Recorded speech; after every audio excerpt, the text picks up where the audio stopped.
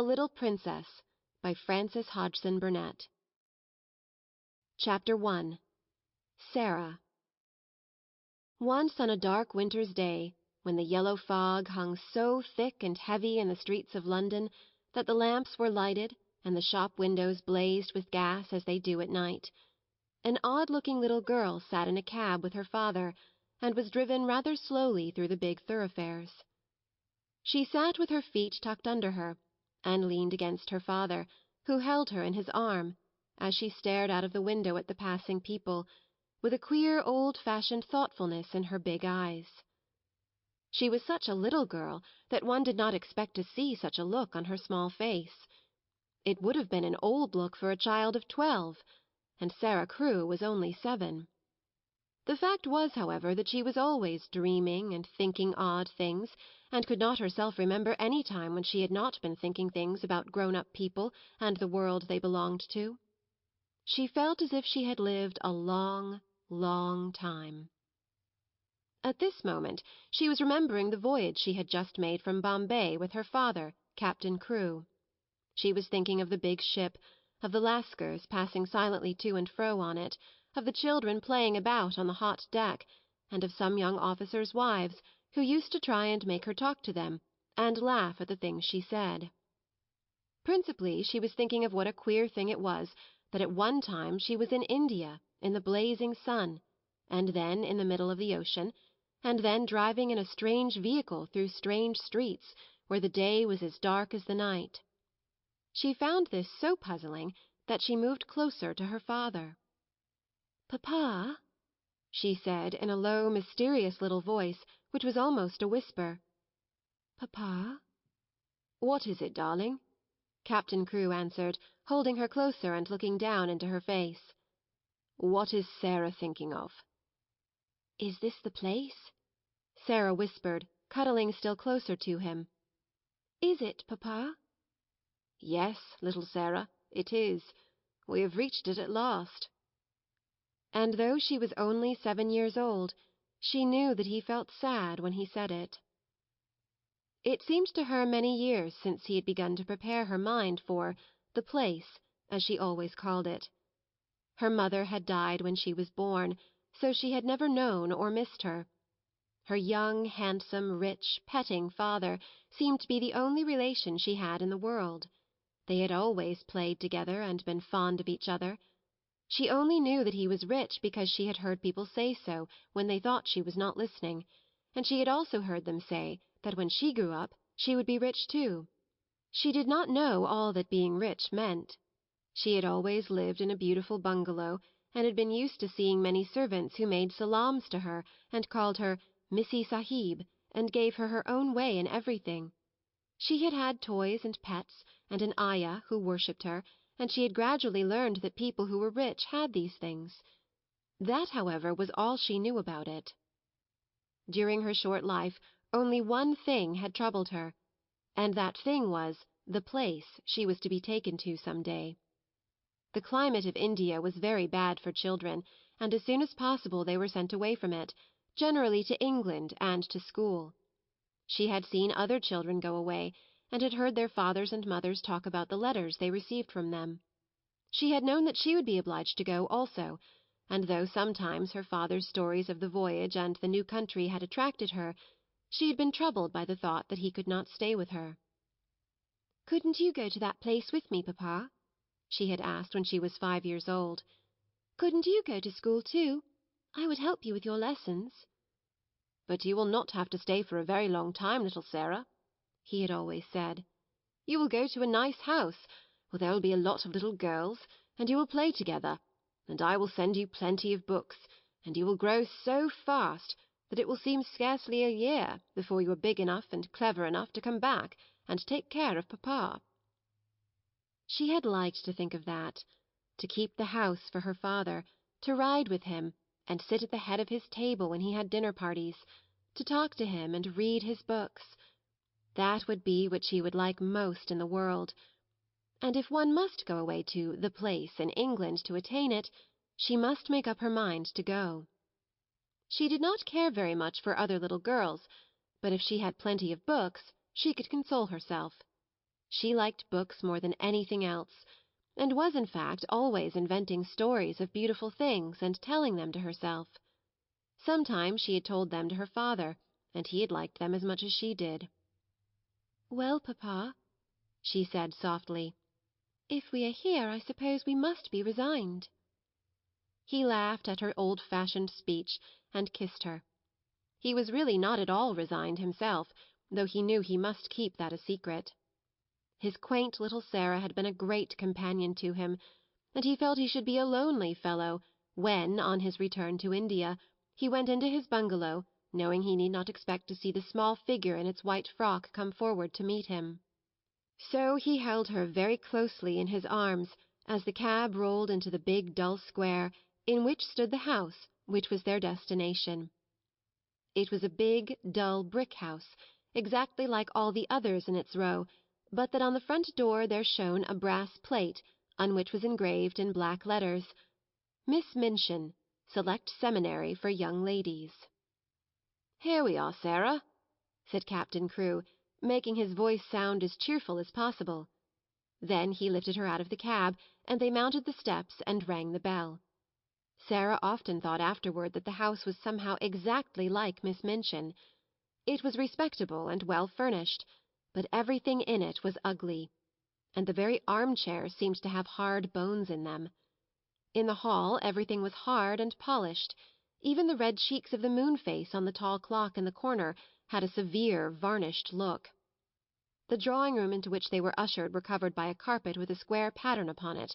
The chairs were square, and a heavy marble timepiece stood upon the heavy marble mantel. As she sat down in one of the stiff mahogany chairs, Sarah cast one of her quick looks around her. "I don't like it, papa," she said. "But then, I dare say soldiers, even brave ones, don't really like going into battle." Captain Crewe laughed outright at this. He was young and full of fun, and he never tired of hearing Sarah's queer speeches. "Oh, little Sarah," he said, "what shall I do when I have no one to say solemn things to me? No one else is as solemn as you are." "But why do solemn things make you laugh so?" inquired Sarah. "Because you are such fun when you say them," he answered, laughing still more. And then, suddenly, he swept her into his arms and kissed her very hard, stopping laughing all at once, and looking almost as if tears had come into his eyes. It was just then that Miss Minchin entered the room. She was very like her house, Sarah felt, tall and dull, and respectable and ugly. She had large, cold, fishy eyes, and a large, cold, fishy smile. It spread itself into a very large smile when she saw Sarah and Captain Crewe. She had heard a great many desirable things of the young soldier from the lady who had recommended her school to him. Among other things, she had heard that he was a rich father who was willing to spend a great deal of money on his little daughter. "It will be a great privilege to have charge of such a beautiful and promising child, Captain Crewe," she said, taking Sarah's hand and stroking it. "Lady Meredith has told me of her unusual cleverness. A clever child is a great treasure in an establishment like mine." Sarah stood quietly, with her eyes fixed upon Miss Minchin's face. She was thinking something odd, as usual. "Why does she say I am a beautiful child?" she was thinking. "I am not beautiful at all. Colonel Granger's little girl, Isabel, is beautiful. She has dimples and rose-coloured cheeks, and long hair the colour of gold. I have short black hair and green eyes, besides which I am a thin child, and not fair in the least. I am one of the ugliest children I ever saw. She is beginning by telling a story." She was mistaken, however, in thinking she was an ugly child. She was not in the least like Isabel Grange, who had been the beauty of the regiment, but she had an odd charm of her own. She was a slim, supple creature, rather tall for her age, and had an intense, attractive little face. Her hair was heavy and quite black, and only curled at the tips. Her eyes were greenish-grey, it is true, but they were big, wonderful eyes with long black lashes, and though she herself did not like the colour of them, many other people did. Still, she was very firm in her belief that she was an ugly little girl, and she was not at all elated by Miss Minchin's flattery. I should be telling a story if I said she was beautiful, she thought, and I should know I was telling a story. I believe I'm as ugly as she is, in my way. What did she say that for? After she had known Miss Minchin longer, she learned why she had said it. She discovered that she said the same thing to each papa and mamma who brought a child to her school. Sarah stood near her father and listened while he and Miss Minchin talked. She had been brought to the seminary because Lady Meredith's two little girls had been educated there, and Captain Crewe had a great respect for Lady Meredith's experience. Sarah was to be what was known as a parlour boarder, and she was to enjoy even greater privileges than parlour boarders usually did. She was to have a pretty bedroom and sitting-room of her own. She was to have a pony and a carriage, and a maid to take the place of the ayah who had been her nurse in India. "I am not in the least anxious about her education," Captain Crewe said with his gay laugh, as he held Sarah's hand and patted it. "The difficulty will be to keep her from learning too fast and too much. She is always sitting with her little nose burrowing into books. She doesn't read them, Miss Minchin. She gobbles them up as if she were a little wolf instead of a little girl. She is always starving for new books to gobble, and she wants grown-up books, great big fat ones, French and German as well as English, history and biography and poets and all sorts of things. Drag her away from her books when she reads too much. Make her ride her pony in the Row, or go out and buy a new doll. She ought to play more with dolls." "Papa," said Sarah, "you see, if I went out and bought a new doll every few days, I should have more than I could be fond of. Dolls ought to be intimate friends. Emily is going to be my intimate friend." Captain Crewe looked at Miss Minchin, and Miss Minchin looked at Captain Crewe. "Who is Emily?" she inquired. "Tell her, Sarah," Captain Crewe said, smiling. Sarah's grey-green eyes looked very solemn and quite soft as she answered. "She is a doll I haven't got yet," she said. "She is a doll Papa is going to buy for me. We are going out together to find her. I have called her Emily. She is going to be my friend when Papa is gone. I want her to talk to about him."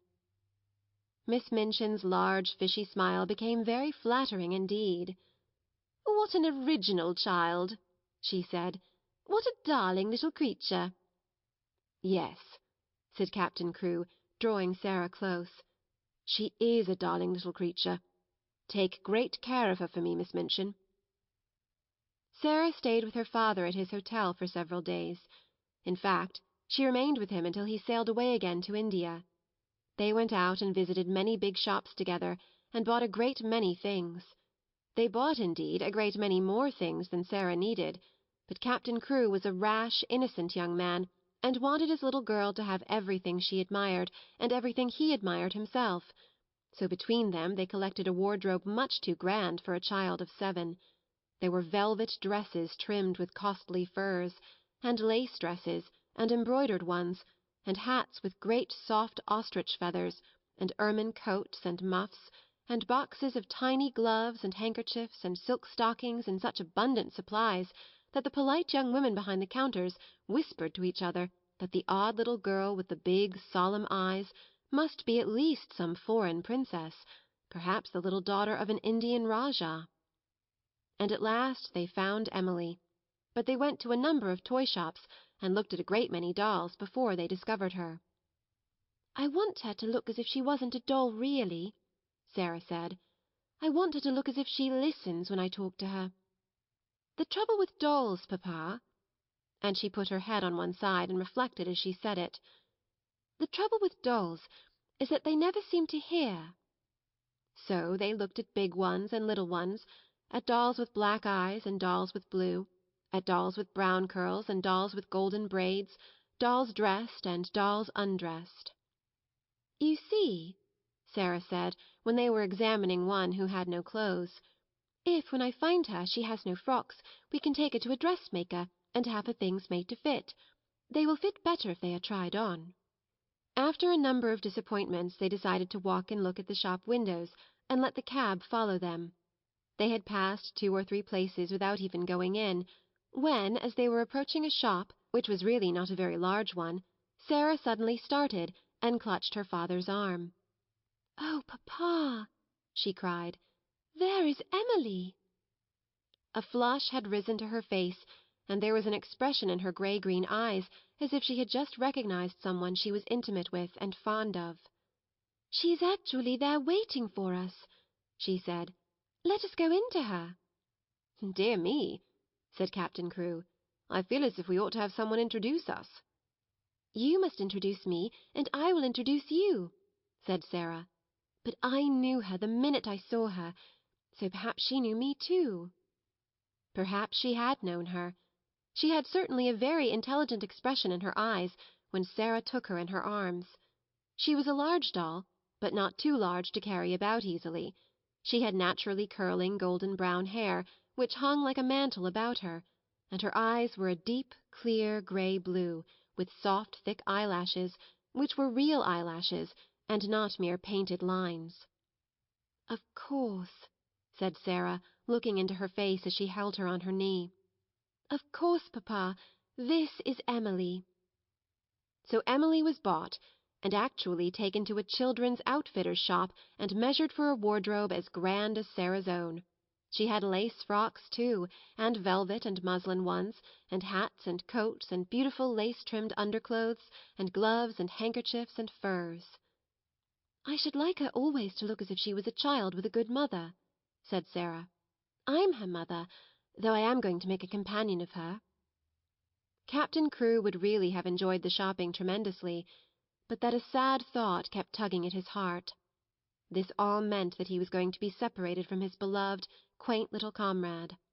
He got out of his bed in the middle of that night, and went and stood looking down at Sarah, who lay asleep with Emily in her arms.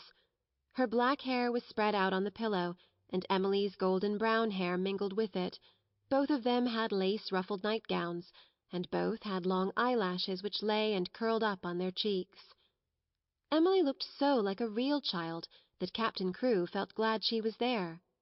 He drew a big sigh and pulled his moustache with a boyish expression. "Hey-ho, little Sarah," he said to himself. "I don't believe you know how much your daddy will miss you." The next day he took her to Miss Minchin's and left her there. He was to sail away the next morning. He explained to Miss Minchin that his solicitors, Messrs. Barrow and Skipworth, had charge of his affairs in England and would give her any advice she wanted, and that they would pay the bills she sent in for Sarah's expenses. He would write to Sarah twice a week, and she was to be given every pleasure she asked for. "She is a sensible little thing, and she never wants anything it isn't safe to give her," he said. Then he went with Sarah into her little sitting-room, and they bade each other good-bye. Sarah sat on his knee and held the lapels of his coat in her small hands, and looked long and hard at his face. "Are you learning me by heart, little Sarah?" he said, stroking her hair. "No," she answered. "I know you by heart. You are inside my heart." And they put their arms round each other and kissed as if they would never let each other go. When the cab drove away from the door, Sarah was sitting on the floor of her sitting-room, with her hands under her chin and her eyes following it, till it had turned the corner of the square. Emily was sitting by her, and she looked after it too. When Miss Minchin sent her sister, Miss Amelia, to see what the child was doing, she found she could not open the door. "I have locked it," said a queer, polite little voice from inside. "I want to be quite by myself, if you please." Miss Amelia was fat and dumpy, and stood very much in awe of her sister. She was really the better-natured person of the two, but she never disobeyed Miss Minchin. She went downstairs again, looking almost alarmed. "I never saw such a funny old-fashioned child, sister," she said. "She has locked herself in, and she is not making the least particle of noise." "It is much better than if she kicked and screamed, as some of them do," Miss Minchin answered. "I expected that a child as much spoiled as she is would set the whole house in an uproar. If a child was ever given her own way in everything, she is." "I've been opening her trunks and putting her things away," said Miss Amelia. "I never saw anything like them, sable and ermine on her coats, and real Valenciennes lace on her underclothing. You've seen some of her clothes. What do you think of them?" "I think they are perfectly ridiculous," replied Miss Minchin sharply. but they will look well at the head of the line when we take the school children to church on Sunday. She has been provided for as if she were a little princess." And upstairs, in the locked room, Sarah and Emily sat on the floor and stared at the corner round which the cab had disappeared, while Captain Crewe looked backward, waving and kissing his hand as if he could not bear to stop.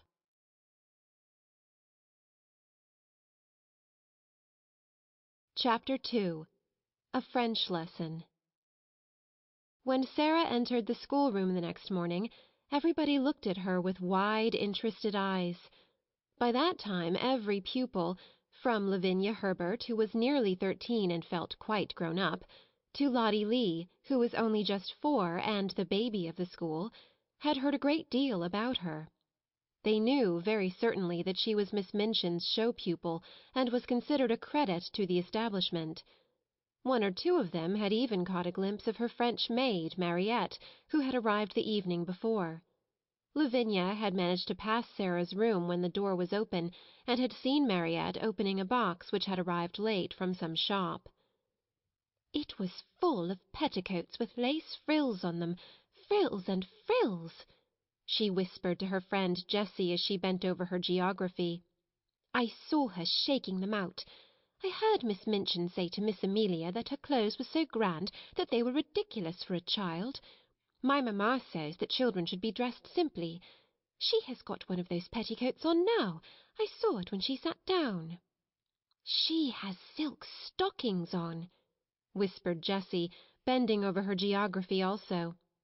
"And what little feet! I never saw such little feet." "Oh," sniffed Lavinia spitefully, "that is the way her slippers are made. My mamma says that even big feet can be made to look small if you have a clever shoemaker. I don't think she is pretty at all. Her eyes are such a queer colour." "She isn't pretty as other pretty people are," said Jessie, stealing a glance across the room. "But she makes you want to look at her again. She has tremendously long eyelashes, but her eyes are almost green." Sarah was sitting quietly in her seat, waiting to be told what to do. She had been placed near Miss Minchin's desk. She was not abashed at all by the many pairs of eyes watching her. She was interested and looked back quietly at the children who looked at her. She wondered what they were thinking of, and if they liked Miss Minchin, and if they cared for their lessons, and if any of them had a papa at all like her own. She had had a long talk with Emily about her papa that morning. "He is on the sea now, Emily," she had said. "We must be very great friends to each other, and tell each other things. Emily, look at me. You have the nicest eyes I ever saw, but I wish you could speak." She was a child full of imaginings and whimsical thoughts, and one of her fancies was that there would be a great deal of comfort in even pretending that Emily was alive, and really heard and understood. After Mariette had dressed her in her dark blue schoolroom frock and tied her hair with a dark blue ribbon, she went to Emily, who sat in a chair of her own, and gave her a book. "You can read that while I am downstairs," she said, and seeing Mariette looking at her curiously, she spoke to her with a serious little face. "What I believe about dolls," she said, "is that they can do things they will not let us know about. Perhaps really Emily can read and talk and walk, but she will only do it when people are out of the room. That is her secret. You see, if people knew that dolls could do things, they would make them work. So perhaps they have promised each other to keep it a secret. If you stay in the room, Emily will just sit there and stare. But if you go out, she will begin to read perhaps, or go and look out of the window. Then, if she heard either of us coming, she would just run back and jump into her chair and pretend she had been there all the time." "Comme elle est drôle," Mariette said to herself, and when she went downstairs she told the head housemaid about it. But she had already begun to like this odd little girl, who had such an intelligent small face and such perfect manners. She had taken care of children before who were not so polite. Sarah was a very fine little person, and had a gentle, appreciative way of saying, "If you please, Mariette. Thank you, Mariette," which was very charming. Mariette told the head housemaid that she thanked her as if she was thanking a lady. "Elle a l'air d'une princesse, cette petite," she said. Indeed, she was very much pleased with her new little mistress, and liked her place greatly. After Sarah had sat in her seat in the schoolroom for a few minutes, being looked at by the pupils, Miss Minchin rapped in a dignified manner upon her desk. "Young ladies," she said, "I wish to introduce you to your new companion." All the little girls rose in their places, and Sarah rose also. "I shall expect you all to be very agreeable to Miss Crewe. She has just come to us from a great distance, in fact from India. As soon as lessons are over, you must make each other's acquaintance." The pupils bowed ceremoniously, and Sarah made a little curtsy, and then they sat down and looked at each other again. "Sarah," said Miss Minchin in her schoolroom manner, "come here to me." She had taken a book from the desk, and was turning over its leaves. Sarah went to her politely. "As your papa has engaged a French maid for you," she began, "I conclude that he wishes you to make a special study of the French language." Sarah felt a little awkward. "I think he engaged her," she said, "because he thought I would like her, Miss Minchin." "I am afraid," said Miss Minchin with a slightly sour smile, "that you have been a very spoiled little girl, and always imagine that things are done because you like them. My impression is that your papa wished you to learn French." If Sarah had been older, or less punctilious about being quite polite to people, she could have explained herself in a very few words. But as it was, she felt a flush rising on her cheeks. Miss Minchin was a very severe and imposing person, and she seemed so absolutely sure that Sarah knew nothing whatever of French that she felt as if it would be almost rude to correct her. The truth was that Sarah could not remember the time when she had not seemed to know French. Her father had often spoken it to her when she had been a baby. Her mother had been a Frenchwoman, and Captain Crewe had loved her language, so it happened that Sarah had always heard and been familiar with it.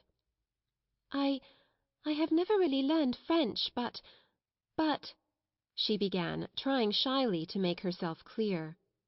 One of Miss Minchin's chief secret annoyances was that she did not speak French herself, and was desirous of concealing the irritating fact. She therefore had no intention of discussing the matter and laying herself open to innocent questioning by a new little pupil. "That is enough," she said with polite tartness. "If you have not learned, you must begin at once. The French master, Monsieur Dufarge, will be here in a few minutes. Take this book and look at it until he arrives." Sarah's cheeks felt warm. She went back to her seat and opened the book. She looked at the first page with a grave face. She knew it would be rude to smile, and she was very determined not to be rude. But it was very odd to find herself expected to study a page which told her that le père meant the father and la mère meant the mother. Miss Minchin glanced toward her scrutinizingly. "You look rather cross, Sarah," she said. "I am sorry you do not like the idea of learning French." "I am very fond of it," answered Sarah, thinking she would try again.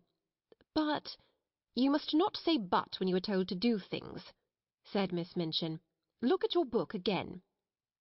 And Sarah did so, and did not smile, even when she found that le fils meant the son, and le frère meant the brother. "When Monsieur Dufarge comes," she thought, "I can make him understand." Monsieur Dufarge arrived very shortly afterward. He was a very nice, intelligent, middle-aged Frenchman, and he looked interested when his eyes fell upon Sarah, trying politely to seem absorbed in her little book of phrases. "Is this a new pupil for me, madame?" he said to Miss Minchin. "I hope that is my good fortune." "Her papa, Captain Crewe, is very anxious that she should begin the language. But I am afraid she has a childish prejudice against it. She does not seem to wish to learn," said Miss Minchin. "I am sorry of that, mademoiselle," he said kindly to Sarah. "Perhaps when we begin to study together, I may show you that it is a charming tongue." Little Sarah rose in her seat. She was beginning to feel rather desperate, as if she were almost in disgrace. She looked up into Monsieur Dufarge's face with her big grey-green eyes, and they were quite innocently appealing. She knew that he would understand as soon as she spoke. She began to explain quite simply in pretty and fluent French. Madame had not understood. She had not learned French exactly, not out of books, but her papa and other people had always spoken it to her, and she had read it and written it as she had read and written English. Her papa loved it, and she loved it because he did. Her dear mamma, who had died when she was born, had been French. She would be glad to learn anything Monsieur would teach her, but what she had tried to explain to Madame was that she already knew the words in this book. And she held out the little book of phrases. When she began to speak, Miss Minchin started quite violently and sat staring at her over her eyeglasses, almost indignantly, until she had finished. Monsieur Dufarge began to smile, and his smile was one of great pleasure. To hear this pretty, childish voice speaking his own language so simply and charmingly made him feel almost as if he were in his native land, which in dark, foggy days in London sometimes seemed worlds away. When she had finished, he took the phrase-book from her with a look almost affectionate. But he spoke to Miss Minchin. "Ah, madame," he said, "there is not much I can teach her. She has not learned French. She is French. Her accent is exquisite." "You ought to have told me," exclaimed Miss Minchin, much mortified, turning to Sarah. I tried," said Sarah. I suppose I did not begin right." Miss Minchin knew she had tried, and that it had not been her fault that she was not allowed to explain. And when she saw that the pupils had been listening, and that Lavinia and Jessie were giggling behind their French grammars, she felt infuriated. "Silence, young ladies," she said severely, rapping upon the desk. "Silence at once." And she began from that minute to feel rather a grudge against her show pupil. Chapter 3. Ermengarde. On that first morning when Sarah sat at Miss Minchin's side, aware that the whole schoolroom was devoting itself to observing her, she had noticed very soon one little girl, about her own age, who looked at her very hard with a pair of light, rather dull blue eyes. She was a fat child, who did not look as if she were in the least clever, but she had a good-naturedly pouting mouth. Her flaxen hair was braided in a tight pigtail, tied with a ribbon, and she had pulled this pigtail around her neck, and was biting the end of the ribbon, resting her elbows on the desk, as she stared wonderingly at the new pupil. When Monsieur Dufarge began to speak to Sarah, she looked a little frightened, and when Sarah stepped forward and, looking at him with the innocent appealing eyes, answered him without any warning in French, the fat little girl gave a startled jump, and grew quite red in her awed amazement. Having wept hopeless tears for weeks in her efforts to remember that la mère meant the mother and le père the father, when one spoke sensible English, it was almost too much for her suddenly to find herself listening to a child her own age who seemed not only quite familiar with these words, but apparently knew any number of others, and could mix them up with verbs, as if they were mere trifles. She stared so hard and bit the ribbon on her pigtail so fast that she attracted the attention of Miss Minchin, who, feeling extremely cross at the moment, immediately pounced upon her. "Miss St. John," she exclaimed severely, "what do you mean by such conduct? Remove your elbows. Take your ribbon out of your mouth. Sit up at once." Upon which Miss St. John gave another jump, and when Lavinia and Jessie tittered, she became redder than ever. So red, indeed, that she almost looked as if tears were coming into her poor, dull, childish eyes. And Sarah saw her and was so sorry for her that she began rather to like her and want to be her friend. It was a way of hers always to want to spring into any fray in which someone was made uncomfortable or unhappy. "If Sarah had been a boy and lived a few centuries ago," her father used to say, "she would have gone about the country with her sword drawn, rescuing and defending everyone in distress. She always wants to fight when she sees people in trouble." So she took rather a fancy to fat, slow little Miss St. John, and kept glancing toward her through the morning. She saw that lessons were no easy matter to her, and that there was no danger of her ever being spoiled by being treated as a show pupil. Her French lesson was a pathetic thing. Her pronunciation made even Monsieur Dufarge smile in spite of himself, and Lavinia and Jessie and the more fortunate girls either giggled or looked at her in wondering disdain. But Sarah did not laugh. She tried to look as if she did not hear when Miss St. John called le bon pain li bong pang.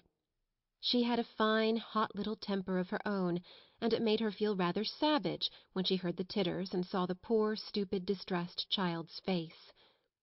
"It isn't funny, really," she said between her teeth, as she bent over her book. "They ought not to laugh." When lessons were over and the pupils gathered together in groups to talk, Sarah looked for Miss St. John, and finding her bundled rather disconsolately in a window-seat, she walked over to her and spoke. She only said the kind of thing little girls always say to each other by way of beginning an acquaintance, but there was something friendly about Sarah, and people always felt it. "What is your name?" she said. To explain Miss St. John's amazement, one must recall that a new pupil is, for a short time, a somewhat uncertain thing, and of this new pupil the entire school had talked the night before until it fell asleep quite exhausted by excitement and contradictory stories.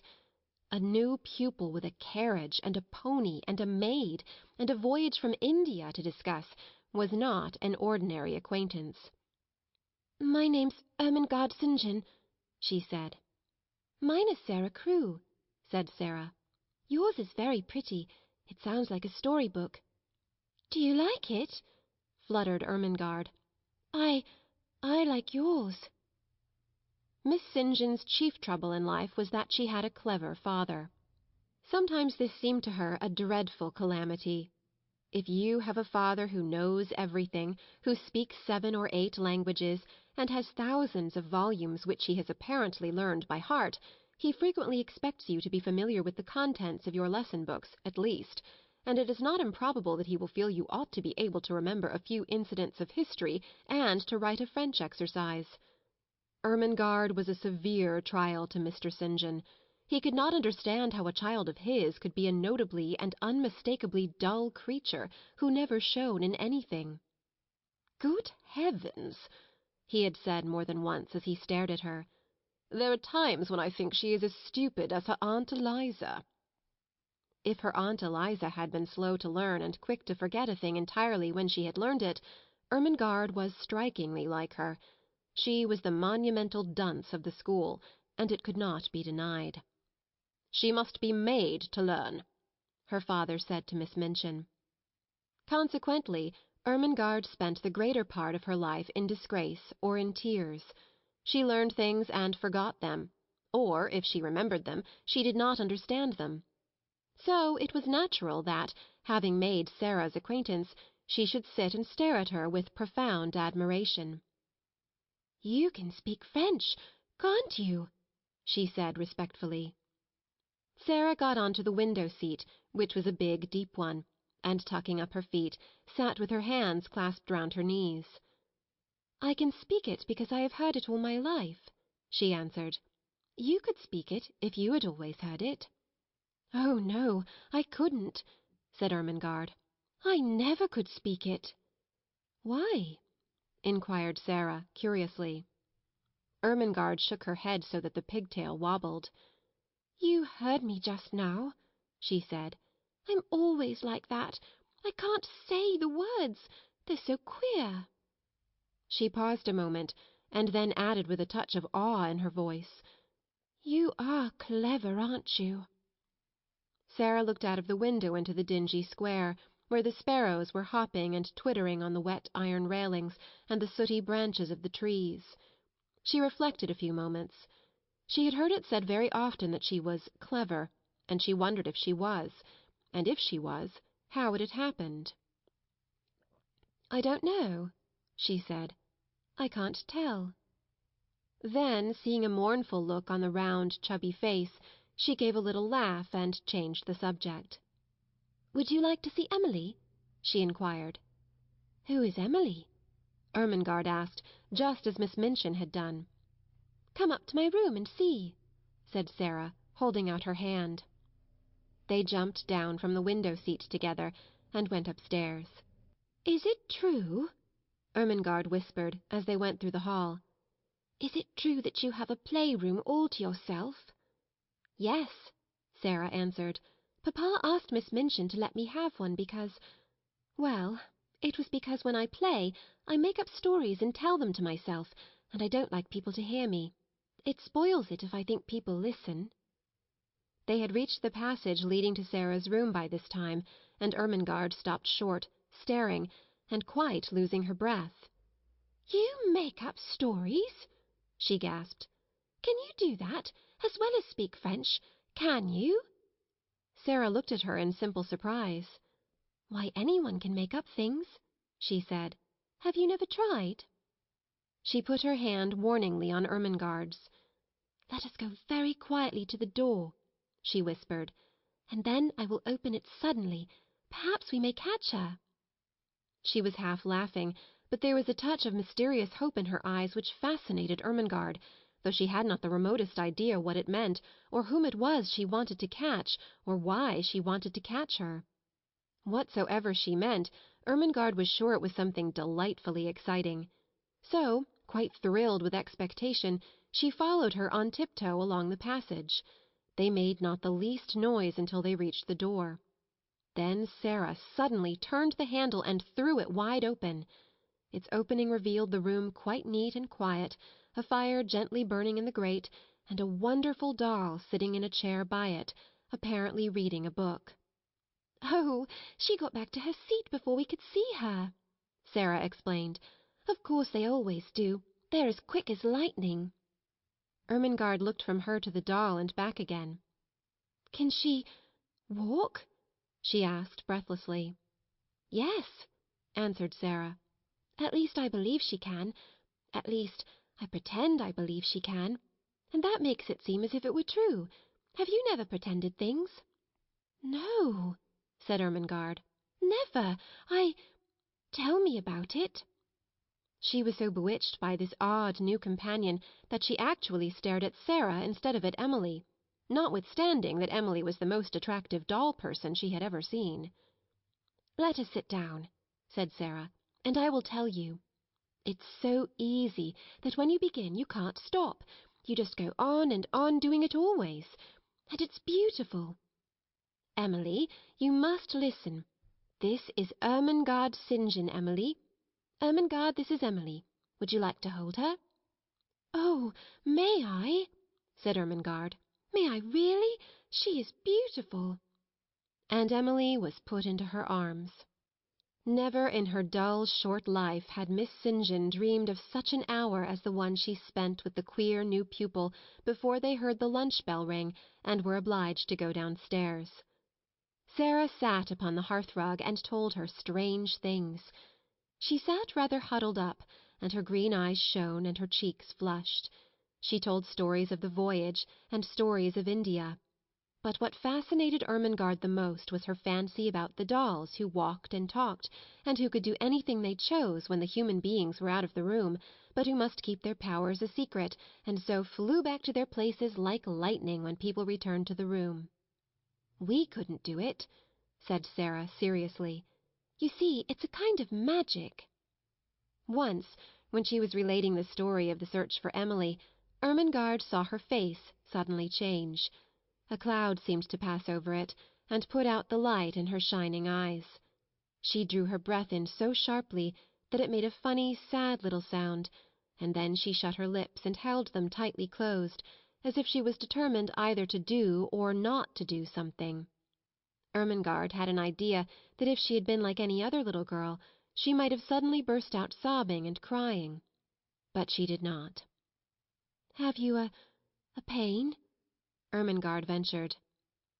"Yes," Sarah answered, after a moment's silence. "But it is not in my body." Then she added something in a low voice, which she tried to keep quite steady, and it was this. "Do you love your father more than anything else in all the whole world?" Ermengarde's mouth fell open a little. She knew that it would be far from behaving like a respectable child at a select seminary to say that it had never occurred to you that you could love your father, that you would do anything desperate to avoid being left alone in his society for 10 minutes. She was, indeed, greatly embarrassed. I scarcely ever see him," she stammered. "He is always in the library, reading things." "I love mine more than all the world 10 times over," Sarah said. "That is what my pain is. He has gone away." She put her head quietly down on her little huddled-up knees, and sat very still for a few minutes. "She's going to cry out loud," thought Ermengarde fearfully. But she did not. Her short black locks tumbled about her ears, and she sat still. Then she spoke without lifting her head. "I promised him I would bear it," she said, "and I will. You have to bear things. Think what soldiers bear. Papa is a soldier. If there was a war, he would have to bear marching and thirstiness, and perhaps deep wounds, and he would never say a word, not one word." Ermengarde could only gaze at her, but she felt that she was beginning to adore her. She was so wonderful and different from anyone else. Presently she lifted her face and shook back her black locks with a queer little smile. "If I go on talking and talking," she said, "and telling you things about pretending, I shall bear it better. You don't forget, but you bear it better." Ermengarde did not know why a lump came into her throat, and her eyes felt as if tears were in them. "Lavinia and Jessie are best friends," she said rather huskily. "I wish we could be best friends. Would you have me for yours? You're clever, and I'm the stupidest child in the school, but I do so like you." "I'm glad of that," said Sarah. "It makes you thankful when you are liked. Yes, we will be friends. And I'll tell you what," a sudden gleam lighting her face, "I can help you with your French lessons." Chapter 4. Lottie. If Sarah had been a different kind of child, the life she led at Miss Minchin's Select Seminary for the next few years would not have been at all good for her. She was treated more as if she were a distinguished guest at the establishment than as if she were a mere little girl. If she had been a self-opinionated, domineering child, she might have become disagreeable enough to be unbearable through being so much indulged and flattered. If she had been an indolent child, she would have learned nothing. Privately, Miss Minchin disliked her, but she was far too worldly a woman to do or say anything which might make such a desirable pupil wish to leave her school. She knew quite well that if Sarah wrote to her papa to tell him she was uncomfortable or unhappy, Captain Crewe would remove her at once. Miss Minchin's opinion was that if a child were continually praised and never forbidden to do what she liked, she would be sure to be fond of the place where she was so treated.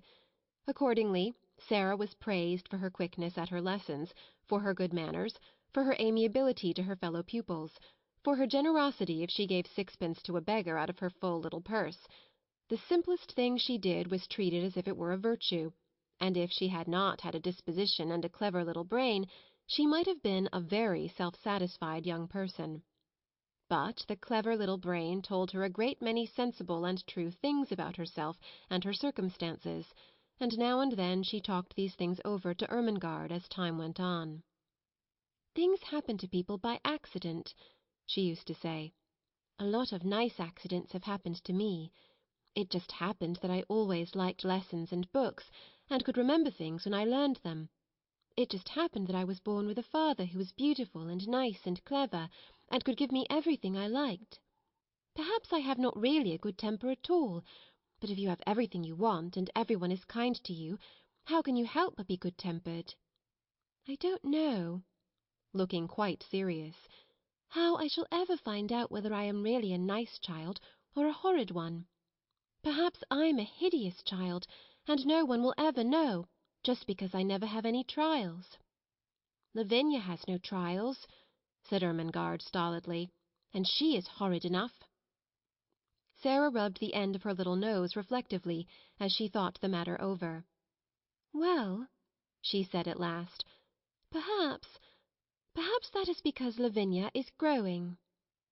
This was the result of a charitable recollection of having heard Miss Amelia say that Lavinia was growing so fast that she believed it affected her health and temper. Lavinia, in fact, was spiteful. She was inordinately jealous of Sarah. Until the new pupil's arrival, she had felt herself the leader in the school. She had led because she was capable of making herself extremely disagreeable if the others did not follow her. She domineered over the little children, and assumed grand airs with those big enough to be her companions. She was rather pretty, and had been the best-dressed pupil in the procession when the select seminary walked out 2 by 2, until Sarah's velvet coats and sable muffs appeared, combined with drooping ostrich feathers, and were led by Miss Minchin at the head of the line. This at the beginning had been bitter enough, but as time went on it became apparent that Sarah was a leader too, and not because she could make herself disagreeable, but because she never did. "There's one thing about Sarah Crewe," Jessie had enraged her best friend by saying honestly. "She's never grand about herself the least bit, and you know how she might be, Lavvy. I believe I couldn't help being, just a little, if I had so many fine things and was made such a fuss over. It's disgusting, the way Miss Minchin shows her off when parents come." "Dear Sarah must come into the drawing-room and talk to Mrs. Musgrave about India," mimicked Lavinia, in her most highly flavoured imitation of Miss Minchin. "Dear Sarah must speak French to Lady Pitkin. Her accent is so perfect." "She didn't learn her French at the seminary, at any rate, and there's nothing so clever in her knowing it. She says herself she didn't learn it at all. She just picked it up, because she always heard her papa speak it. And as to her papa, there is nothing so grand in being an Indian officer." "Well," said Jessie slowly, "he's killed tigers. He killed the one in the skin Sarah has in her room. That's why she likes it so. She lies on it and strokes its head, and talks to it as if it was a cat." "She's always doing something silly," snapped Lavinia. "My mamma says that way of hers of pretending things is silly. She says she will grow up eccentric." It was quite true that Sarah was never grand. She was a friendly little soul, and shared her privileges and belongings with a free hand. The little ones who were accustomed to being disdained and ordered out of the way by mature ladies aged 10 and 12 were never made to cry by this most envied of them all. She was a motherly young person, and when people fell down and scraped their knees, she ran and helped them up and patted them, or found in her pocket a bonbon or some other article of a soothing nature. She never pushed them out of her way or alluded to their years as a humiliation and a blot upon their small characters. "If you are 4, then you are 4, she said severely to Lavinia on an occasion of her having, it must be confessed, slapped Lottie and called her a brat. "But you will be 5 next year, and 6 the year after that. And," opening large convicting eyes, "it takes 16 years to make you 20. "Dear me," said Lavinia, "how we can calculate!" In fact, it was not to be denied that 16 and 4 made 20, and 20 was an age the most daring were scarcely bold enough to dream of. So the younger children adored Sarah. More than once she had been known to have a tea-party, made up of these despised ones, in her own room. And Emily had been played with, and Emily's own tea-service used, the one with cups which held quite a lot of much-sweetened weak tea and had blue flowers on them. No one had seen such a very real doll's tea-set before. From that afternoon Sarah was regarded as a goddess and a queen by the entire alphabet class. Lottie Lee worshipped her to such an extent that if Sarah had not been a motherly person she would have found her tiresome. Lottie had been sent to school by a rather flighty young papa who could not imagine what else to do with her. Her young mother had died, and as the child had been treated like a favourite doll, or a very spoiled pet monkey, or lap-dog ever since the first hour of her life, she was a very appalling little creature. When she wanted anything or did not want anything, she wept and howled, and as she always wanted the things she could not have, and did not want the things that were best for her, her shrill little voice was usually to be heard uplifted in wails in one part of the house or another. Her strongest weapon was that in some mysterious way she had found out that a very small girl who had lost her mother was a person who ought to be pitied and made much of. She had probably heard some grown-up people talking her over in the early days after her mother's death, so it became her habit to make great use of this knowledge. The first time Sarah took her in charge was one morning when, on passing a sitting-room, she heard both Miss Minchin and Miss Amelia trying to suppress the angry wails of some child who evidently refused to be silenced. She refused so strenuously, indeed, that Miss Minchin was obliged to almost shout, in a stately and severe manner, to make herself heard. "What is she crying for?" she almost yelled. "Oh, oh, oh!" Sarah heard. "I haven't got any mamma!" "Oh, Lottie!" screamed Miss Amelia. "Do stop, darling. Don't cry. Please don't." "Oh, oh, oh, oh, oh!" Lottie howled tempestuously. "Haven't got any mamma!" "She ought to be whipped," Miss Minchin proclaimed. "You shall be whipped, you naughty child!" Lottie wailed more loudly than ever. Miss Amelia began to cry. Miss Minchin's voice rose until it almost thundered. Then suddenly she sprang up from her chair in impotent indignation and flounced out of the room, leaving Miss Amelia to arrange the matter. Sarah had paused in the hall, wondering if she ought to go into the room, because she had recently begun a friendly acquaintance with Lottie and might be able to quiet her. When Miss Minchin came out and saw her, she looked rather annoyed. She realized that her voice, as heard from inside the room, could not have sounded either dignified or amiable. "Oh, Sarah!" she exclaimed, endeavouring to produce a suitable smile. "I stopped," explained Sarah, "because I knew it was Lottie, and I thought perhaps, just perhaps, I could make her be quiet. May I try, Miss Minchin?" "If you can, you are a clever child," answered Miss Minchin, drawing in her mouth sharply. Then, seeing that Sarah looked slightly chilled by her asperity, she changed her manner. "But you are clever in everything," she said in her approving way. "I dare say you can manage her. Go in." And she left her. When Sarah entered the room, Lottie was lying upon the floor, screaming and kicking her small fat legs violently, and Miss Amelia was bending over her in consternation and despair, looking quite red and damp with heat. Lottie had always found, when in her own nursery at home, that kicking and screaming would always be quieted by any means she insisted on. Poor plump Miss Amelia was trying first one method and then another. "Poor darling," she said one moment. "I know you haven't any mamma, poor—" Then in quite another tone, "If you don't stop, Lottie, I will shake you. Poor little angel. There. You wicked, bad, detestable child, I will smack you. I will." Sarah went to them quietly. She did not know at all what she was going to do, but she had a vague inward conviction that it would be better not to say such different kinds of things quite so helplessly and excitedly. "Miss Amelia," she said in a low voice, "Miss Minchin says I may try to make her stop. May I?" Miss Amelia turned and looked at her hopelessly.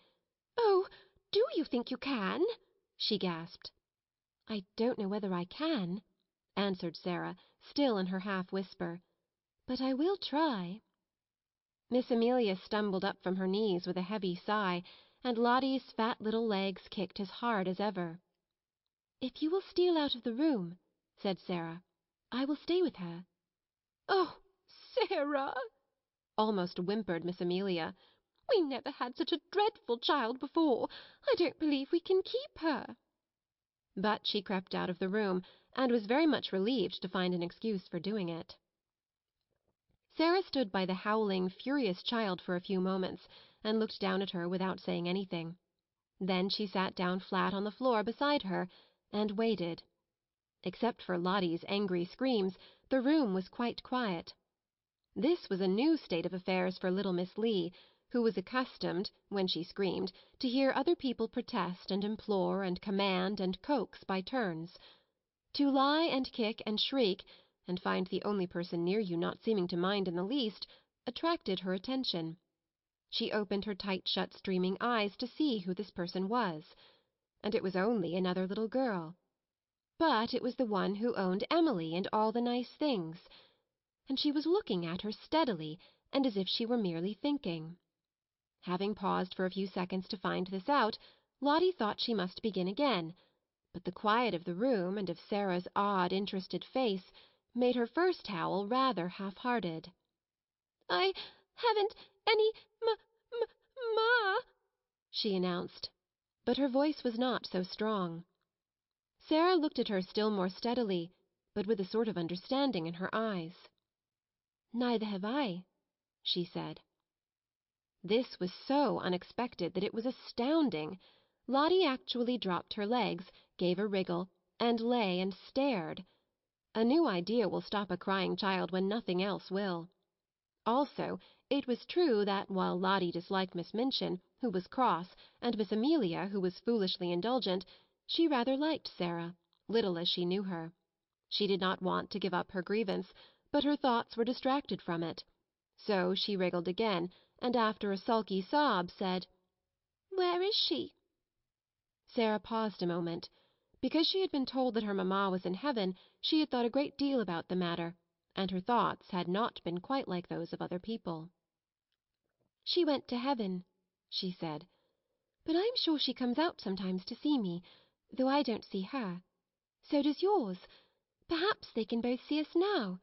Perhaps they are both in this room." Lottie sat bolt upright and looked about her. She was a pretty little curly-headed creature, and her round eyes were like wet forget-me-nots. If her mamma had seen her during the last half-hour, she might not have thought her the kind of child who ought to be related to an angel. Sarah went on talking. Perhaps some people might think that what she said was rather like a fairy story, but it was all so real to her own imagination that Lottie began to listen in spite of herself. She had been told that her mamma had wings and a crown, and she had been shown pictures of ladies in beautiful white nightgowns who were said to be angels. But Sarah seemed to be telling a real story about a lovely country where real people were. "There are fields and fields of flowers," she said, forgetting herself as usual when she began, and talking rather as if she were in a dream.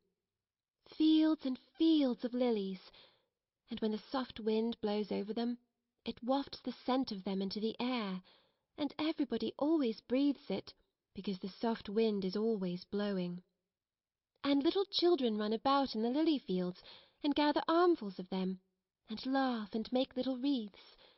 And the streets are shining, and people are never tired, however far they walk. They can float anywhere they like. And there are walls made of pearl and gold all round the city, but they are low enough for the people to go and lean on them, and look down onto the earth and smile, and send beautiful messages." Whatsoever story she had begun to tell, Lottie would no doubt have stopped crying, and been fascinated into listening. But there was no denying that this story was prettier than most others. She dragged herself close to Sarah, and drank in every word until the end came, far too soon. When it did come, she was so sorry that she put up her lip ominously. "I want to go there," she cried. "I haven't any mamma in the school." Sarah saw the danger signal and came out of her dream. She took hold of the chubby hand and pulled her close to her side with a coaxing little laugh. "I will be your mamma," she said.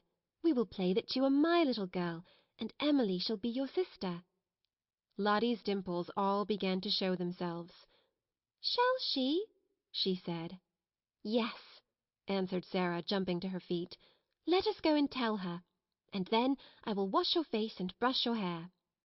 To which Lottie agreed quite cheerfully, and trotted out of the room and upstairs with her, without seeming even to remember that the whole of the last hour's tragedy had been caused by the fact that she had refused to be washed and brushed for lunch, and Miss Minchin had been called in to use her majestic authority. And from that time Sarah was an adopted mother.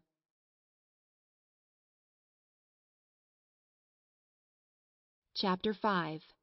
Becky. Of course the greatest power Sarah possessed, and the one which gained her even more followers than her luxuries and the fact that she was the show pupil, the power that Lavinia and certain other girls were most envious of, and at the same time most fascinated by in spite of themselves, was her power of telling stories, and of making everything she talked about seem like a story, whether it was one or not.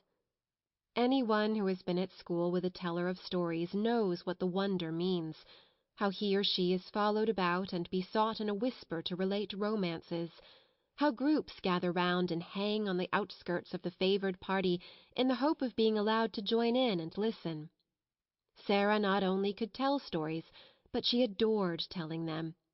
When she sat or stood in the midst of a circle and began to invent wonderful things, her green eyes grew big and shining, her cheeks flushed, and without knowing that she was doing it, she began to act and made what she told lovely or alarming by the raising or dropping of her voice, the bend and sway of her slim body, and the dramatic movement of her hands. She forgot that she was talking to listening children. She saw and lived with the fairy folk, or the kings and queens and beautiful ladies whose adventures she was narrating. Sometimes when she had finished her story, and she was quite out of breath with excitement, and would lay her hand on her thin little quick-rising chest, and half laugh as if at herself. "When I am telling it," she would say, "it doesn't seem as if it was only made up. It seems more real than you are, more real than the schoolroom. I feel as if I were all the people in the story, one after the other. It is queer."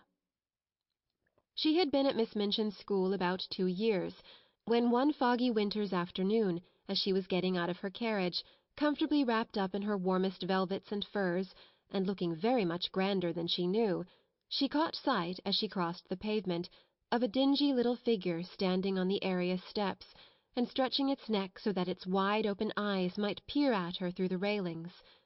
Something in the eagerness and timidity of the smudgy face made her look at it, and when she looked she smiled, because it was her way to smile at people.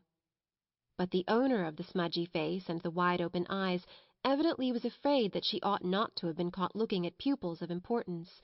She dodged out of sight like a jack-in-the-box and scurried back into the kitchen, disappearing so suddenly that if she had not been such a poor forlorn little thing, Sarah would have laughed in spite of herself. That very evening, as Sarah was sitting in the midst of a group of listeners in a corner of the schoolroom, telling one of her stories, the very same figure timidly entered the room, carrying a coal-box much too heavy for her, and knelt down upon the hearth-rug to replenish the fire and sweep up the ashes. She was cleaner than she had been when she peeped through the area railings, but she looked just as frightened. She was evidently afraid to look at the children or seem to be listening. She put on pieces of coal cautiously with her fingers so that she might make no disturbing noise, and she swept about the fire-irons very softly. But Sarah saw in 2 minutes that she was deeply interested in what was going on, and that she was doing her work slowly in the hope of catching a word here and there. And realizing this, she raised her voice and spoke more clearly. "The mermaids swam softly about in the crystal-green water and dragged after them a fishing-net woven of deep-sea pearls," she said. "The princess sat on the white rock and watched them." It was a wonderful story about a princess who was loved by a prince merman and went to live with him in shining caves under the sea. The small drudge before the grate swept the hearth once, and then swept it again. Having done it twice, she did it 3 times, and as she was doing it the 3rd time, the sound of the story so lured her to listen that she fell under the spell, and actually forgot that she had no right to listen at all, and also forgot everything else.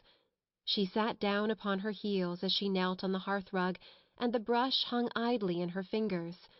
The voice of the storyteller went on and drew her with it into winding grottos under the sea, glowing with soft, clear blue light and paved with pure golden sands.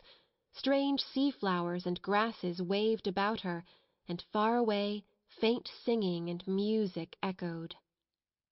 The hearth-brush fell from the work-roughened hand, and Lavinia Herbert looked round. "That girl has been listening," she said. The culprit snatched up her brush and scrambled to her feet. She caught at the coal-box and simply scuttled out of the room like a frightened rabbit. Sarah felt rather hot-tempered. "I knew she was listening," she said. "Why shouldn't she?" Lavinia tossed her head with great elegance. "Well," she remarked, "I do not know whether your mamma would like you to tell stories to servant girls, but I know my mamma wouldn't like me to do it." "My mamma?" said Sarah, looking odd. "I don't believe she would mind in the least. She knows that stories belong to everybody." "I thought," retorted Lavinia in severe recollection, "that your mamma was dead. How can she know things?" "Do you think she doesn't know things?" said Sarah, in her stern little voice. Sometimes she had a rather stern little voice. "Sarah's mamma knows everything," piped in Lottie. "So does my mamma, except Sarah is my mamma at Miss Minchin's. My other one knows everything. The streets are shining, and there are fields and fields of lilies, and everybody gathers them. Sarah tells me when she puts me to bed." "You wicked thing," said Lavinia, turning on Sarah. "Making fairy stories about heaven." "There are much more splendid stories in Revelation," returned Sarah. "Just look and see. How do you know mine are fairy stories? But I can tell you," with a fine bit of unheavenly temper, "you will never find out whether they are or not if you're not kinder to people than you are now. Come along, Lottie." And she marched out of the room, rather hoping that she might see the little servant again somewhere, but she found no trace of her when she got into the hall. "Who is that little girl who makes the fires?" she asked Mariette that night. Mariette broke forth into a flow of description. "Ah, indeed, Mademoiselle Sarah might well ask. She was a forlorn little thing who had just taken the place of scullery maid. Though as to being scullery maid, she was everything else besides. She blacked boots and grates, and carried heavy coal scuttles up and down stairs, and scrubbed floors and cleaned windows, and was ordered about by everybody. She was 14 years old, but was so stunted in growth that she looked about 12. In truth, Mariette was sorry for her. She was so timid that if one chanced to speak to her, it appeared as if her poor frightened eyes would jump out of her head." "What is her name?" asked Sarah, who had sat by the table with her chin on her hands, and listened absorbedly to the recital. Her name was Becky. Mariette heard everyone below stairs calling, "Becky, do this," and "Becky, do that," every 5 minutes in the day. Sarah sat and looked into the fire, reflecting on Becky for some time after Mariette left her. She made up a story, of which Becky was the ill-used heroine. She thought she looked as if she had never quite had enough to eat. Her very eyes were hungry. She hoped she should see her again, but though she caught sight of her carrying things up or down stairs on several occasions, she always seemed in such a hurry and so afraid of being seen that it was impossible to speak to her. But a few weeks later, on another foggy afternoon, when she entered her sitting-room, she found herself confronting a rather pathetic picture. In her own special and pet easy-chair before the bright fire, Becky, with a coal smudge on her nose and several on her apron, with her poor little cap hanging half off her head and an empty coal-box on the floor near her, sat fast asleep, tired out beyond even the endurance of her hard-working young body. She had been sent up to put the bedrooms in order for the evening. There were a great many of them, and she had been running about all day. Sarah's room she had saved until the last. They were not like the other rooms, which were plain and bare. Ordinary pupils were expected to be satisfied with mere necessities. Sarah's comfortable sitting-room seemed a bower of luxury to the scullery maid, though it was in fact merely a nice, bright little room.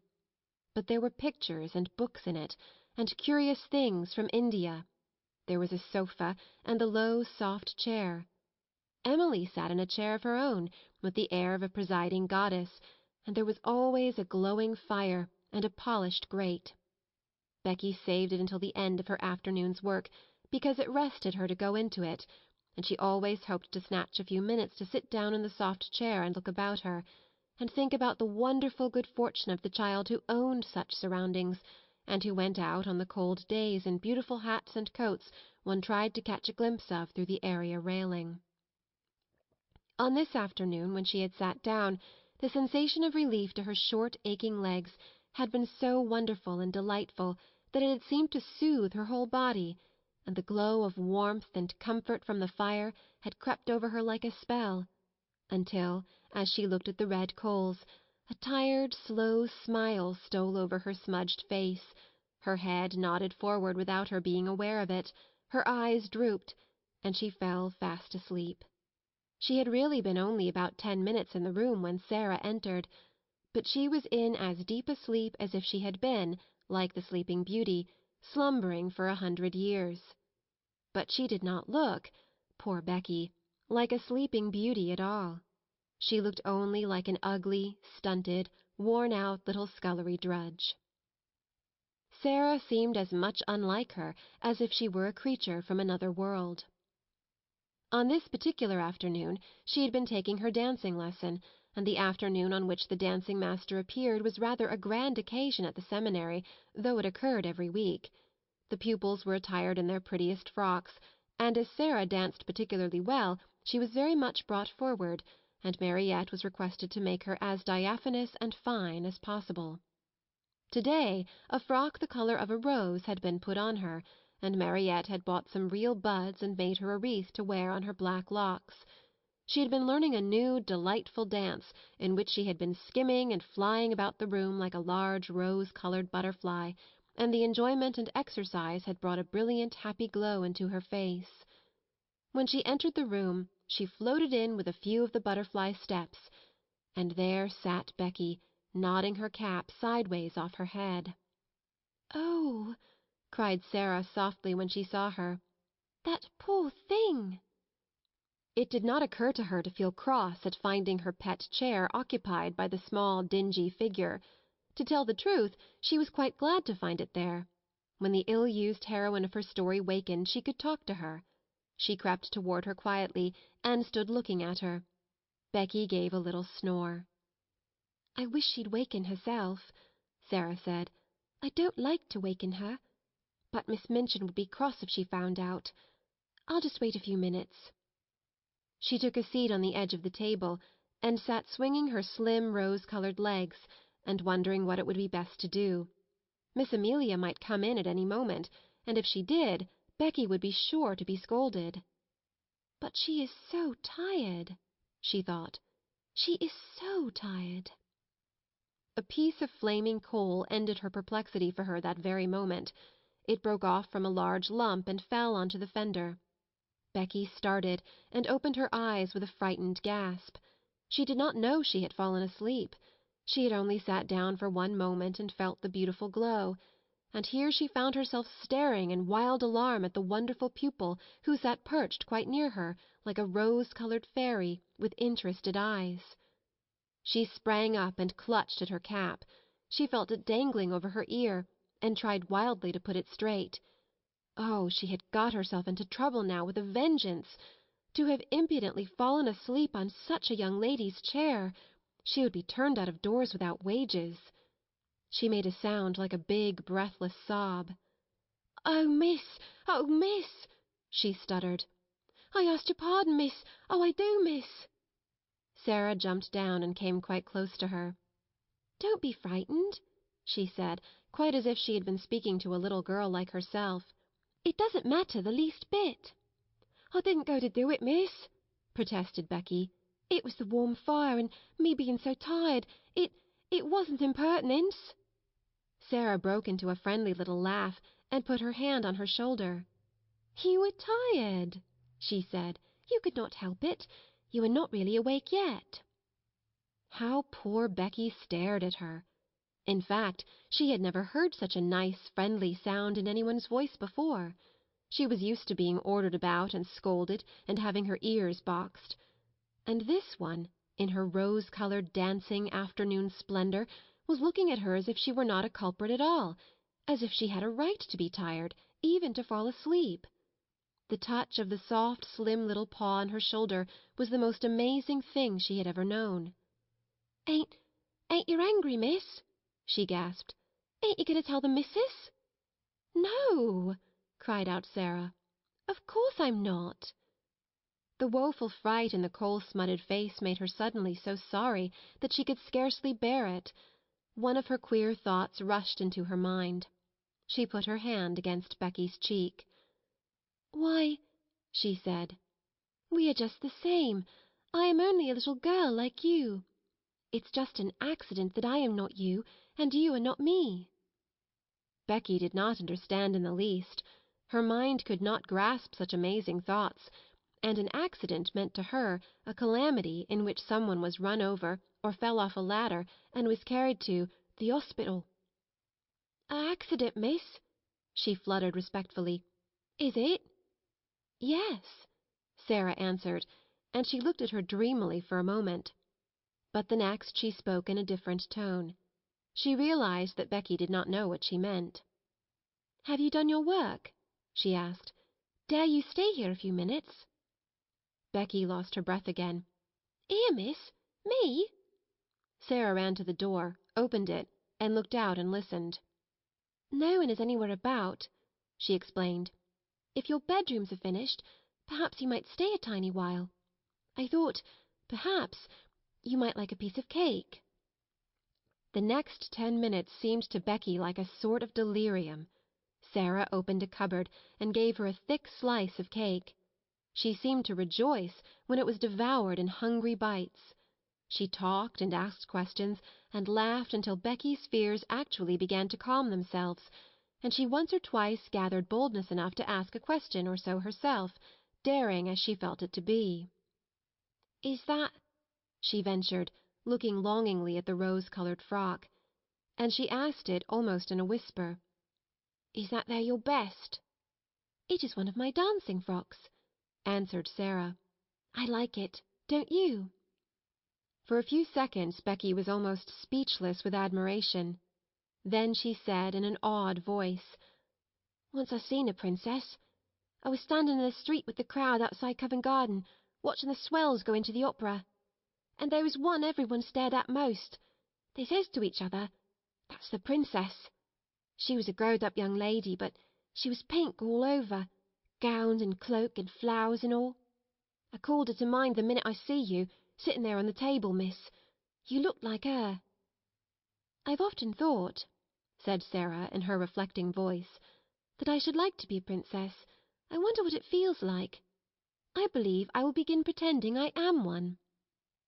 Becky stared at her admiringly, and, as before, did not understand her in the least. She watched her with a sort of adoration. Very soon Sarah left her reflections and turned to her with a new question. "Becky," she said, "weren't you listening to that story?"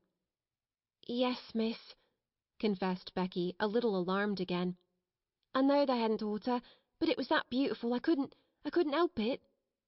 "I liked you to listen to it," said Sarah. "If you tell stories, you like nothing so much as to tell them to people who want to listen. I don't know why it is. Would you like to hear the rest?" Becky lost her breath again. "Me hear it?" she cried. "Like as if I was a pupil, miss. All about the prince, and the little white mer-babies swimming about laughing with stars in their hair?" Sarah nodded. "You haven't time to hear it now, I'm afraid," she said. "But if you will tell me just what time you come to do my rooms, I will try to be here and tell you a bit of it every day until it is finished. It's a lovely long one, and I'm always putting new bits to it." "Then," breathed Becky devoutly, "I wouldn't mind how heavy the coal boxes was, or what the cook done to me, if I might have that to think of." "You may," said Sarah. "I'll tell it all to you." When Becky went downstairs, she was not the same Becky who had staggered up, loaded down by the weight of the coal scuttle. She had an extra piece of cake in her pocket, and she had been fed and warmed, but not only by cake and fire. Something else had warmed and fed her, and the something else was Sarah. When she was gone, Sarah sat on her favourite perch at the end of her table. Her feet were on a chair, her elbows on her knees, and her chin in her hands. "If I was a princess, a real princess," she murmured, "I could scatter largesse to the populace. But even if I am only a pretend princess, I can invent little things to do for people. Things like this. She was just as happy as if it was largesse. I'll pretend that to do things people like is scattering largesse. I've scattered largesse."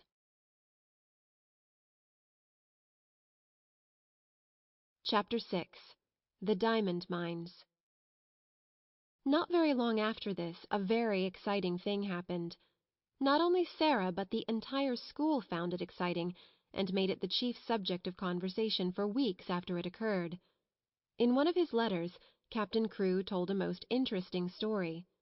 A friend who had been at school with him when he was a boy had unexpectedly come to see him in India. He was the owner of a large tract of land upon which diamonds had been found, and he was engaged in developing the mines. If all went as was confidently expected, he would become possessed of such wealth as it made one dizzy to think of, and because he was fond of the friend of his school days, he had given him an opportunity to share in this enormous fortune by becoming a partner in his scheme.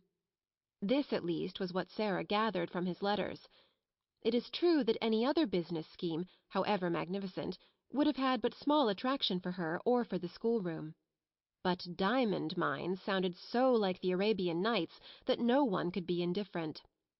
Sarah thought them enchanting, and painted pictures for Ermengarde and Lottie of labyrinthine passages in the bowels of the earth, where sparkling stones studded the walls and roofs and ceilings, and strange dark men dug them out with heavy picks. Ermengarde delighted in the story, and Lottie insisted on its being retold to her every evening. Lavinia was very spiteful about it, and told Jessie that she didn't believe such things as diamond mines existed.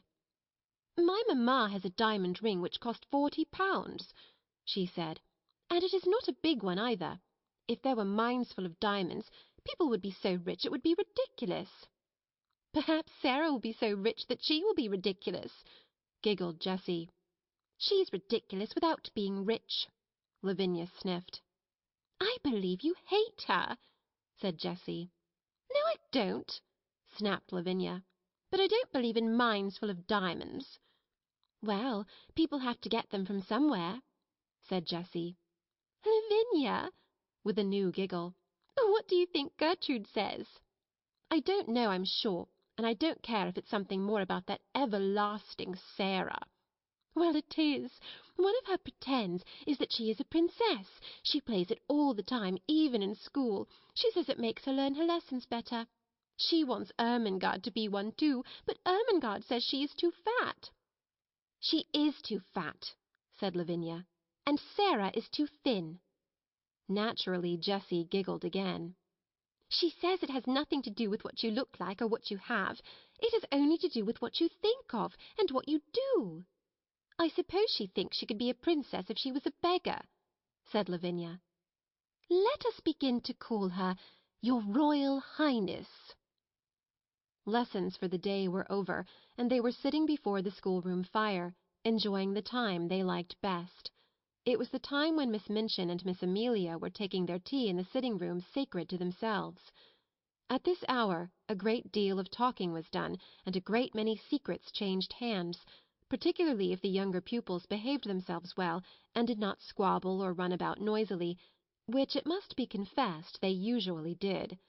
When they made an uproar, the older girls usually interfered with scolding and shakes. They were expected to keep order, and there was danger that if they did not, Miss Minchin or Miss Amelia would appear and put an end to festivities. Even as Lavinia spoke, the door opened and Sarah entered with Lottie, whose habit was to trot everywhere after her like a little dog.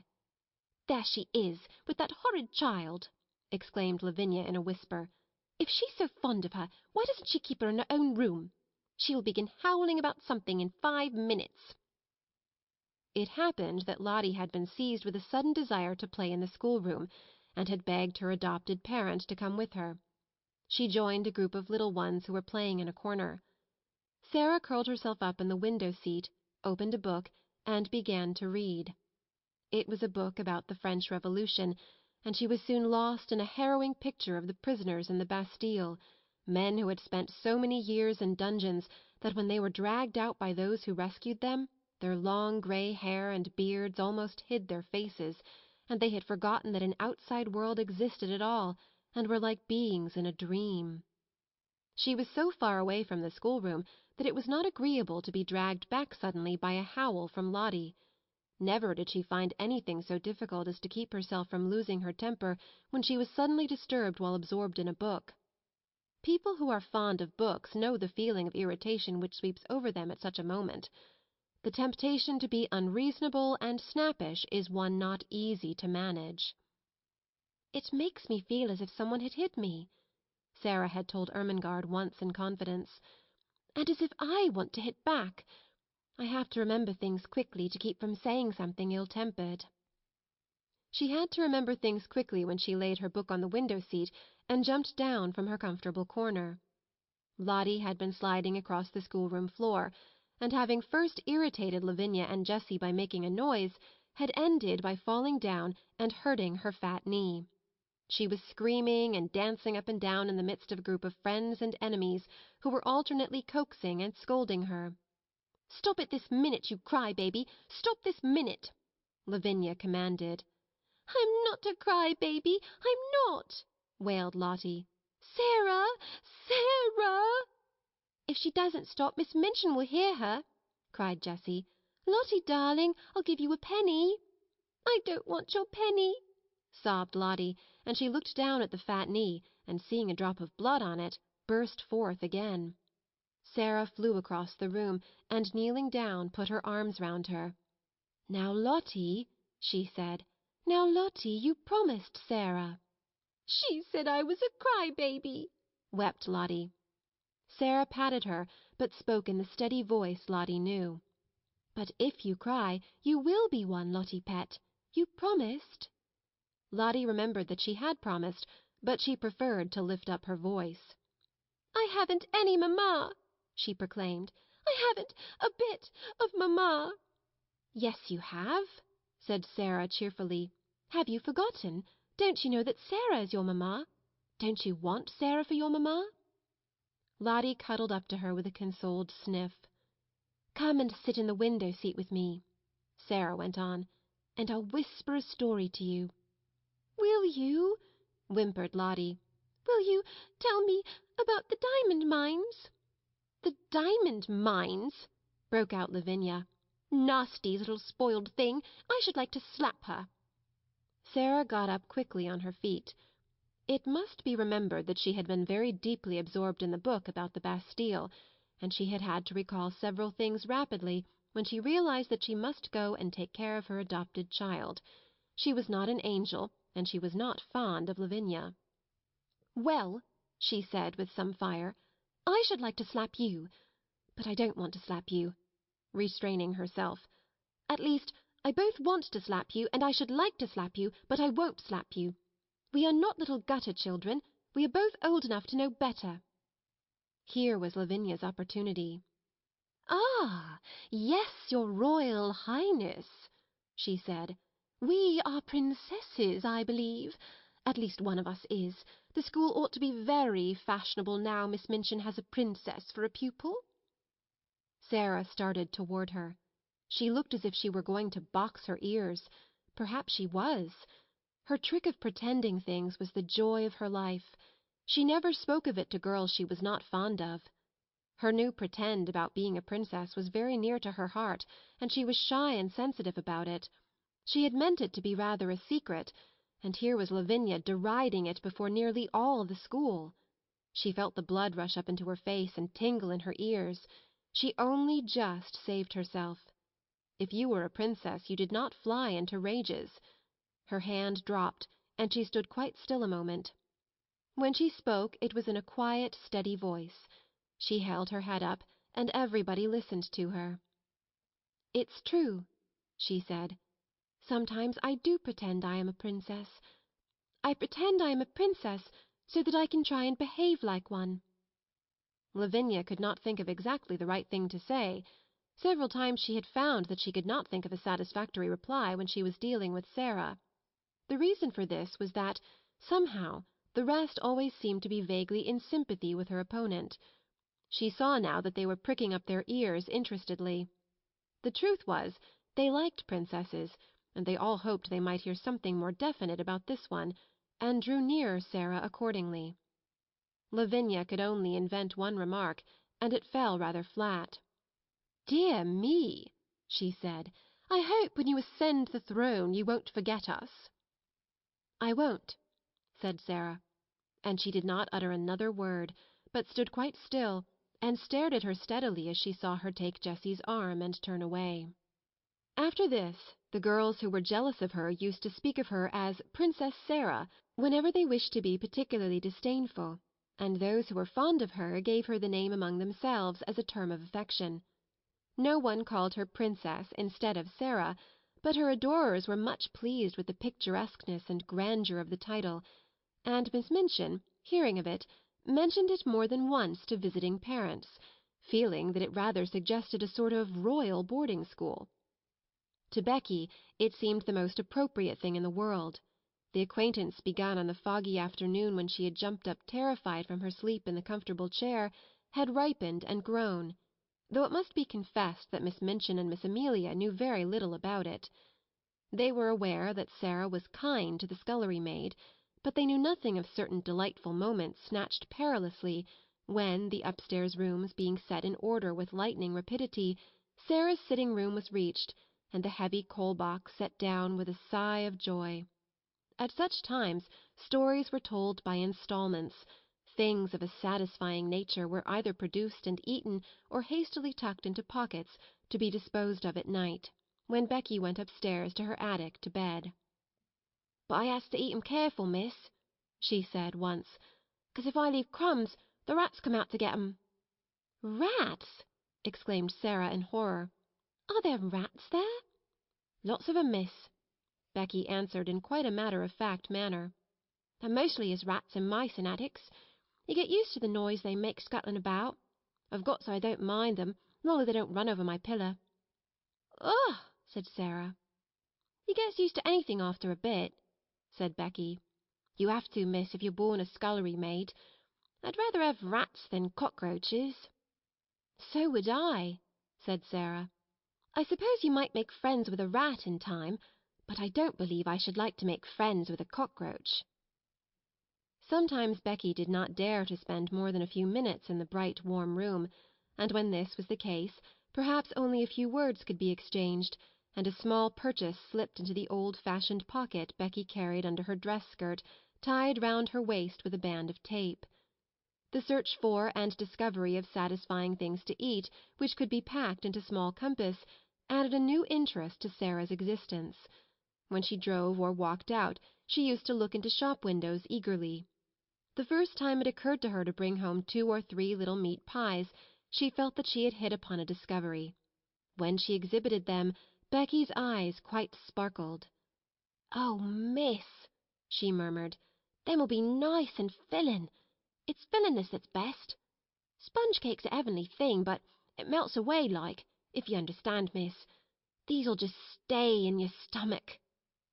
"Well," hesitated Sarah, "I don't think it would be good if they stayed always, but I do believe they will be satisfying."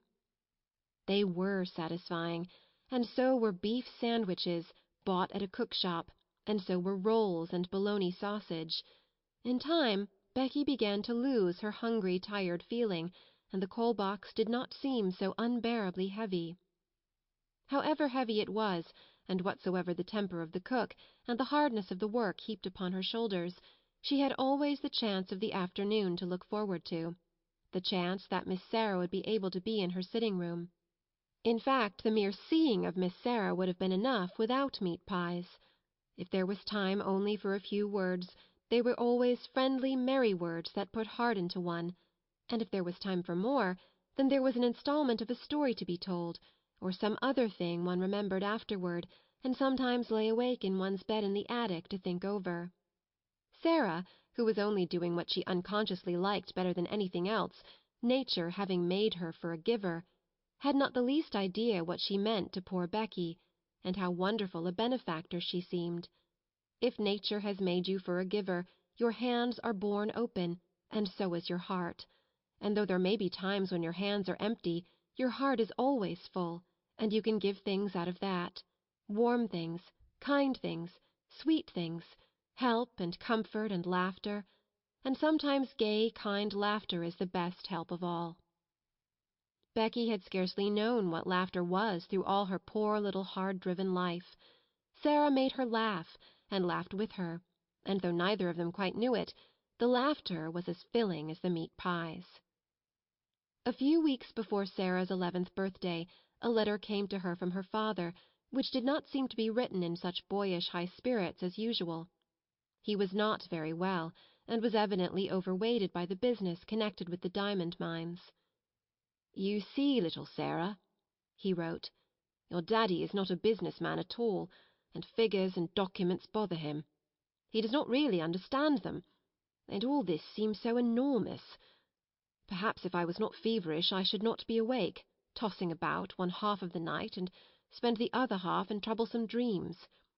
If my little missus were here, I dare say she would give me some solemn good advice. You would, wouldn't you, little missus?" One of his many jokes had been to call her his little missus, because she had such an old-fashioned air. He had made wonderful preparations for her birthday.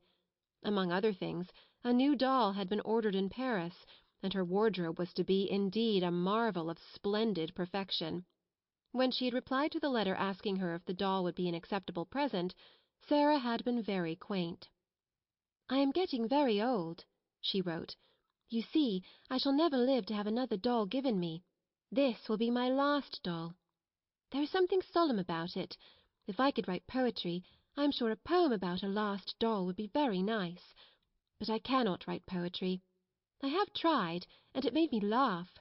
It does not sound like Watts or Coleridge or Shakespeare at all.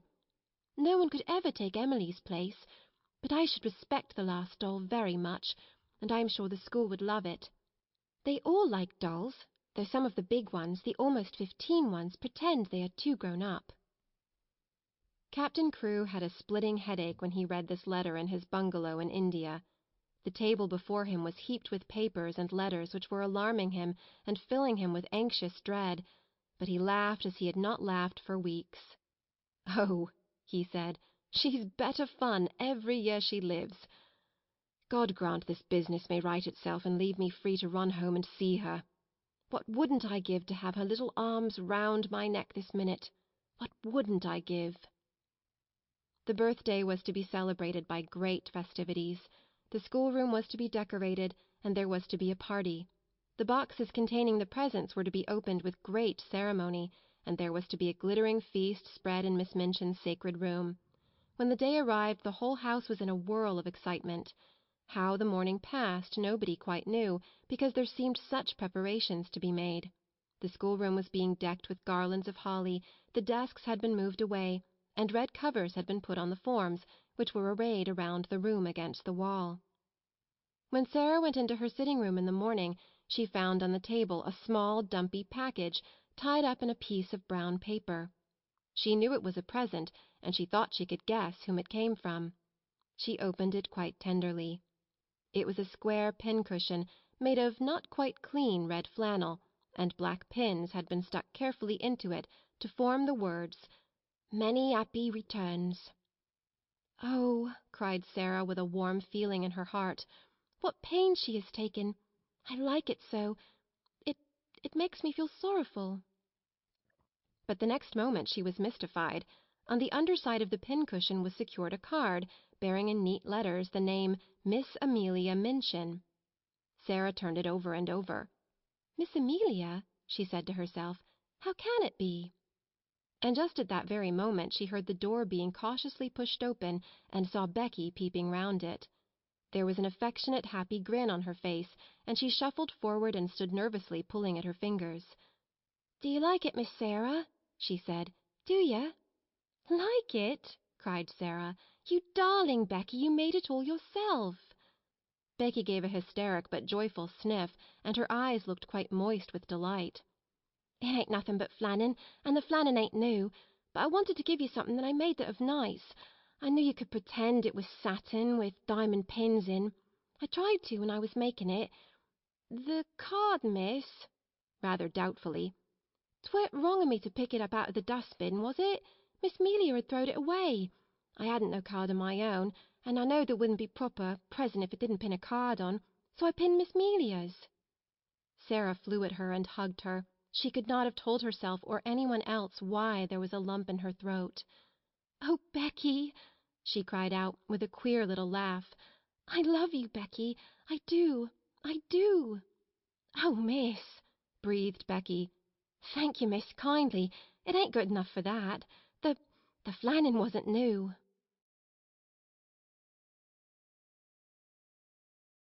Chapter 7. The Diamond Mines Again. When Sarah entered the holly-hung schoolroom in the afternoon, she did so as the head of a sort of procession. Miss Minchin, in her grandest silk dress, led her by the hand. A manservant followed, carrying the box containing the last doll. A housemaid carried a second box, and Becky brought up the rear, carrying a third and wearing a clean apron and a new cap. Sarah would much have preferred to enter in the usual way, but Miss Minchin had sent for her, and after an interview in her private sitting-room, had expressed her wishes. "This is not an ordinary occasion," she said. "I do not desire that it should be treated as one." So Sarah was led grandly in, and felt shy when, on her entry, the big girls stared at her and touched each other's elbows, and the little ones began to squirm joyously in their seats. "Silence, young ladies," said Miss Minchin, at the murmur which arose. "James, place the box on the table and remove the lid. Emma, put yours upon a chair. Becky!" suddenly and severely. Becky had quite forgotten herself in her excitement, and was grinning at Lottie, who was wriggling with rapturous expectation. She almost dropped her box, the disapproving voice so startled her, and her frightened, bobbing curtsy of apology was so funny that Lavinia and Jessie tittered.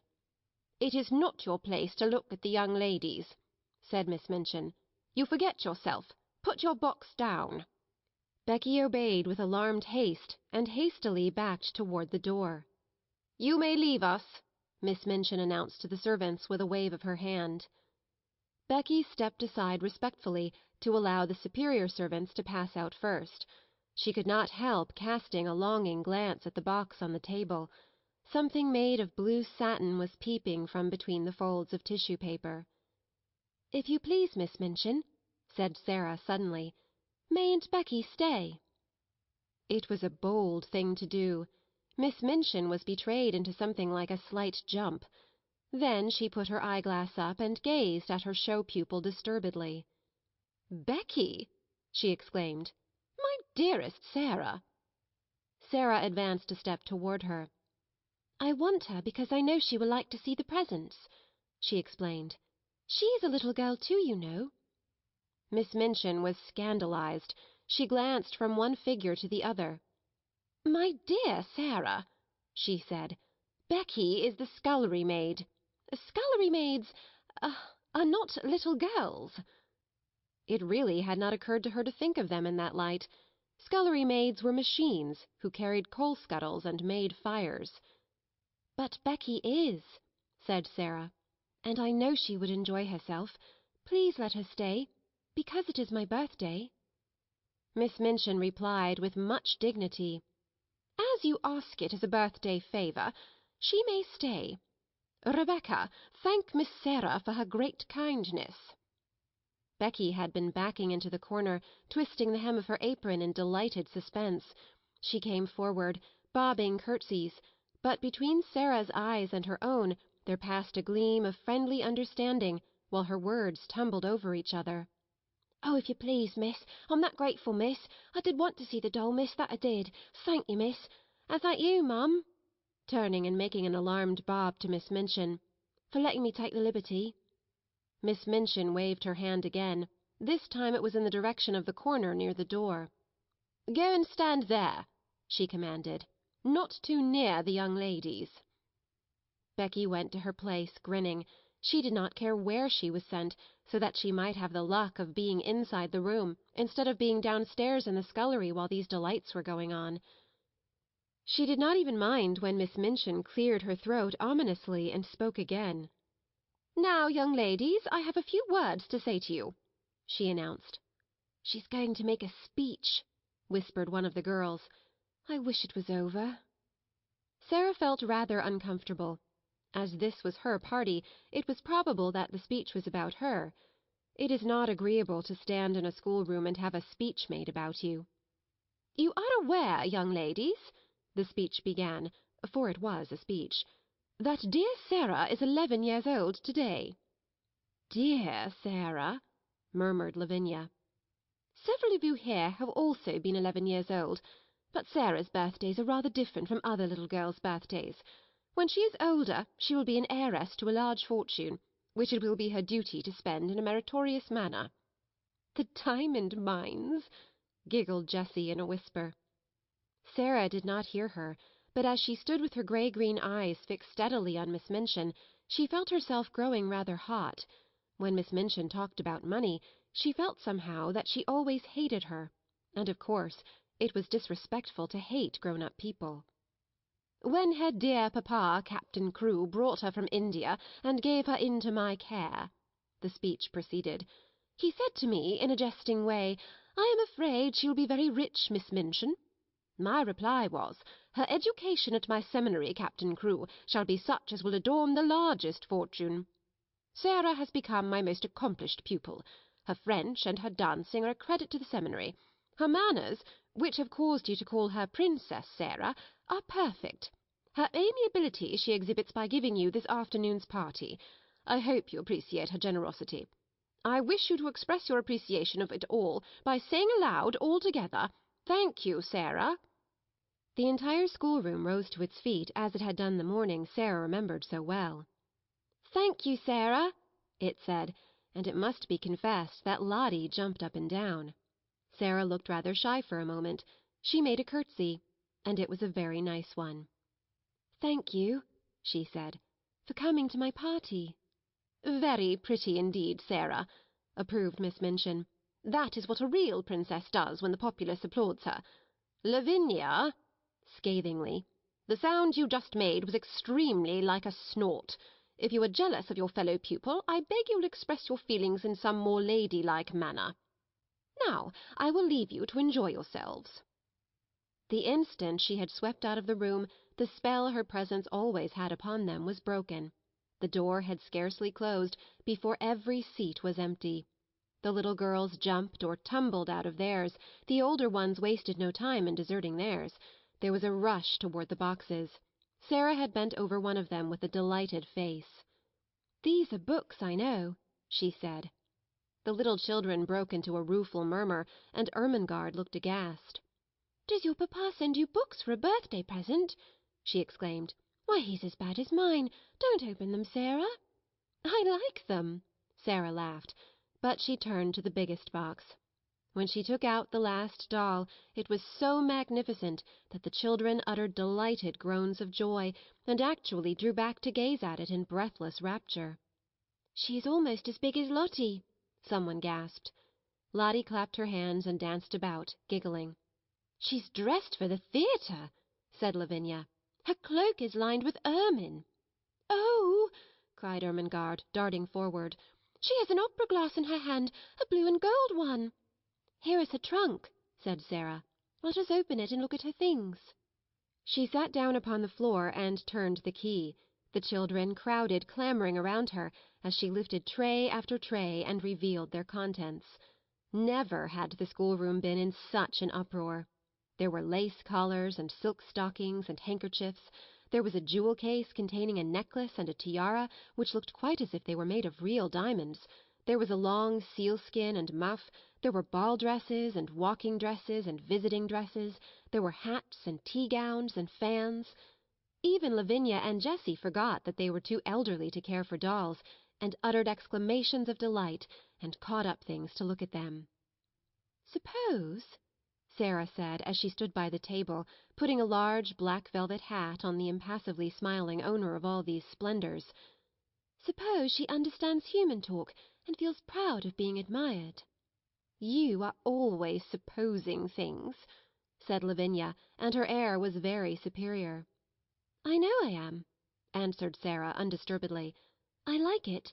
There's nothing so nice as supposing. It's almost like being a fairy. If you suppose anything hard enough, it seems as if it were real." "It's all very well to suppose things if you have everything," said Lavinia. "Could you suppose and pretend if you were a beggar and lived in a garret?" Sarah stopped arranging the last doll's ostrich plumes and looked thoughtful. "I believe I could," she said. "If one was a beggar, one would have to suppose and pretend all the time. But it mightn't be easy."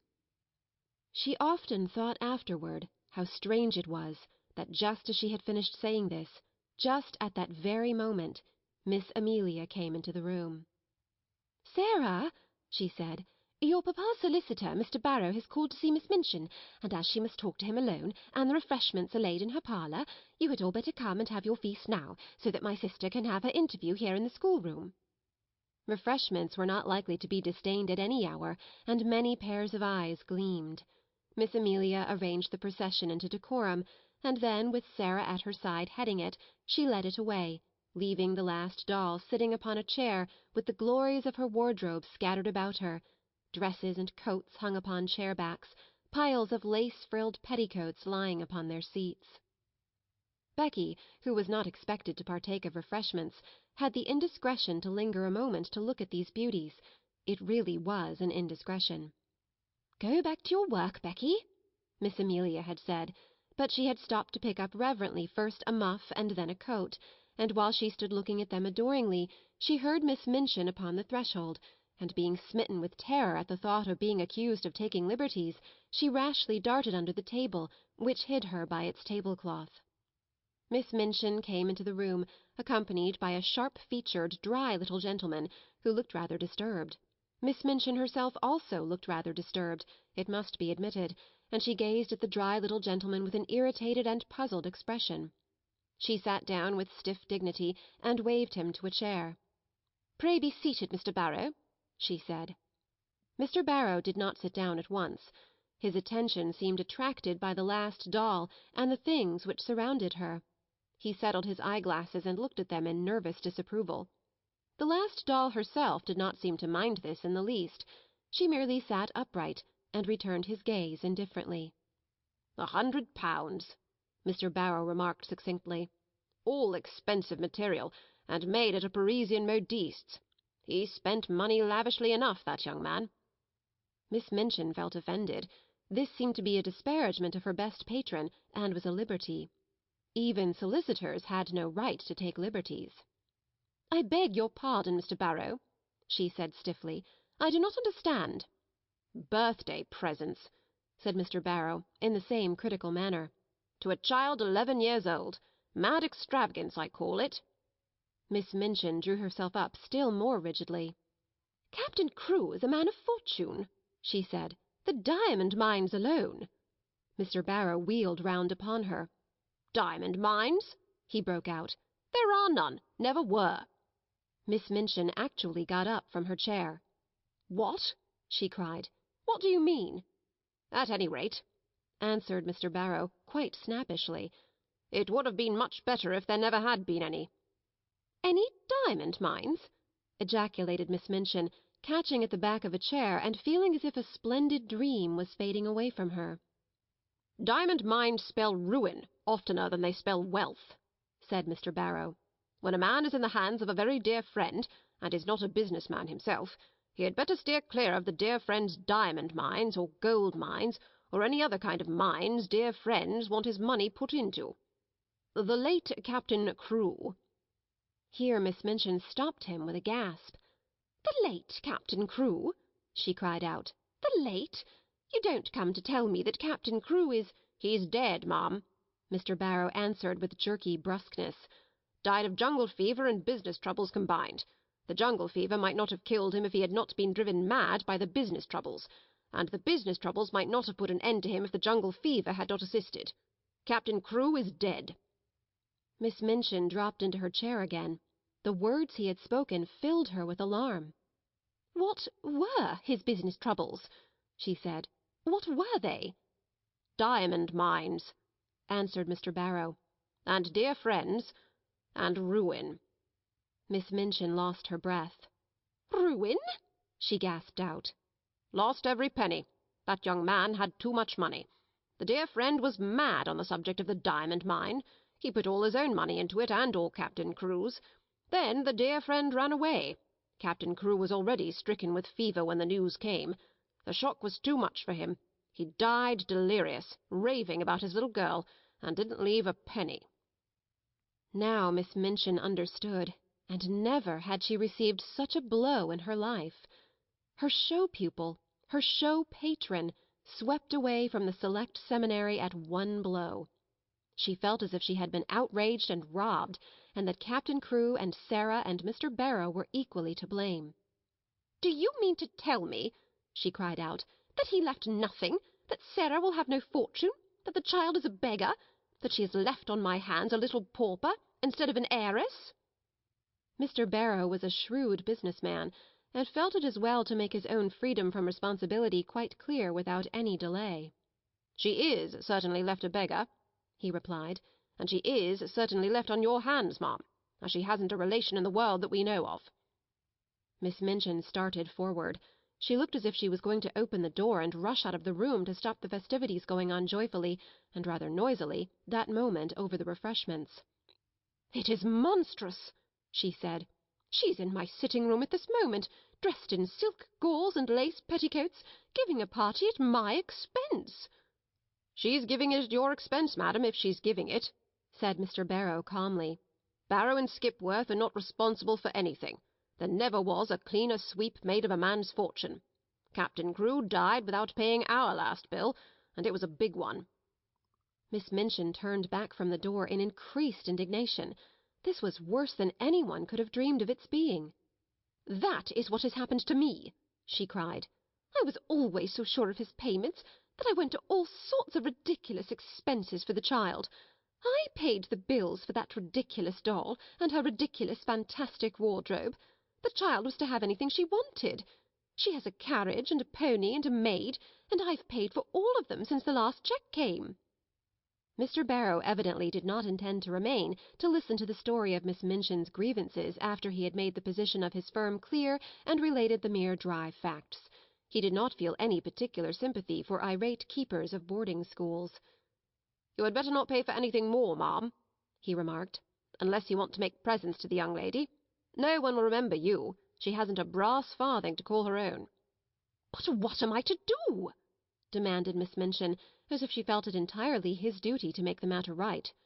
"What am I to do?" "There isn't anything to do," said Mr. Barrow, folding up his eyeglasses and slipping them into his pocket. "Captain Crewe is dead. The child is left a pauper. Nobody is responsible for her but you." "I am not responsible for her, and I refuse to be made responsible." Miss Minchin became quite white with rage. Mr. Barrow turned to go. "I have nothing to do with that, madam," he said uninterestedly. "Barrow and Skipworth are not responsible. Very sorry the thing has happened, of course." "If you think she is to be foisted off on me, you are greatly mistaken," Miss Minchin gasped. "I have been robbed and cheated. I will turn her into the street." If she had not been so furious, she would have been too discreet to say quite so much. She saw herself burdened with an extravagantly brought-up child whom she had always resented, and she lost all self-control. Mr. Barrow undisturbedly moved toward the door. "I wouldn't do that, madam," he commented. "It wouldn't look well. Unpleasant story to get about in connection with the establishment. Pupil bundled out penniless and without friends." He was a clever businessman, and he knew what he was saying. He also knew that Miss Minchin was a business-woman, and would be shrewd enough to see the truth. She could not afford to do a thing which would make people speak of her as cruel and hard-hearted. "Better keep her and make use of her," he added. "She's a clever child, I believe. You can get a good deal out of her as she grows older." "I will get a good deal out of her before she grows older," exclaimed Miss Minchin. "I am sure you will, ma'am," said Mr. Barrow, with a little sinister smile. "I am sure you will. Good morning." He bowed himself out and closed the door, and it must be confessed that Miss Minchin stood for a few moments and glared at it. What he had said was quite true. She knew it. She had absolutely no redress. Her show pupil had melted into nothingness, leaving only a friendless, beggared little girl. Such money as she herself had advanced was lost, and could not be regained. And as she stood there, breathless under her sense of injury, there fell upon her ears a burst of gay voices from her own sacred room, which had actually been given up to the feast. She could at least stop this. But as she started toward the door, it was opened by Miss Amelia, who, when she caught sight of the changed, angry face, fell back a step in alarm. "Oh, what is the matter, sister?" she ejaculated. Miss Minchin's voice was almost fierce when she answered, "Where is Sarah Crewe?" Miss Amelia was bewildered. Sarah? She stammered. Why, she's with the children in your room, of course. Has she a black frock in her sumptuous wardrobe? In bitter irony. A black frock? Miss Amelia stammered again. A black one? She has frocks of every other colour. Has she a black one? Miss Amelia began to turn pale. No, yes, she said. But it is too short for her. She has only the old black velvet, and she has outgrown it. Go and tell her to take off that preposterous pink silk gauze, and put the black one on, whether it is too short or not. She has done with finery. Then Miss Amelia began to wring her fat hands and cry. Oh, sister, she sniffed. Oh, sister, what can have happened? Miss Minchin wasted no words. Captain Crewe is dead, she said. He has died without a penny. That spoiled, pampered, fanciful child has left a pauper on my hands. Miss Amelia sat down quite heavily in the nearest chair. Hundreds of pounds have I spent on nonsense for her, and I shall never see a penny of it. Put a stop to this ridiculous party of hers. Go and make her change her frock at once. I? Panted Miss Amelia. Must I go and tell her now? This moment, was the fierce answer. Don't sit staring like a goose. Go. Poor Miss Amelia was accustomed to being called a goose. She knew, in fact, that she was rather a goose, and that it was left to geese to do a great many disagreeable things. It was a somewhat embarrassing thing to go into the midst of a room full of delighted children, and tell the giver of the feast that she had suddenly been transformed into a little beggar, and must go upstairs and put on an old black frock which was too small for her. But the thing must be done. This was evidently not the time when questions might be asked. She rubbed her eyes with her handkerchief until they looked quite red, after which she got up and went out of the room, without venturing to say another word. When her older sister looked and spoke as she had done just now, the wisest course to pursue was to obey orders without any comment. Miss Minchin walked across the room. She spoke to herself aloud without knowing that she was doing it. During the last year the story of the diamond mines had suggested all sorts of possibilities to her. Even proprietors of seminaries might make fortunes in stocks with the aid of owners of mines. And now, instead of looking forward to gains, she was left to look back upon losses. The Princess Sarah, indeed, she said. The child has been pampered as if she were a queen. She was sweeping angrily past the corner table as she said it, and the next moment she started at the sound of a loud, sobbing sniff which issued from under the cover. "What is that?" she exclaimed angrily. The loud sobbing sniff was heard again, and she stooped and raised the hanging folds of the table cover. "How dare you!" she cried out. "How dare you! Come out immediately!" It was poor Becky who crawled out, and her cap was knocked on one side, and her face was red with repressed crying. "If you please, it's me, Mum," she explained. "I know I hadn't ought to, but I was looking at the doll, Mum, and I was frightened when you come in, and slipped under the table." "You have been there all the time, listening," said Miss Minchin. "No, Mum," Becky protested, bobbing curtsies. "Not listening. I thought I could slip out without you noticing, but I couldn't, and I had to stay. But I didn't listen, Mum. I wouldn't for nothing. But I couldn't help hearing." Suddenly it seemed almost as if she lost all fear of the awful lady before her. She burst into fresh tears. "Oh, please, she said. "I dare say you'll give me warning, Mum, but I'm so sorry for poor Miss Sarah. I'm so sorry." "Leave the room," ordered Miss Minchin. Becky curtsied again, the tears openly streaming down her cheeks. "Yes, I will, she said, trembling. "But oh, I just wanted to ask you, Miss Sarah, she's been such a rich young lady, and she's been waited on and hand and foot, and what will she do now, Mum, without no maid? Oh please, would you let me wait on her after I've done my pots and kettles? I'd do 'em that quick, if you'd let me wait on her, now she's poor." "Oh," breaking out afresh, "poor little Miss Sarah, Mum, that was called the Princess." Somehow she made Miss Minchin feel more angry than ever. That the very scullery maid should range herself on the side of this child, whom she realized more fully than ever that she had never liked, was too much. She actually stamped her foot. "No, "Certainly not," she said. "She will wait on herself, and on other people too. Leave the room this instant, or you'll leave your place." Becky threw her apron over her head and fled. She ran out of the room and down the steps into the scullery, and there she sat down among her pots and kettles, and wept as if her heart would break. "It's exactly like the ones in the stories," she wailed. "Them poor princess ones that was drove into the world." Miss Minchin had never looked quite so still and hard as she did when Sarah came to her, a few hours later, in response to a message she had sent her. Even by that time it seemed to Sarah as if the birthday party had either been a dream or a thing which had happened years ago, and had happened in the life of quite another little girl. Every sign of the festivities had been swept away. The holly had been removed from the schoolroom walls, and the forms and desks put back into their places. Miss Minchin's sitting room looked as it always did. All traces of the feast were gone, and Miss Minchin had resumed her usual dress. The pupils had been ordered to lay aside their party frocks, and this having been done, they had returned to the schoolroom and huddled together in groups, whispering and talking excitedly.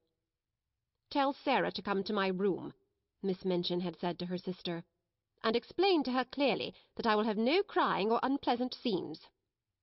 "Sister," replied Miss Amelia, "she's the strangest child I ever saw. She has actually made no fuss at all.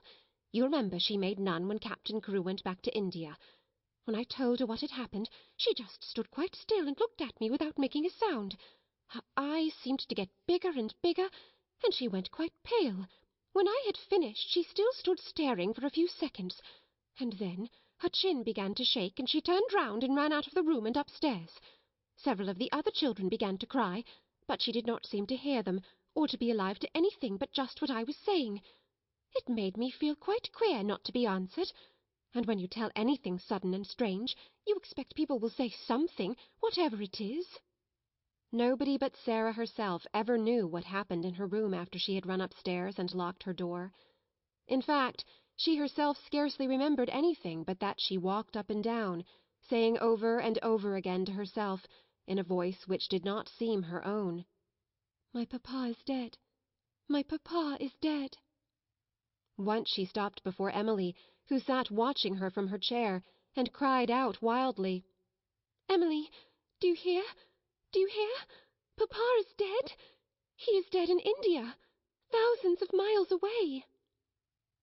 When she came into Miss Minchin's sitting room in answer to her summons, her face was white, and her eyes had dark rings around them.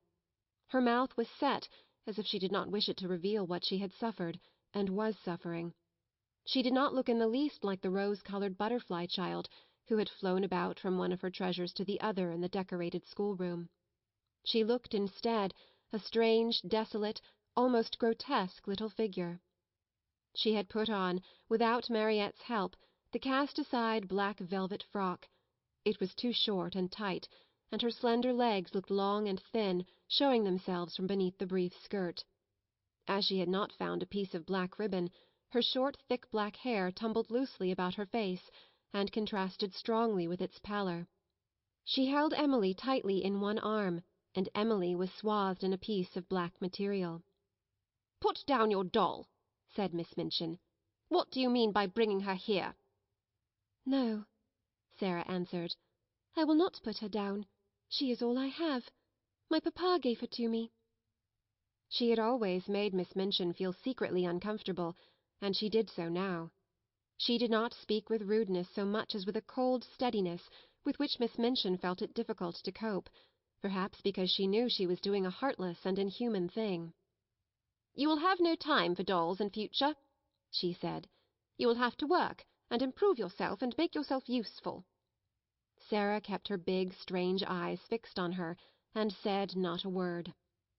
"Everything will be very different now," said Miss Minchin. "I suppose Miss Amelia has explained matters to you?" "Yes," answered Sarah. "My papa is dead. He left me no money. I am quite poor." "You are a beggar," said Miss Minchin, her temper rising at the recollection of what all this meant. "It appears that you have no relations and no home, and no one to take care of you." For a moment the thin, pale little face twitched, But Sarah again said nothing. "What are you staring at?" demanded Miss Minchin sharply.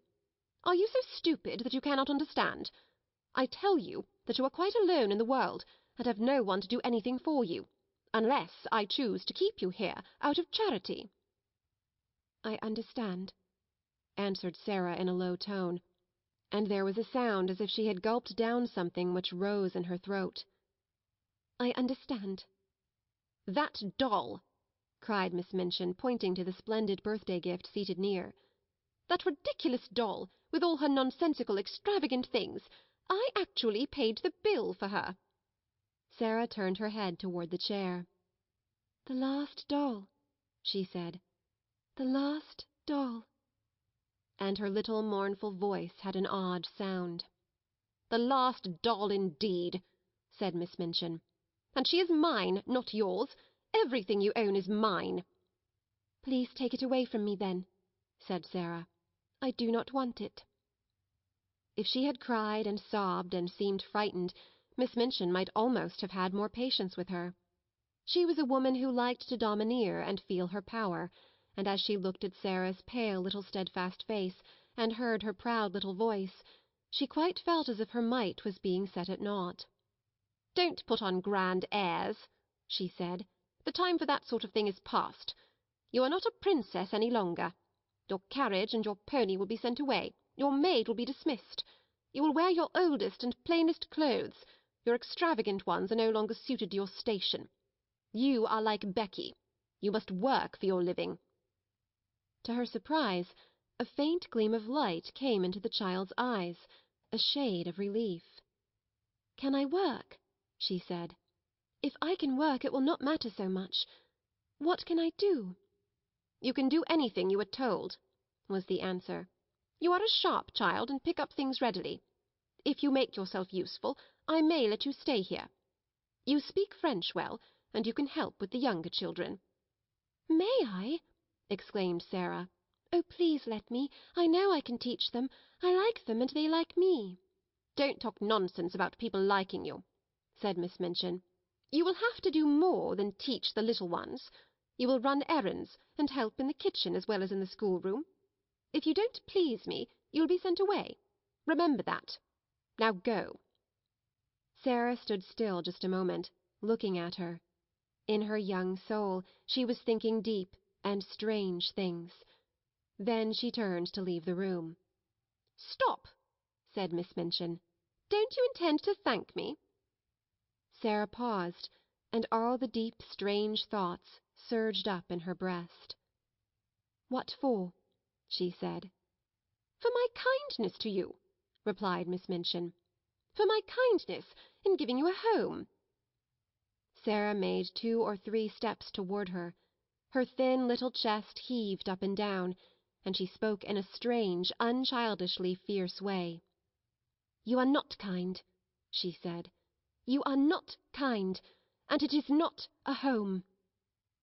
And she had turned and run out of the room before Miss Minchin could stop her or do anything but stare after her with stony anger. She went up the stairs slowly, but panting for breath, and she held Emily tightly against her side. "I wish she could talk," she said to herself. "If she could speak, if she could speak." She meant to go to her room and lie down on the tiger skin, with her cheek upon the great cat's head, and look into the fire, and think and think and think. But just before she reached the landing, Miss Amelia came out of the door and closed it behind her, and stood before her looking nervous and awkward. The truth was that she felt secretly ashamed of the things she had been ordered to do. You are not to go in there," she said. "Not go in?" exclaimed Sarah, and she fell back a pace. "That is not your room now," Miss Amelia answered, reddening a little. Somehow, all at once, Sarah understood. She realized that this was the beginning of the change Miss Minchin had spoken of. "Where is my room?" she asked, hoping very much that her voice did not shake. "You are to sleep in the attic, next to Becky." Sarah knew where it was. Becky had told her about it.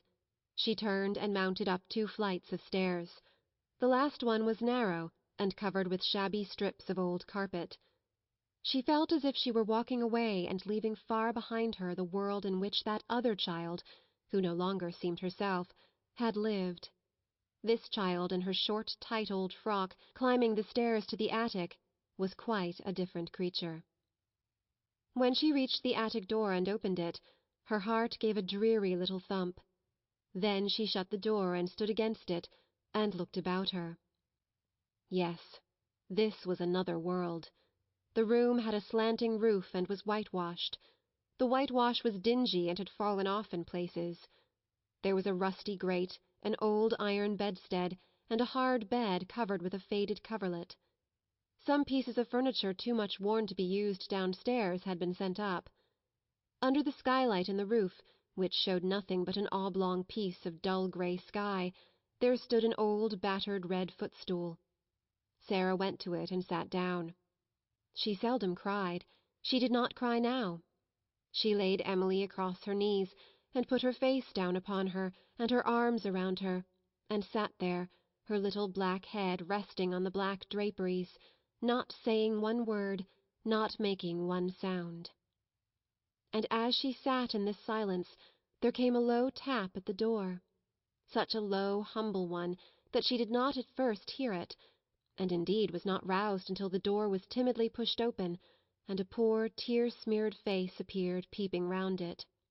It was Becky's face, and Becky had been crying furtively for hours, and rubbing her eyes with her kitchen apron, until she looked strange indeed. "Oh, miss," she said under her breath, would you allow me just to come in?" Sarah lifted her head and looked at her. She tried to begin a smile, and somehow she could not. Suddenly, and it was all through the loving mournfulness of Becky's streaming eyes, her face looked more like a child's, not so much too old for her years. She held out her hand and gave a little sob. "Oh, Becky," she said, "I told you we were just the same, only two little girls, just two little girls. You see how true it is. There's no difference now. I'm not a princess any more." Becky ran to her and caught her hand, and hugged it to her breast, kneeling beside her and sobbing with love and pain. "Yes, miss, you are," she cried, and her words were all broken. "Whatever happens to you, whatever, you'll be a princess all the same, and nothing couldn't make you nothing different." Chapter 8. In the Attic. The first night she spent in her attic was a thing Sarah never forgot. During its passing she lived through a wild, unchildlike woe, of which she never spoke to anyone about her. There was no one who would have understood. It was indeed well for her that as she lay awake in the darkness her mind was forcibly distracted, now and then, by the strangeness of her surroundings. It was perhaps well for her that she was reminded by her small body of material things. If this had not been so, the anguish of her young mind might have been too great for a child to bear. But really, while the night was passing, she scarcely knew that she had a body at all, or remembered any other thing than one. "My papa is dead," she kept whispering to herself. "My papa is dead." It was not until long afterward that she realized that her bed had been so hard that she turned over and over in it to find a place to rest, that the darkness seemed more intense than any she had ever known, and that the wind howled over the roof among the chimneys like something which wailed aloud. Then there was something worse. This was certain scufflings and scratchings and squeakings in the walls and behind the skirting boards. She knew what they meant, because Becky had described them. They meant rats and mice, who were either fighting with each other or playing together. Once or twice she even heard sharp-toed feet scurrying across the floor, and she remembered in those after days when she recalled things, that when first she heard them she started up in bed and sat trembling, and when she lay down again, covered her head with the bedclothes. The change in her life did not come about gradually, but was made all at once. "She must begin as she is going to go on," said Miss Minchin to Miss Amelia. "She must be taught at once what she is to expect." Mariette had left the house the next morning. The glimpse Sarah caught of her sitting-room as she passed its open door showed her that everything had been changed. Her ornaments and luxuries had been removed, and a bed had been placed in a corner to transform it into a new pupil's bedroom. When she went down to breakfast she saw that her seat at Miss Minchin's side was occupied by Lavinia, and Miss Minchin spoke to her coldly. "You will begin your new duties, Sarah," she said, "by taking your seat with the younger children at a smaller table. You must keep them quiet, and see that they behave well and do not waste their food. You ought to have been down earlier. Lottie has already upset her tea." That was the beginning, and from day to day the duties given to her were added to. She taught the younger children French and heard their other lessons, and these were the least of her labours. It was found that she could be made use of in numberless directions. She could be sent on errands at any time and in all weathers. She could be told to do things other people neglected. The cook and the housemaids took their tone from Miss Minchin, and rather enjoyed ordering about the young one who had been made so much fuss over for so long. They were not servants of the best class, and had neither good manners nor good tempers, and it was frequently convenient to have at hand some one on whom blame could be laid. During the first month or two, Sarah thought that her willingness to do things as well as she could, and her silence under reproof, might soften those who drove her so hard. In her proud little heart she wanted them to see that she was trying to earn her living, and not accepting charity. But the time came when she saw that no one was softened at all, and the more willing she was to do as she was told, the more domineering and exacting careless housemaids became, and the more ready a scolding cook was to blame her. If she had been older, Miss Minchin would have given her the bigger girls to teach and saved money by dismissing an instructress. But while she remained and looked like a child, she could be made more useful as a sort of little superior errand-girl and maid-of-all-work. An ordinary errand-boy would not have been so clever and reliable. Sarah could be trusted with difficult commissions and complicated messages. She could even go and pay bills, and she combined with this the ability to dust a room well and to set things in order. Her own lessons became things of the past. She was taught nothing, and only after long and busy days spent in running here and there at everybody's orders was she grudgingly allowed to go into the deserted schoolroom with a pile of old books and study alone at night. "If I do not remind myself of the things I have learned, perhaps I may forget them," she said to herself. "I am quite a scullery maid, and if I am a scullery maid who knows nothing, I shall be like poor Becky. I wonder if I could quite forget, and begin to drop my H's, and not remember that Henry VIII had 6 wives." One of the most curious things in her new existence was her changed position among the pupils. Instead of being a sort of small royal personage among them, she no longer seemed to be one of their number at all. She was kept so constantly at work that she scarcely ever had an opportunity of speaking to any of them, and she could not avoid seeing that Miss Minchin preferred that she should live a life apart from that of the occupants of the schoolroom. "I will not have her forming intimacies and talking to the other children," that lady said. "Girls like a grievance, and if she begins to tell romantic stories about herself, she will become an ill-used heroine, and parents will be given a wrong impression. It is better that she should live a separate life, one suited to her circumstances. I am giving her a home, and that is more than she has any right to expect from me." Sarah did not expect much, and was far too proud to try to continue to be intimate with girls who evidently felt rather awkward and uncertain about her. The fact was that Miss Minchin's pupils were a set of dull, matter-of-fact young people. They were accustomed to being rich and comfortable, and as Sarah's frocks grew shorter and shabbier and queerer looking, and it became an established fact that she wore shoes with holes in them and was sent out to buy groceries and carry them through the streets in a basket on her arm when the cook wanted them in a hurry, they felt rather as if, when they spoke to her, they were addressing an under-servant. "To think that she was the girl with the diamond mines!" Lavinia commented. "She does look an object, and she's queerer than ever. I never liked her much, but I can't bear that way she has now of looking at people without speaking, just as if she was finding them out." "I am," said Sarah promptly when she heard of this. "That's what I look at some people for. I like to know about them. I think them over afterward." The truth was that she had saved herself annoyance several times by keeping her eye on Lavinia, who was quite ready to make mischief, and would have been rather pleased to have made it for the ex-show pupil. Sarah never made any mischief herself or interfered with any one. She worked like a drudge, she tramped through the wet streets carrying parcels and baskets, she laboured with the childish inattention of the little one's French lessons. As she became shabbier and more forlorn-looking, she was told that she had better take her meals downstairs. She was treated as if she was nobody's concern, and her heart grew proud and sore, but she never told anyone what she felt. "Soldiers don't complain," she would say between her small shut teeth. "I am not going to do it. I will pretend this is part of a war." But there were hours when her child heart might almost have broken with loneliness, but for three people. The first, it must be owned, was Becky. Just Becky. Throughout all that first night spent in the garret, she had felt a vague comfort in knowing that on the other side of the wall, in which the rats scuffled and squeaked, there was another young human creature. And during the nights that followed, the sense of comfort grew. They had little chance to speak to each other during the day. Each had her own tasks to perform, and any attempt at conversation would have been regarded as a tendency to loiter and lose time. "Don't mind me, miss," Becky whispered during the first morning, "if I don't say nothing polite.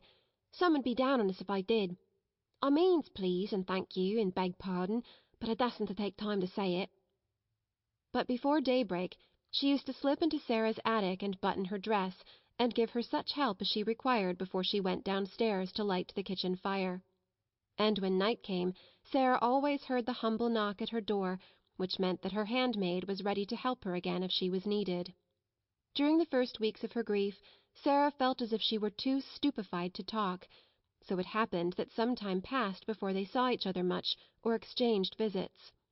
Becky's heart told her that it was best that people in trouble should be left alone. The second of the trio of comforters was Ermengarde, but odd things happened before Ermengarde found her place. When Sarah's mind seemed to awaken again to the life about her, she realized that she had forgotten that Ermengarde lived in the world. The two had always been friends, but Sarah had felt as if she were years the older. It could not be contested that Ermengarde was as dull as she was affectionate. She clung to Sarah in a simple, helpless way. She brought her lessons to her that she might be helped. She listened to her every word, and besieged her with requests for stories. But she had nothing interesting to say herself, and she loathed books of every description. She was, in fact, not a person one would remember when one was caught in the storm of a great trouble, and Sarah forgot her. It had been all the easier to forget her because she had been suddenly called home for a few weeks.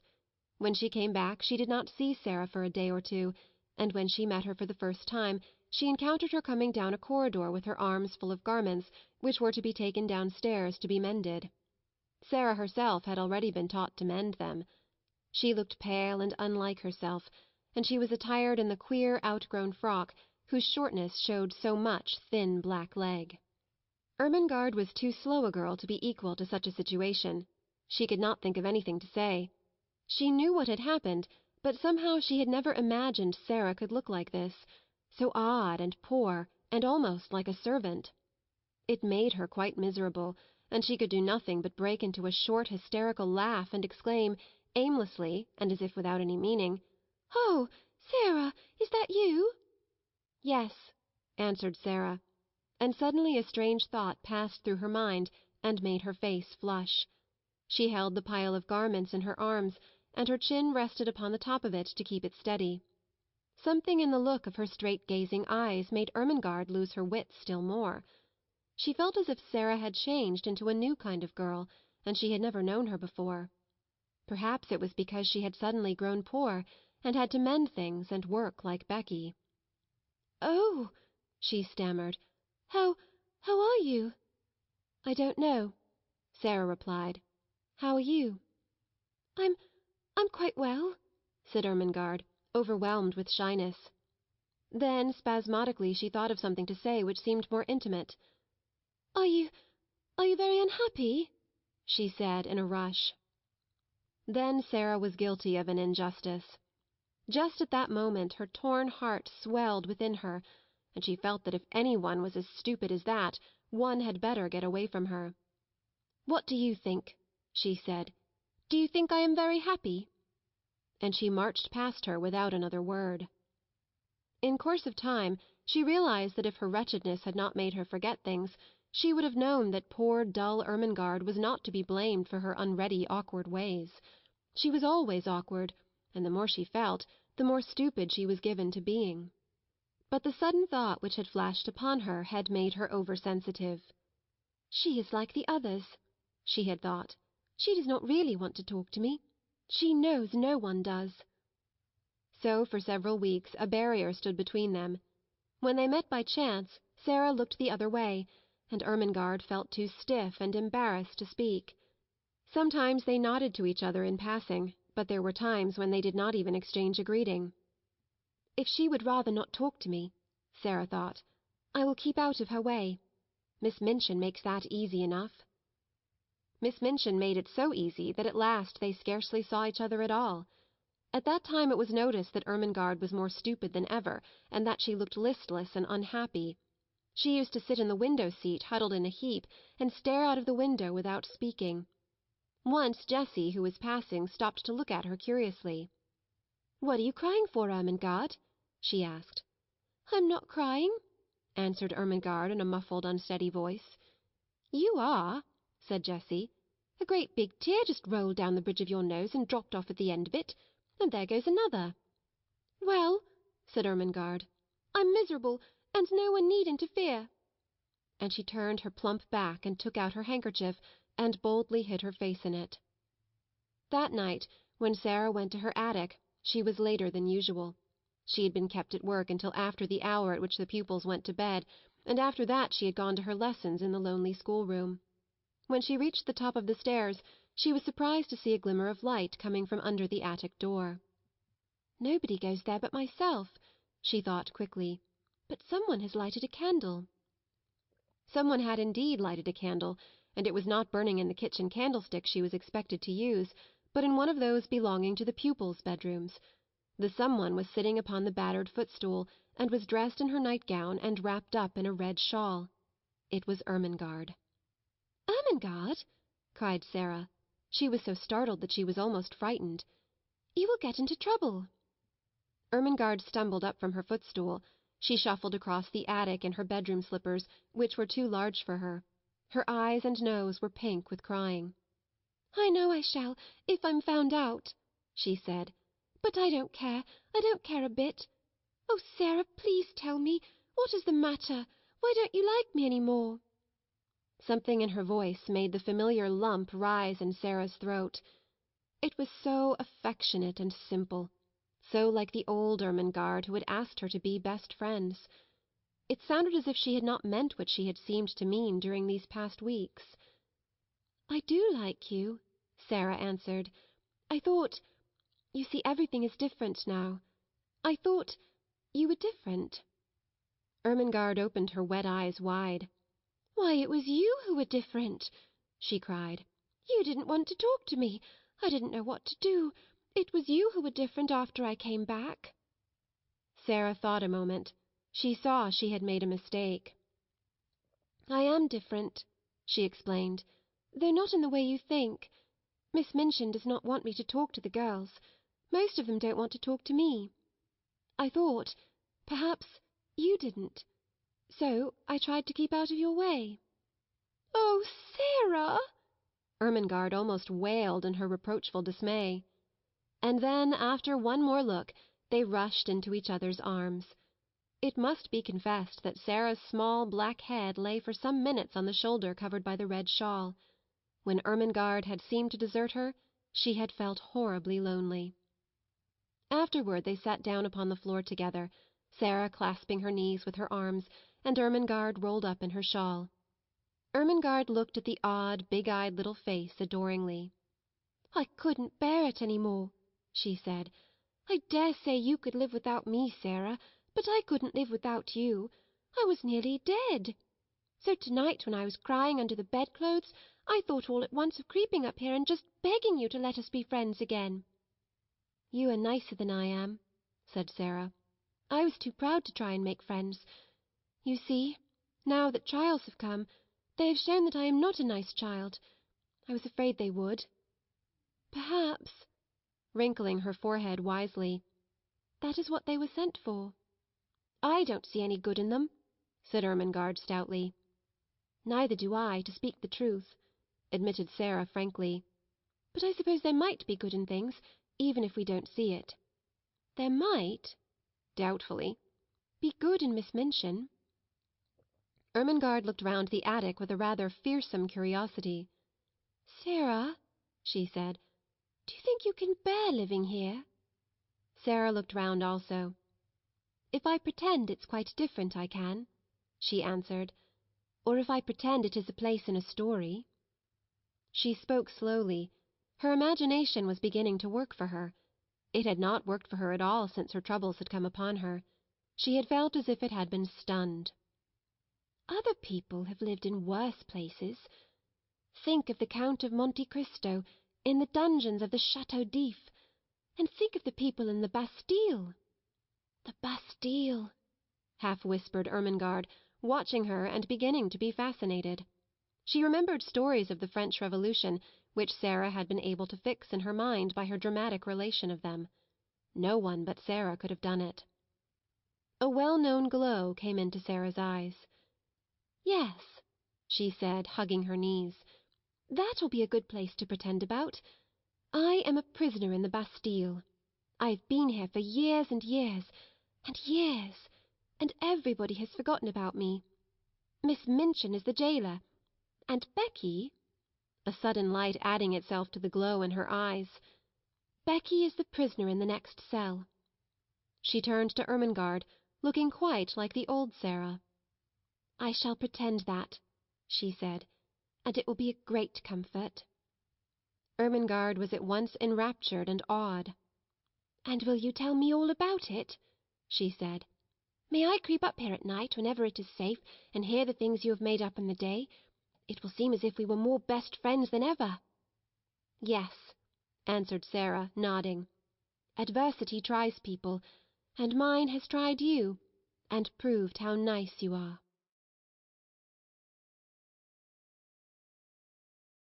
Chapter 9. Melchizedek. The third person in the trio was Lottie. She was a small thing and did not know what adversity meant, and was much bewildered by the alteration she saw in her young adopted mother.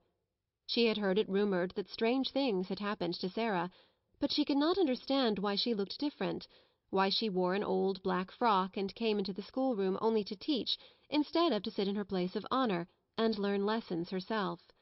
There had been much whispering among the little ones when it had been discovered that Sarah no longer lived in the rooms in which Emily had so long sat in state.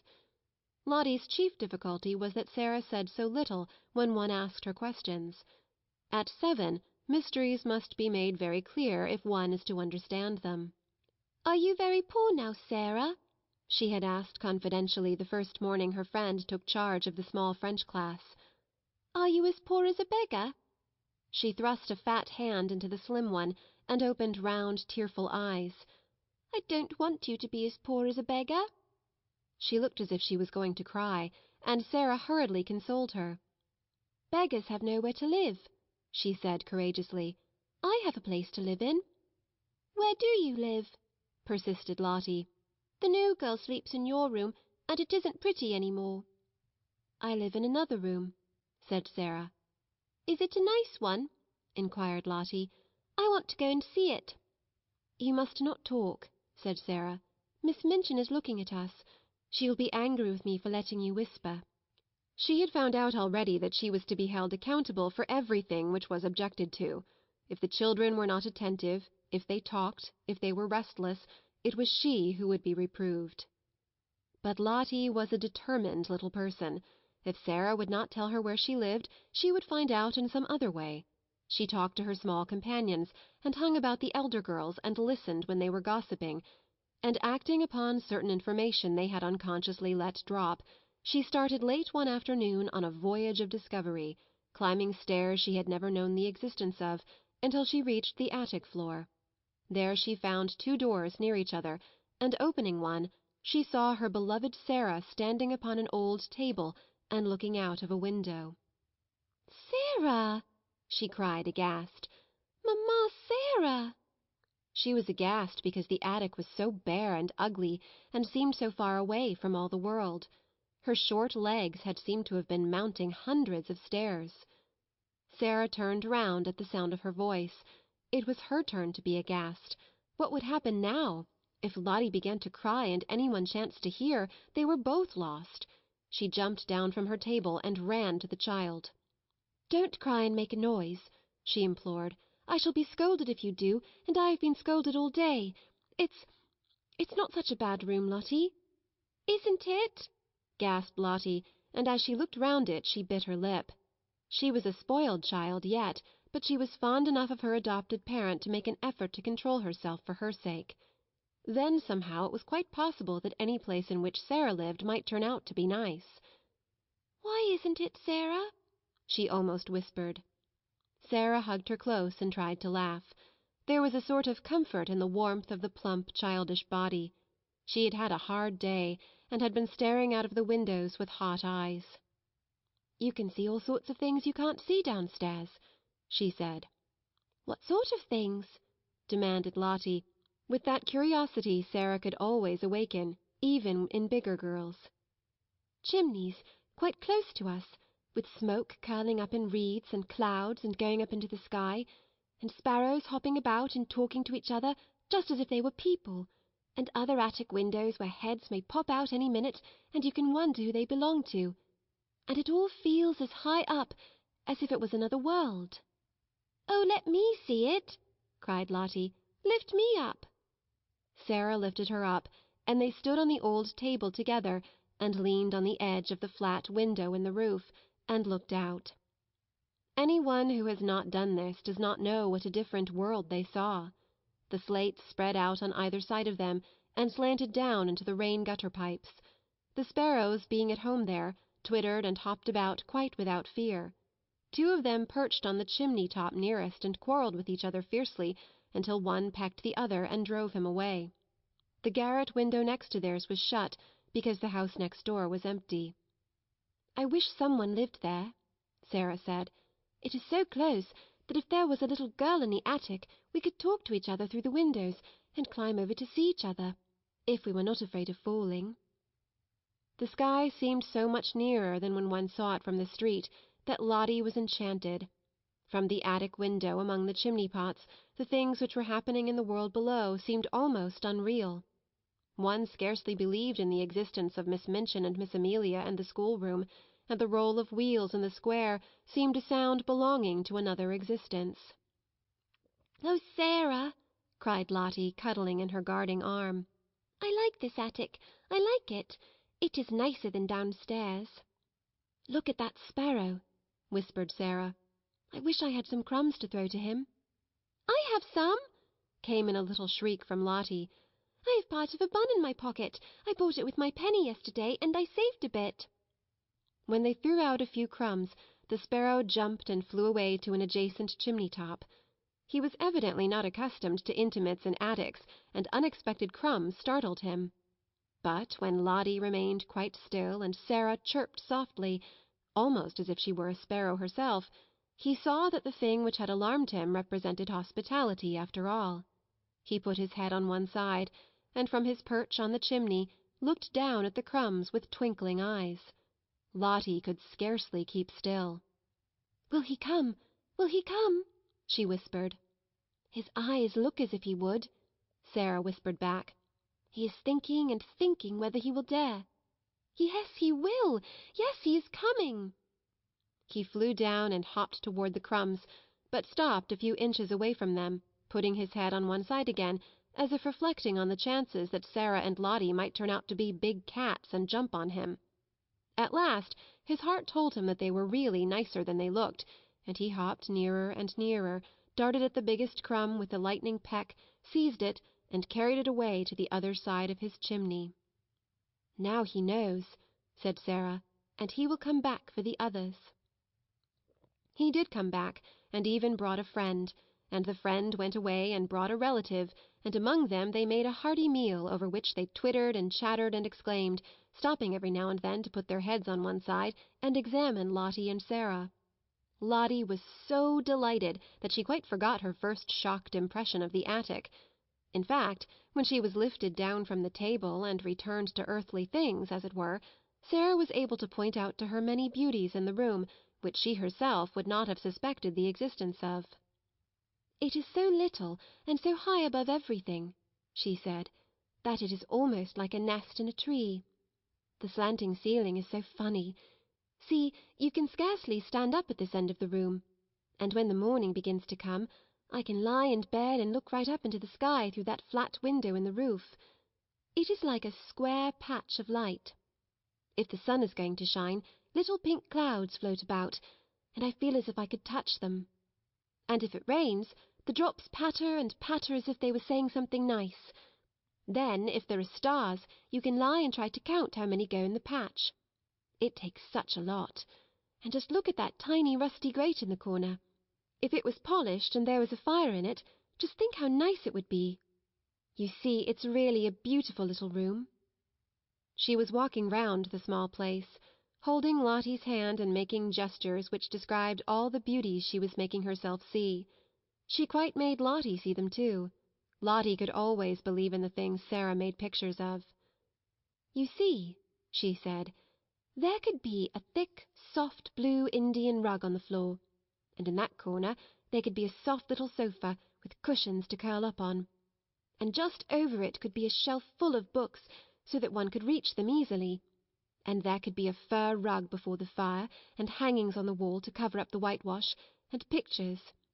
They would have to be little ones, but they could be beautiful, and there could be a lamp with a deep rose-coloured shade, and a table in the middle with things to have tea with, and a little fat copper kettle singing on the hob. And the bed could be quite different. It could be made soft and covered with a lovely silk coverlet. It could be beautiful. And perhaps we could coax the sparrows until we made such friends with them that they would come and peck at the window and ask to be let in." "Oh, Sarah," cried Lottie, "I should like to live here." When Sarah had persuaded her to go downstairs again, and after setting her on her way, had come back to her attic, she stood in the middle of it and looked about her. The enchantment of her imaginings for Lottie had died away. The bed was hard and covered with its dingy quilt. The whitewashed wall showed its broken patches, the floor was cold and bare, the grate was broken and rusty, and the battered footstool, tilted sideways on its injured leg, the only seat in the room. She sat down on it for a few minutes and let her head drop in her hands. The mere fact that Lottie had come and gone away again made things seem a little worse, just as perhaps prisoners feel a little more desolate after visitors come and go, leaving them behind. "It's a lonely place," she said. "Sometimes it's the loneliest place in the world." She was sitting in this way when her attention was attracted by a slight sound near her.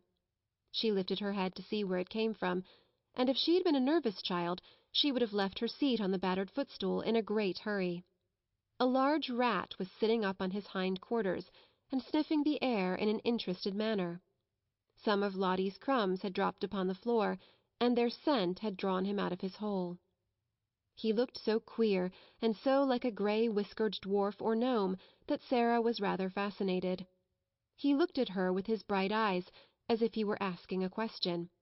He was evidently so doubtful that one of the child's queer thoughts came into her mind. "I dare say it is rather hard to be a rat," she mused. "Nobody likes you. People jump and run away and scream out, 'Oh, a horrid rat!' I shouldn't like people to scream and jump and say, 'Oh, a horrid Sarah!' the moment they saw me. And set traps for me, and pretend they were dinner. It's so different to be a sparrow. But nobody asked this rat if he wanted to be a rat when he was made. Nobody said, 'Wouldn't you rather be a sparrow?'" She had sat so quietly that the rat had begun to take courage. He was very much afraid of her, but perhaps he had a heart like the sparrow, and it told him that she was not a thing which pounced. He was very hungry. He had a wife and a large family in the wall, and they had had frightfully bad luck for several days. He had left the children crying bitterly, and felt he would risk a good deal for a few crumbs. So he cautiously dropped upon his feet. "Come on," said Sarah. "I'm not a trap. You can have them, poor thing. Prisoners in the Bastille used to make friends with rats. Suppose I make friends with you." How it is that animals understand things I do not know, but it is certain that they do understand. Perhaps there is a language which is not made of words, and everything in the world understands it. Perhaps there is a soul hidden in everything, and it can always speak, without even making a sound, to another soul. But whatsoever was the reason, the rat knew from that moment that he was safe, even though he was a rat. He knew that this young human being sitting on the red footstool would not jump up and terrify him with wild, sharp noises, or throw heavy objects at him, which, if they did not fall and crush him, would send him limping in his scurry back to his hole. He was really a very nice rat, and did not mean the least harm. When he had stood on his hind legs and sniffed the air, with his bright eyes fixed on Sarah, he had hoped that she would understand this, and would not begin by hating him as an enemy. When the mysterious thing which speaks without saying any words told him that she would not, he went softly toward the crumbs, and began to eat them. As he did it, he glanced every now and then at Sarah, just as the sparrows had done, and his expression was so very apologetic that it touched her heart. She sat and watched him without making any movement. One crumb was very much larger than the others. In fact, it could scarcely be called a crumb. It was evident that he wanted that piece very much, but it lay quite near the footstool, and he was still rather timid. "I believe he wants to carry it to his family in the wall," Sarah thought. "If I do not stir at all, perhaps he will come and get it." She scarcely allowed herself to breathe, she was so deeply interested. The rat shuffled a little nearer, and ate a few more crumbs. Then he stopped and sniffed delicately, giving a side glance at the occupant of the footstool. Then he darted at the piece of bun with something very like the sudden boldness of the sparrow, and the instant he had possession of it, fled back to the wall, slipped down a crack in the skirting board, and was gone. "I knew he wanted it for his children," said Sarah. "I do believe I could make friends with him." A week or so afterward, on one of the rare nights when Ermengarde found it safe to steal up to the attic, when she tapped on the door with the tips of her fingers, Sarah did not come to her for 2 or 3 minutes. There was indeed such a silence in the room at first that Ermengarde wondered if she could have fallen asleep. Then, to her surprise, she heard her utter a little low laugh and speak coaxingly to someone. "There," Ermengarde heard her say. "Take it and go home, Melchizedek. Go home to your wife." Almost immediately Sarah opened the door, and when she did so, she found Ermengarde standing with alarmed eyes upon the threshold. Who are you talking to, Sarah?" she gasped out. Sarah drew her in cautiously, but she looked as if something pleased and amused her. "You must promise not to be frightened, not to scream the least bit, or I can't tell you," she answered. Ermengarde felt almost inclined to scream on the spot, but managed to control herself. She looked all around the attic and saw no one. And yet Sarah had certainly been speaking to someone. She thought of ghosts. "Is it something that will frighten me?" she asked timorously. "Some people are afraid of them," said Sarah. "I was at first, but I am not now." "Was it a ghost?" quaked Ermengarde. "No," said Sarah, laughing. "It was my rat." Ermengarde made one bound and landed in the middle of the little dingy bed. She tucked her feet under her nightgown and the red shawl. She did not scream, but she gasped with fright. "Oh, oh!" she cried under her breath. "A rat! A rat!" "I was afraid you would be frightened," said Sarah. "But you needn't be. I am making him tame. He actually knows me and comes out when I call him. Are you too frightened to want to see him?" The truth was that, as the days had gone on, and with the aid of scraps brought up from the kitchen, her curious friendship had developed, she had gradually forgotten that the timid creature she was becoming familiar with was a mere rat. At first Ermengarde was too much alarmed to do anything but huddle in a heap upon the bed and tuck up her feet. But the sight of Sarah's composed little countenance, and the story of Melchizedek's first appearance, began at last to rouse her curiosity, and she leaned forward over the edge of the bed and watched Sarah go and kneel down by the hole in the skirting-board. He won't run out quickly and jump on the bed, will he?" she said. "No," answered Sarah. "He's as polite as we are. He is just like a person. Now watch." She began to make a low whistling sound, so low and coaxing that it could only have been heard in entire stillness. She did it several times, looking entirely absorbed in it. Ermengarde thought she looked as if she were working a spell. And at last, evidently in response to it, a grey-whiskered, bright-eyed head peeped out of the hole. Sarah had some crumbs in her hand. She dropped them, and Melchizedek came quietly forth and ate them. A piece of larger size than the rest he took and carried in the most businesslike manner back to his home. "You see," said Sarah, "that is for his wife and children. He is very nice. He only eats the little bits. After he goes back I can always hear his family squeaking for joy. There are 3 kinds of squeaks. One kind is the children's, and one is Mrs. Melchizedek's, and one is Melchizedek's own." Ermengarde began to laugh. "Oh, Sarah," she said, "you are queer, but you are nice." "I know I am queer," admitted Sarah cheerfully, "and I try to be nice." She rubbed her forehead with her little brown paw, and a puzzled, tender look came into her face. "Papa always laughed at me," she said, "but I liked it. He thought I was queer, but he liked me to make up things. I I can't help making up things. If I didn't, I don't believe I could live." She paused and glanced around the attic. "I'm sure I couldn't live here," she added in a low voice. Ermengarde was interested, as she always was. "When you talk about things," she said, "they seem as if they grew real. You talk about Melchizedek as if he was a person." "He is a person," said Sarah. "He gets hungry and frightened, just as we do, and he is married and has children. How do we know he doesn't think things, just as we do? His eyes look as if he was a person. That was why I gave him a name." She sat down on the floor in her favourite attitude, holding her knees. "Besides," she said, "he is a Bastille rat sent to be my friend. I can always get a bit of bread the cook has thrown away, and it is quite enough to support him." "Is it the Bastille yet?" asked Ermengarde eagerly.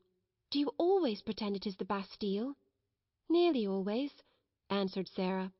"Sometimes I try to pretend it is another kind of place. But the Bastille is generally easiest, particularly when it is cold." Just at that moment Ermengarde almost jumped off the bed, she was so startled by a sound she heard. It was like 2 distinct knocks on the wall. "What is that?" she exclaimed. Sarah got up from the floor and answered quite dramatically. "It is the prisoner in the next cell." "Becky!" cried Ermengarde, enraptured.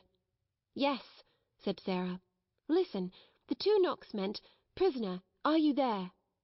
She knocked 3 times on the wall herself, as if in answer. "That means, 'Yes, I am here, and all is well.'" 4 knocks came from Becky's side of the wall. "That means," explained Sarah, "'Then, fellow sufferer, we will sleep in peace. Good night.'" Ermengarde quite beamed with delight. "Oh, Sarah," she whispered joyfully, "it is like a story." "It is a story," said Sarah. "Everything's a story.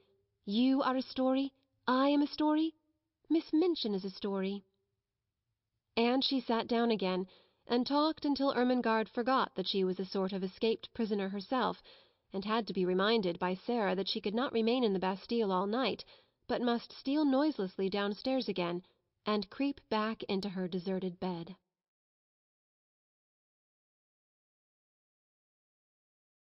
Chapter 10. The Indian Gentleman. But it was a perilous thing for Ermengarde and Lottie to make pilgrimages to the attic. They could never be quite sure when Sarah would be there, and they could scarcely ever be certain that Miss Amelia would not make a tour of inspection through the bedrooms after the pupils were supposed to be asleep. So their visits were rare ones, and Sarah lived a strange and lonely life. It was a lonelier life when she was downstairs than when she was in her attic. She had no one to talk to, and when she was sent out on errands and walked through the streets, a forlorn little figure carrying a basket or a parcel, trying to hold her hat on when the wind was blowing, and feeling the water soak through her shoes when it was raining, she felt as if the crowds hurrying past her made her loneliness greater. When she had been the Princess Sarah, driving through the streets in her brougham, or walking attended by Mariette, the sight of her bright, eager little face and picturesque coats and hats had often caused people to look after her. A happy, beautifully cared-for little girl naturally attracts attention. Shabby, poorly dressed children are not rare enough and pretty enough to make people turn around to look at them and smile. No one looked at Sarah in these days, and no one seemed to see her as she hurried along the crowded pavements. She had begun to grow very fast, and, as she was dressed only in such clothes as the plainer remnants of her wardrobe would supply, she knew she looked very queer indeed. All her valuable garments had been disposed of, and such as had been left for her use she was expected to wear so long as she could put them on at all. Sometimes, when she passed a shop window with a mirror in it, she almost laughed outright on catching a glimpse of herself, and sometimes her face went red and she bit her lip and turned away. In the evening, when she passed houses whose windows were lighted up, she used to look into the warm rooms and amuse herself by imagining things about the people she saw sitting before the fires or about the tables. It always interested her to catch glimpses of rooms before the shutters were closed. There were several families in the square in which Miss Minchin lived, with which she had become quite familiar in a way of her own. The one she liked best she called the Large Family. She called it the Large Family not because the members of it were big, for indeed most of them were little, but because there were so many of them. There were 8 children in the Large Family, and a stout, rosy mother, and a stout, rosy father, and a stout, rosy grandmother, and any number of servants. The 8 children were always either being taken out to walk or to ride in perambulators by comfortable nurses, or they were going to drive with their mamma, or they were flying to the door in the evening to meet their papa and kiss him and dance around him and drag off his overcoat and look in the pockets for packages, or they were crowding about the nursery windows and looking out and pushing each other and laughing. In fact, they were always doing something enjoyable and suited to the tastes of a large family. Sarah was quite fond of them, and had given them names out of books, quite romantic names. She called them the Montmorencys, when she did not call them the Large Family. The fat, fair baby with the lace cap was Ethelberta Beauchamp Montmorency. The next baby was Violet Cholmondeley Montmorency. The little boy who could just stagger, and who had such round legs, was Sidney Cecil Vivian Montmorency. And then came Lilian Evangeline Maud Marian, Rosalind Gladys, Guy Clarence, Veronica Eustacia, and Claude Harold Hector. One evening a very funny thing happened, though perhaps in one sense it was not a funny thing at all. Several of the Montmorencys were evidently going to a children's party, and just as Sarah was about to pass the door they were crossing the pavement to get into the carriage which was waiting for them. Veronica Eustacia and Rosalind Gladys, in white lace frocks and lovely sashes, had just got in, and Guy Clarence, aged 5, was following them. He was such a pretty fellow, and had such rosy cheeks and blue eyes, and such a darling little round head covered with curls, that Sarah forgot her basket and shabby cloak altogether. In fact, forgot everything but that she wanted to look at him for a moment. So she paused and looked. It was Christmas time, and the Large Family had been hearing many stories about children who were poor and had no mammas and papas to fill their stockings and take them to the pantomime, children who were in fact cold and thinly clad and hungry. In the stories, kind people, sometimes little boys and girls with tender hearts, invariably saw the poor children and gave them money or rich gifts, or took them home to beautiful dinners. Guy Clarence had been affected to tears that very afternoon by the reading of such a story, and he had burned with a desire to find such a poor child and give her a certain sixpence he possessed, and thus provide for her for life. An entire sixpence, he was sure, would mean affluence for evermore. As he crossed the strip of red carpet laid across the pavement from the door to the carriage, he had this very sixpence in the pocket of his very short man-o'-war trousers, and just as Rosalind Gladys got into the vehicle and jumped on the seat in order to feel the cushions spring under her, he saw Sarah standing on the wet pavement in her shabby frock and hat, with her old basket on her arm, looking at him hungrily. He thought that her eyes looked hungry because she had perhaps had nothing to eat for a long time. He did not know that they looked so because she was hungry for the warm, merry life his home held and his rosy face spoke of, and that she had a hungry wish to snatch him in her arms and kiss him. He only knew that she had big eyes, and a thin face, and thin legs, and a common basket, and poor clothes. So he put his hand in his pocket, and found his sixpence, and walked up to her benignly. "Here, poor little girl," he said, "here is a sixpence. I will give it to you." Sarah started, and all at once realized that she looked exactly like poor children she had seen in her better days, waiting on the pavement to watch her as she got out of her brougham. And she had given them pennies many a time. Her face went red, and then it went pale, and for a second she felt as if she could not take the dear little sixpence. "Oh, no," she said.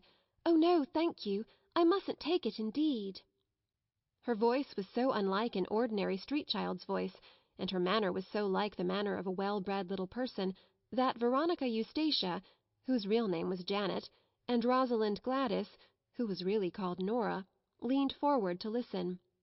But Guy Clarence was not to be thwarted in his benevolence. He thrust the sixpence into her hand.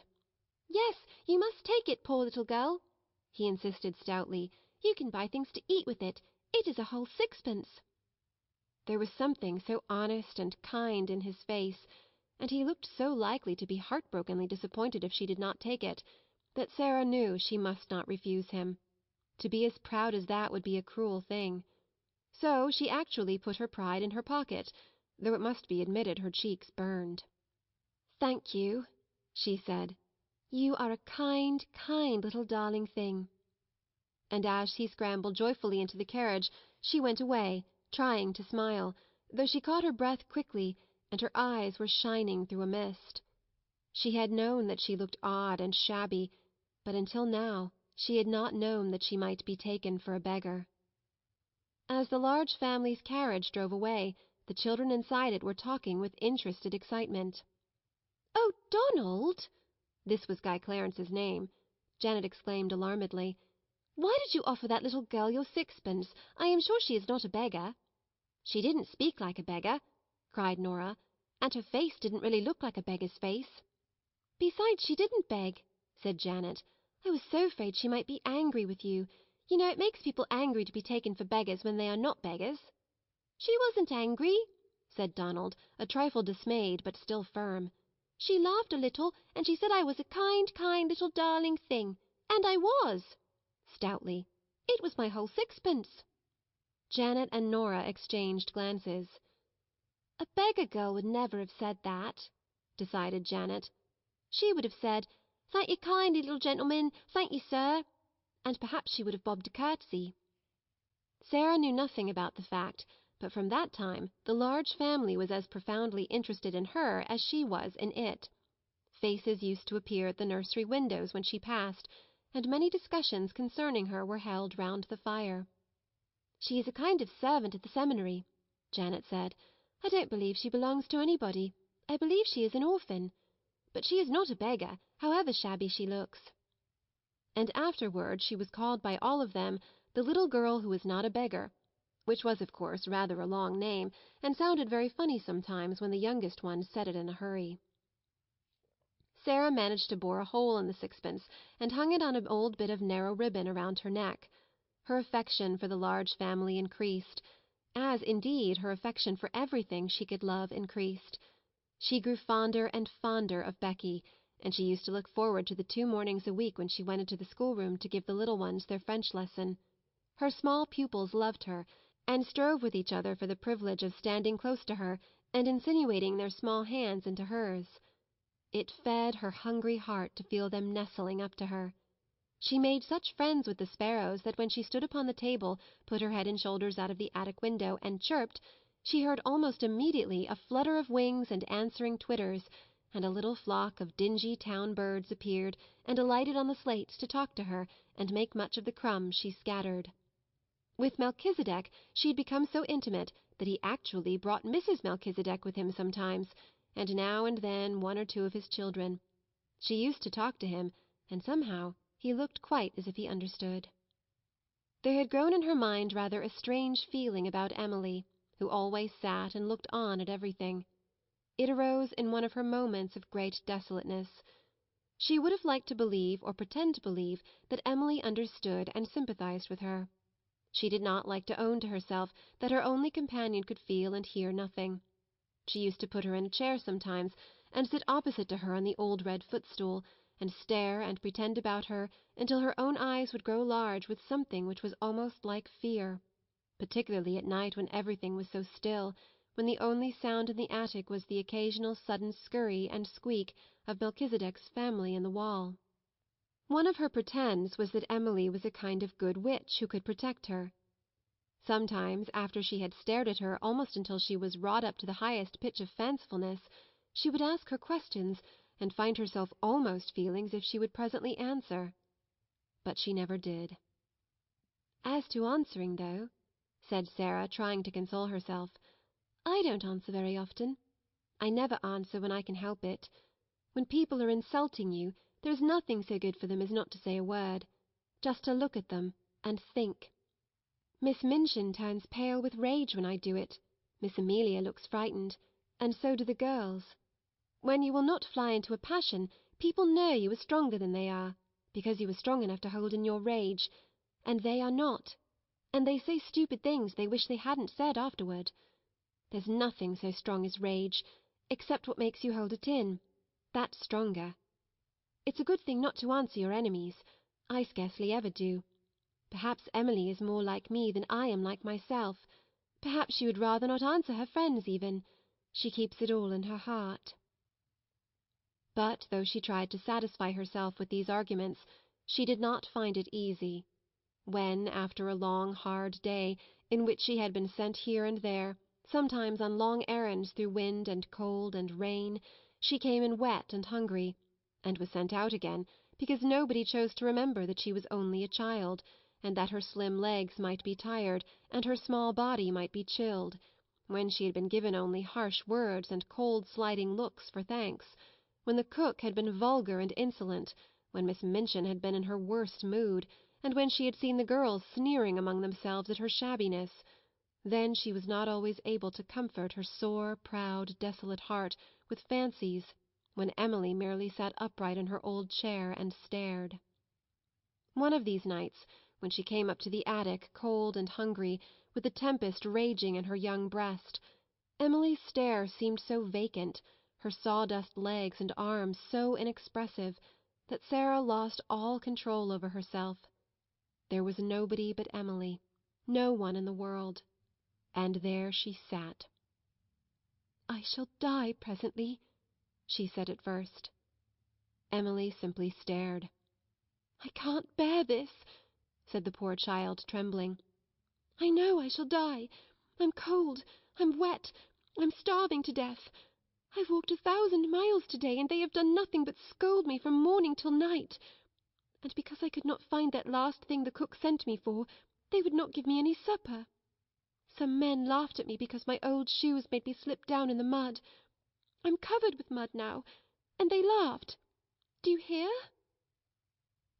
She looked at the staring glass eyes and complacent face, and suddenly a sort of heart-broken rage seized her. She lifted her little savage hand and knocked Emily off the chair, bursting into a passion of sobbing, Sarah who never cried. "You are nothing but a doll," she cried. "Nothing but a doll, doll, doll. You care for nothing. You are stuffed with sawdust. You never had a heart. Nothing could ever make you feel. You are a doll." Emily lay on the floor, with her legs ignominiously doubled up over her head, and a new flat place on the end of her nose. But she was calm, even dignified. Sarah hid her face in her arms. The rats in the wall began to fight and bite each other and squeak and scramble. Melchizedek was chastising some of his family. Sarah's sobs gradually quieted themselves. It was so unlike her to break down that she was surprised at herself. After a while she raised her face and looked at Emily, who seemed to be gazing at her round the side of one angle, and somehow, by this time actually with a kind of glassy-eyed sympathy. Sarah bent and picked her up. Remorse overtook her. She even smiled at herself, a very little smile. "You can't help being a doll," she said with a resigned sigh. "Any more than Lavinia and Jessie can help not having any sense. We are not all made alike. Perhaps you do your sawdust best." And she kissed her, and shook her clothes straight, and put her back upon her chair. She had wished very much that some one would take the empty house next door. She wished it because of the attic window which was so near hers. It seemed as if it would be so nice to see it propped open some day, and a head and shoulders rising out of the square aperture. If it looked a nice head, she thought, I might begin by saying, "Good morning," and all sorts of things might happen. But of course it's not really likely that anyone but under-servants would sleep there. One morning, on turning the corner of the square after a visit to the grocer's, the butcher's, and the baker's, she saw to her great delight that during her rather prolonged absence a van full of furniture had stopped before the next house, the front doors were thrown open, and men in shirt-sleeves were going in and out carrying heavy packages and pieces of furniture. "It's taken," she said. "It really is taken. Oh, I do hope a nice head will look out of the attic window." She would almost have liked to join the group of loiterers who had stopped on the pavement to watch the things carried in. She had an idea that if she could see some of the furniture she could guess something about the people it belonged to. Miss Minchin's tables and chairs are just like her, she thought. I remember thinking that the first minute I saw her, even though I was so little. I told papa afterward, and he laughed and said it was true. I am sure the Large family have fat, comfortable armchairs and sofas, and I can see that their red flowery wall-paper is exactly like them. It's warm and cheerful and kind-looking and happy. She was sent out for parsley to the greengrocer's later in the day, and when she came up the area steps her heart gave quite a quick beat of recognition. Several pieces of furniture had been set out of the van upon the pavement. There was a beautiful table of elaborately wrought teakwood, and some chairs, and a screen covered with rich Oriental embroidery. The sight of them gave her a weird, homesick feeling. She had seen things so like them in India. One of the things Miss Minchin had taken from her was a carved teakwood desk her father had sent her. "They are beautiful things," she said. "They look as if they ought to belong to a nice person. All the things look rather grand. I suppose it is a rich family." The vans of furniture came and were unloaded and gave place to others all the day. Several times it so happened that Sarah had an opportunity of seeing things carried in. It became plain that she had been right in guessing that the newcomers were people of large means. All the furniture was rich and beautiful, and a great deal of it was Oriental. Wonderful rugs and draperies and ornaments were taken from the vans, many pictures, and books enough for a library. Among other things, there was a superb god Buddha in a splendid shrine. Someone in the family must have been in India, Sarah thought. They have got used to Indian things and like them. I am glad. I shall feel as if they were friends, even if a head never looks out of the attic window. When she was taking in the evening's milk for the cook, there was really no odd job she was not called upon to do. She saw something occur which made the situation more interesting than ever. The handsome rosy man who was the father of the Large family walked across the square in the most matter-of-fact manner and ran up the steps of the next-door house. He ran up them as if he felt quite at home and expected to run up and down them many a time in the future. He stayed inside quite a long time, and several times came out and gave directions to the workmen, as if he had a right to do so. It was quite certain that he was in some intimate way connected with the newcomers and was acting for them. "If the new people have children," Sarah speculated, "the Large family children will be sure to come and play with them, and they might come up into the attic just for fun." At night, after her work was done, Becky came in to see her fellow prisoner and bring her news. "It's an Indian gentleman that's coming to live next door, miss," she said. "I don't know whether he's a black gentleman or not, but he's an Indian one. He's very rich and he's ill, and the gentleman of the Large family is his lawyer. He's had a lot of trouble, and it's made him ill and low in his mind. He worships idols, miss. He's an heathen and bows down to wood and stone. I seen an idol being carried in for him to worship. Somebody had ought to send him a track. You can get a track for a penny." Sarah laughed a little. "I don't believe he worships that idol," she said. "Some people like to keep them to look at because they are interesting. My papa had a beautiful one, and he did not worship it." But Becky was rather inclined to prefer to believe that the new neighbour was "an heathen." It sounded so much more romantic than that he should merely be the ordinary kind of gentleman who went to church with a prayer-book. She sat and talked long that night of what he would be like, of what his wife would be like if he had one, and of what his children would be like if they had children.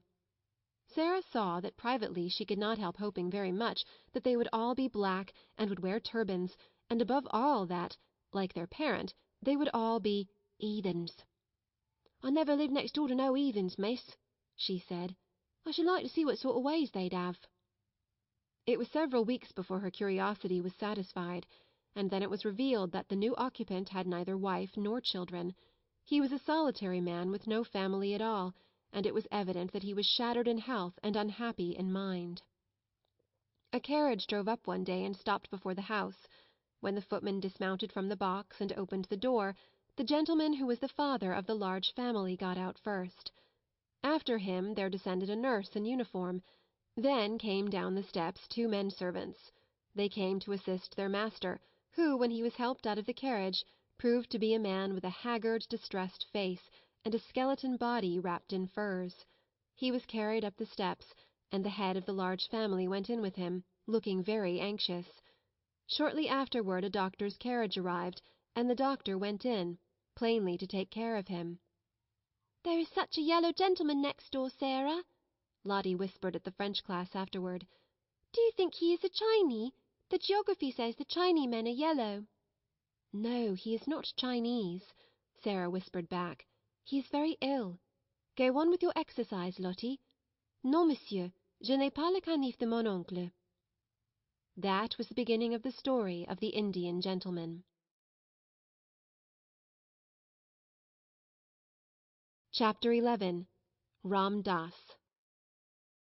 There were fine sunsets even in the square sometimes.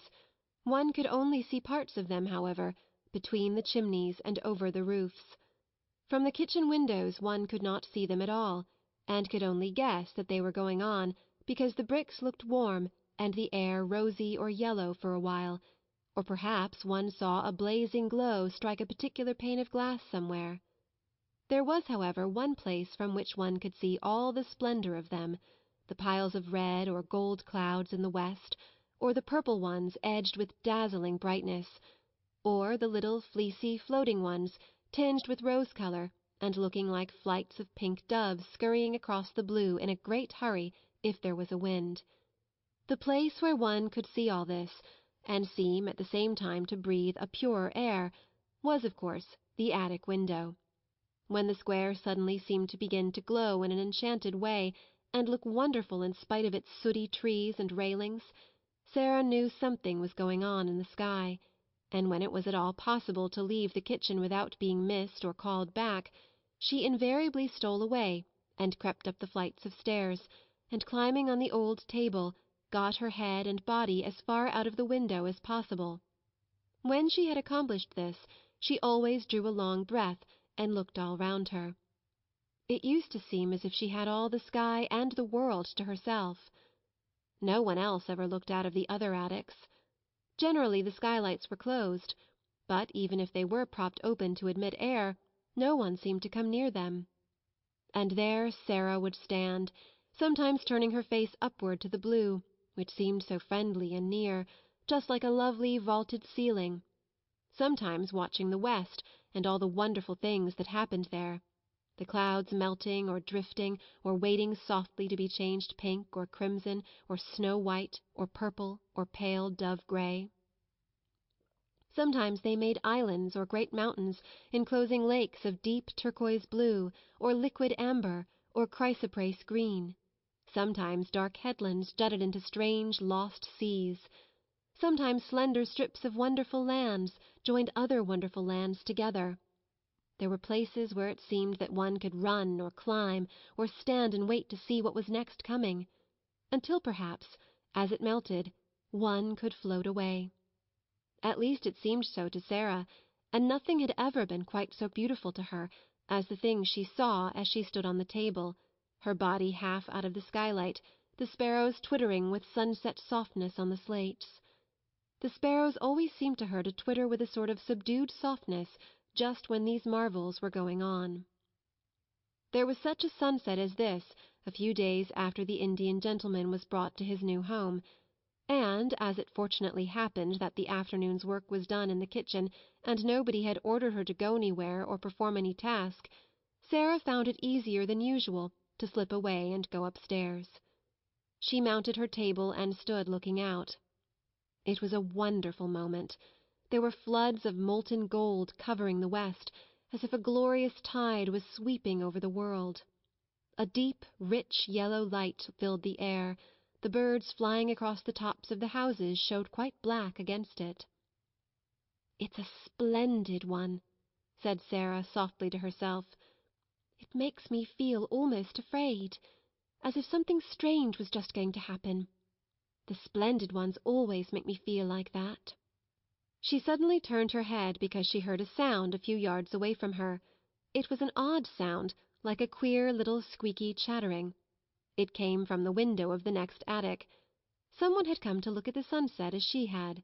There was a head and a part of a body emerging from the skylight, but it was not the head or body of a little girl or a housemaid. It was the picturesque white-swathed form and dark-faced, gleaming-eyed, white-turbaned head of a native Indian manservant. "Alaska," Sarah said to herself quickly, and the sound she heard came from a small monkey he held in his arms, as if he were fond of it, and which was snuggling and chattering against his breast. As Sarah looked toward him, he looked toward her. The first thing she thought was that his dark face looked sorrowful and homesick. She felt absolutely sure he had come up to look at the sun, because he had seen it so seldom in England that he longed for a sight of it. She looked at him interestedly for a second, and then smiled across the slates. She had learned to know how comforting a smile, even from a stranger, may be. Hers was evidently a pleasure to him.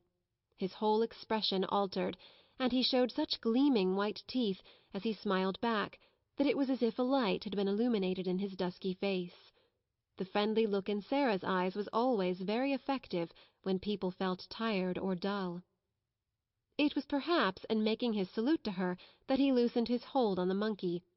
He was an impish monkey and always ready for adventure, and it is probable that the sight of a little girl excited him. He suddenly broke loose, jumped onto the slates, ran across them chattering, and actually leaped on to Sarah's shoulder, and from there down into her attic room. It made her laugh and delighted her, but she knew he must be restored to his master, if the Lascar was his master, and she wondered how this was to be done. Would he let her catch him, or would he be naughty and refuse to be caught, and perhaps get away and run off over the roofs and be lost? That would not do at all.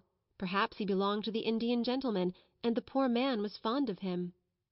She turned to the Lascar, feeling glad that she remembered still some of the Hindustani she had learned when she lived with her father. She could make the man understand. She spoke to him in the language he knew. "Will he let me catch him?" she asked. She thought she had never seen more surprise and delight than the dark-faced expressed when she spoke in the familiar tongue. The truth was that the poor fellow felt as if his gods had intervened, and the kind little voice came from heaven itself. At once Sarah saw that he had been accustomed to European children. He poured forth a flood of respectful thanks. He was the servant of Missee Sahib. The monkey was a good monkey and would not bite, but unfortunately he was difficult to catch. He would flee from one spot to another like the lightning. He was disobedient, though not evil. Ram Das knew him as if he were his child, and Ram Das he would sometimes obey, but not always. If Missee Sahib would permit Ram Das, he himself could cross the roof to her room, enter the windows, and regain the unworthy little animal. But he was evidently afraid Sarah might think he was taking a great liberty, and perhaps would not let him come. But Sarah gave him leave at once. "Can you get across?" she inquired. "In a moment," he answered her. "Then come," she said. "He is flying from side to side of the room as if he was frightened." Ram Das slipped through his attic window and crossed to hers as steadily and lightly as if he had walked on roofs all his life. He slipped through the skylight and dropped upon his feet without a sound. Then he turned to Sarah and salaamed again. The monkey saw him and uttered a little scream. Ram Das hastily took the precaution of shutting the skylight, and then went in chase of him. It was not a very long chase. The monkey prolonged it a few minutes, evidently for the mere fun of it, but presently he sprang chattering on to Ram Dass's shoulder, and sat there chattering and clinging to his neck with a weird little skinny arm. Ram Dass thanked Sarah profoundly. She had seen that his quick native eyes had taken in at a glance all the bare shabbiness of the room, but he spoke to her as if he were speaking to the little daughter of a rajah, and pretended that he observed nothing.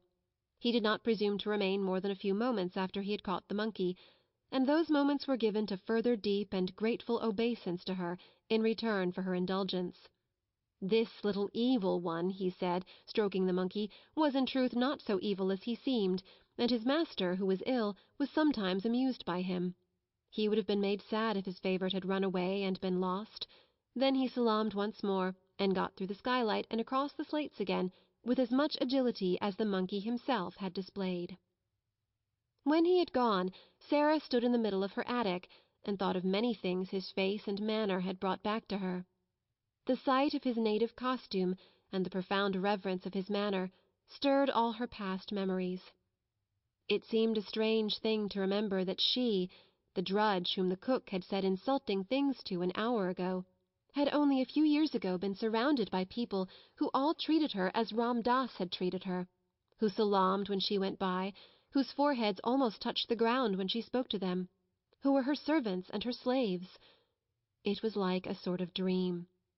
It was all over, and it could never come back. It certainly seemed that there was no way in which any change could take place.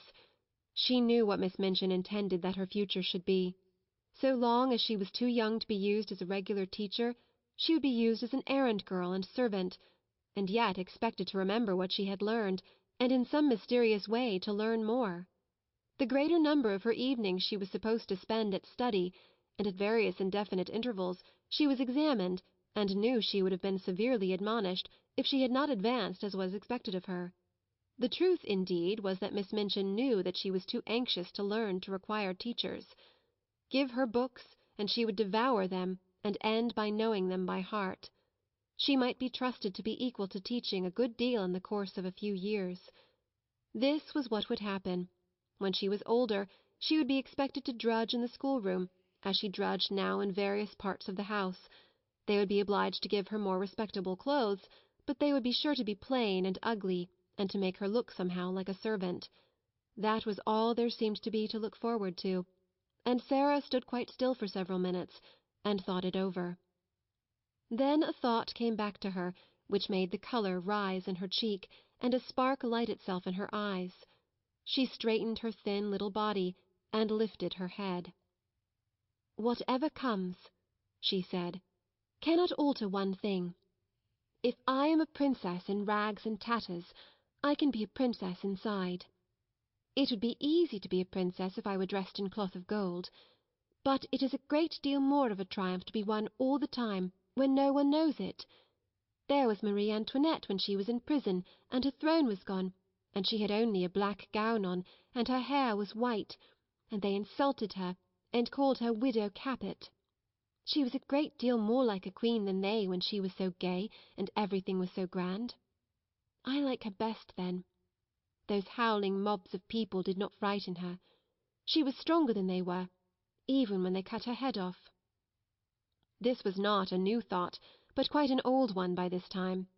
It had consoled her through many a bitter day, and she had gone about the house with an expression in her face which Miss Minchin could not understand, and which was a source of great annoyance to her, as it seemed as if the child were mentally living a life which held her above the rest of the world. It was as if she scarcely heard the rude and acid things said to her, or, if she heard them, did not care for them at all. Sometimes, when she was in the midst of some harsh, domineering speech, Miss Minchin would find the still, unchildish eyes fixed upon her with something like a proud smile in them. At such times she did not know that Sarah was saying to herself, "You don't know that you are saying these things to a princess, and that if I chose I could wave my hand and order you to execution. I only spare you because I am a princess, and you are a poor, stupid, unkind, vulgar old thing, and don't know any better." This used to interest and amuse her more than anything else, and, queer and fanciful as it was, she found comfort in it, and it was a good thing for her. While the thought held possession of her, she could not be made rude and malicious by the rudeness and malice of those about her. "A princess must be polite," she said to herself. And so, when the servants, taking their tone from their mistress, were insolent and ordered her about, she would hold her head erect, and reply to them with a quaint civility which often made them stare at her. "She's got more airs and graces than if she come from Buckingham Palace, that young one," said the cook, chuckling a little sometimes. "I lose my temper with her often enough, but I will say she never forgets her manners. If you please, cook. Will you be so kind, cook? I beg your pardon, cook. May I trouble you, cook?" She drops 'em about the kitchen as if they was nothing. The morning after the interview with Ram Dass and his monkey, Sarah was in the schoolroom with her small pupils. Having finished giving them their lessons, she was putting the French exercise books together, and thinking, as she did it, of the various things royal personages in disguise were called upon to do.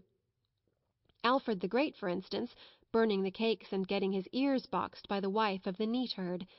How frightened she must have been when she found out what she had done.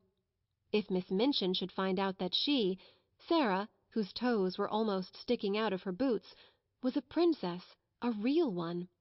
The look in her eyes was exactly the look which Miss Minchin most disliked. She would not have it. She was quite near her, and was so enraged that she actually flew at her and boxed her ears, exactly as the neatherd's wife had boxed King Alfred's. It made Sarah start.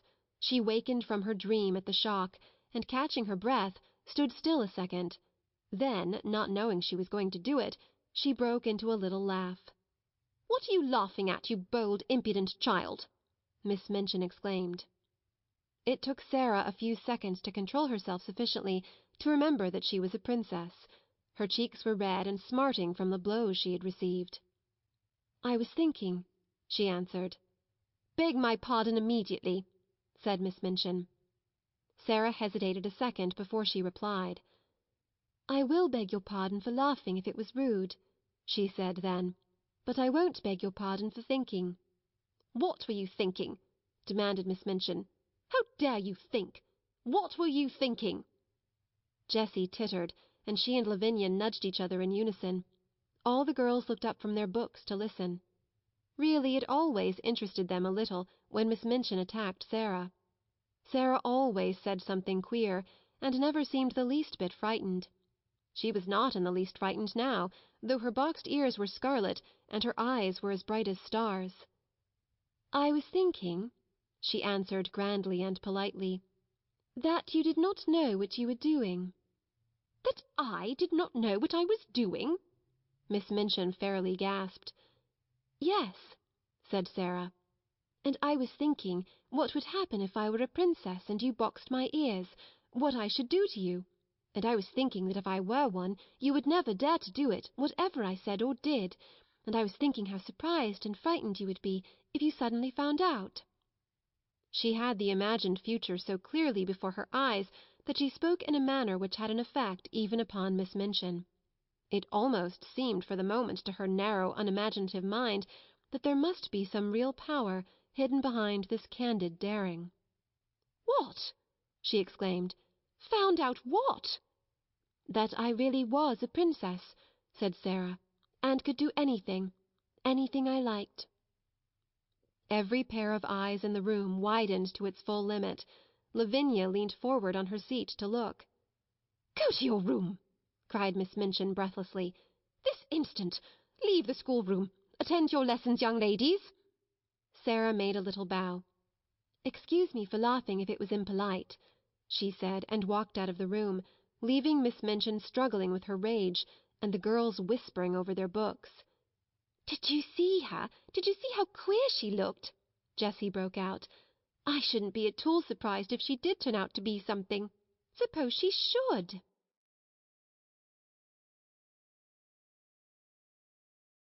Chapter 12. The Other Side of the Wall. When one lives in a row of houses, it is interesting to think of the things which are being done and said on the other side of the wall of the very rooms one is living in. Sarah was fond of amusing herself by trying to imagine the things hidden by the wall which divided the select seminary from the Indian gentleman's house. She knew that the schoolroom was next to the Indian gentleman's study, and she hoped that the wall was thick, so that the noise, made sometimes after lesson hours, would not disturb him. "I am growing quite fond of him," she said to Ermengarde. "I should not like him to be disturbed. I have adopted him for a friend. You can do that with people you never speak to at all. You can just watch them, and think about them, and be sorry for them, until they seem almost like relations. I'm quite anxious sometimes when I see the doctor call twice a day." "I have very few relations," said Ermengarde reflectively, "and I'm very glad of it. I don't like those I have. My two aunts are always saying, 'Dear me, Ermengarde, you are very fat, you shouldn't eat sweets.' And my uncle is always asking me things like, 'When did Edward the Third ascend the throne?' and 'Who died of a surfeit of lampreys?'" Sarah laughed. "People you never speak to can't ask you questions like that," she said, "and I'm sure the Indian gentleman wouldn't even if he was quite intimate with you. I am fond of him." She had become fond of the large family because they looked happy, but she had become fond of the Indian gentleman because he looked unhappy. He had evidently not fully recovered from some very severe illness. In the kitchen, where of course the servant through some mysterious means knew everything, there was much discussion of his case. He was not an Indian gentleman really, but an Englishman who had lived in India.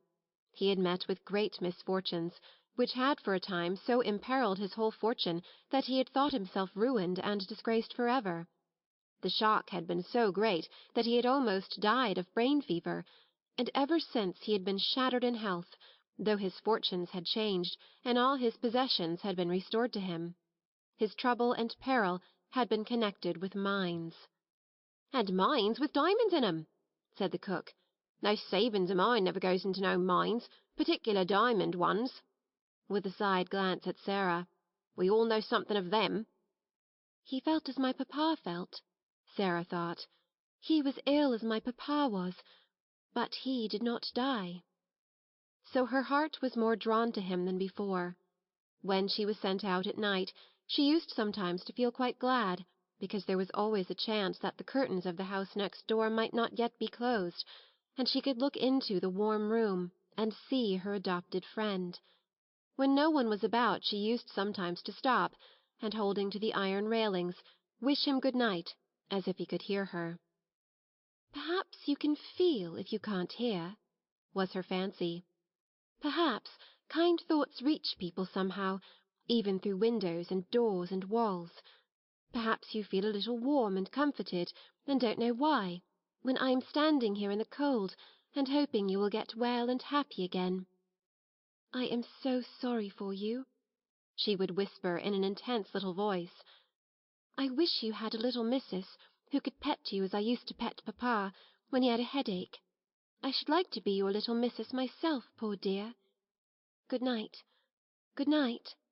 God bless you." She would go away, feeling quite comforted, and a little warmer herself. Her sympathy was so strong that it seemed as if it must reach him somehow, as he sat alone in his armchair by the fire, nearly always in a great dressing-gown, and nearly always with his forehead resting in his hand as he gazed hopelessly into the fire. He looked to Sarah like a man who had a trouble on his mind still, not merely like one whose troubles lay all in the past.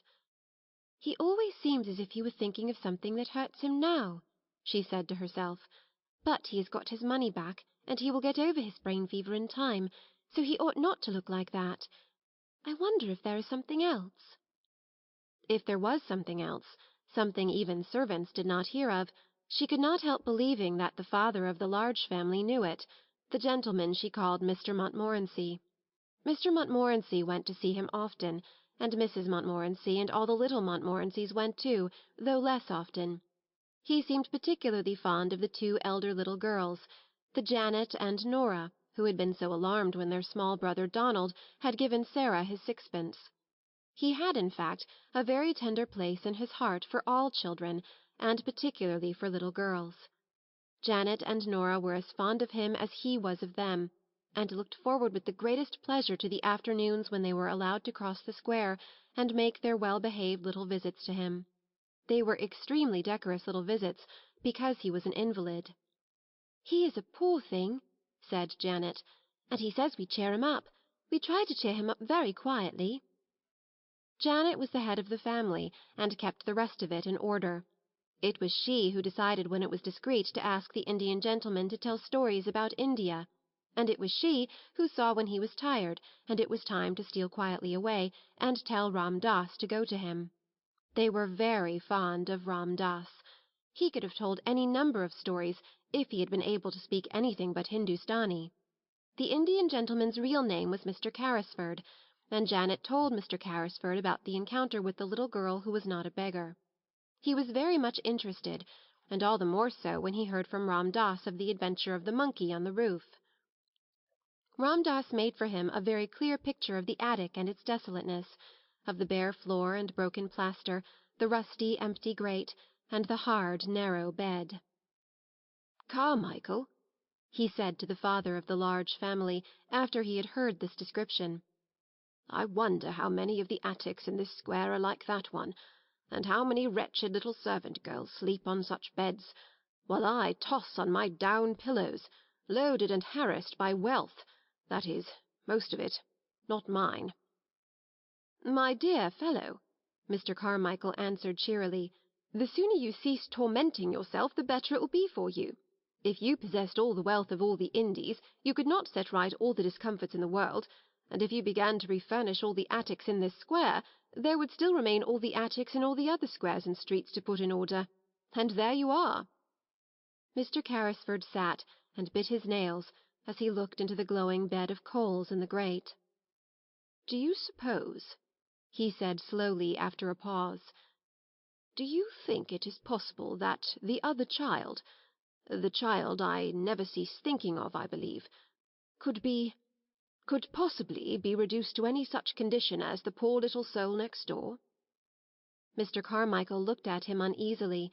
He knew that the worst thing the man could do for himself, for his reason and his health, was to begin to think in the particular way of this particular subject.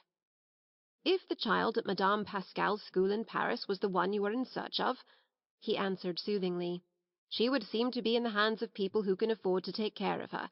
They adopted her because she had been the favourite companion to their little daughter, who died. They had no other children, and Madame Pascal said that they were extremely well-to-do Russians." "And the wretched woman actually did not know where they had taken her!" exclaimed Mr. Carrisford. Mr. Carmichael shrugged his shoulders. "She was a shrewd, worldly Frenchwoman, and was evidently only too glad to get the child so comfortably off her hands when the father's death left her totally unprovided for. Women of her type do not trouble themselves about the futures of children who might prove burdens. The adopted parents apparently disappeared and left no trace." "But you say if the child was the one I am in search of. You say if. We are not sure. There was a difference in the name.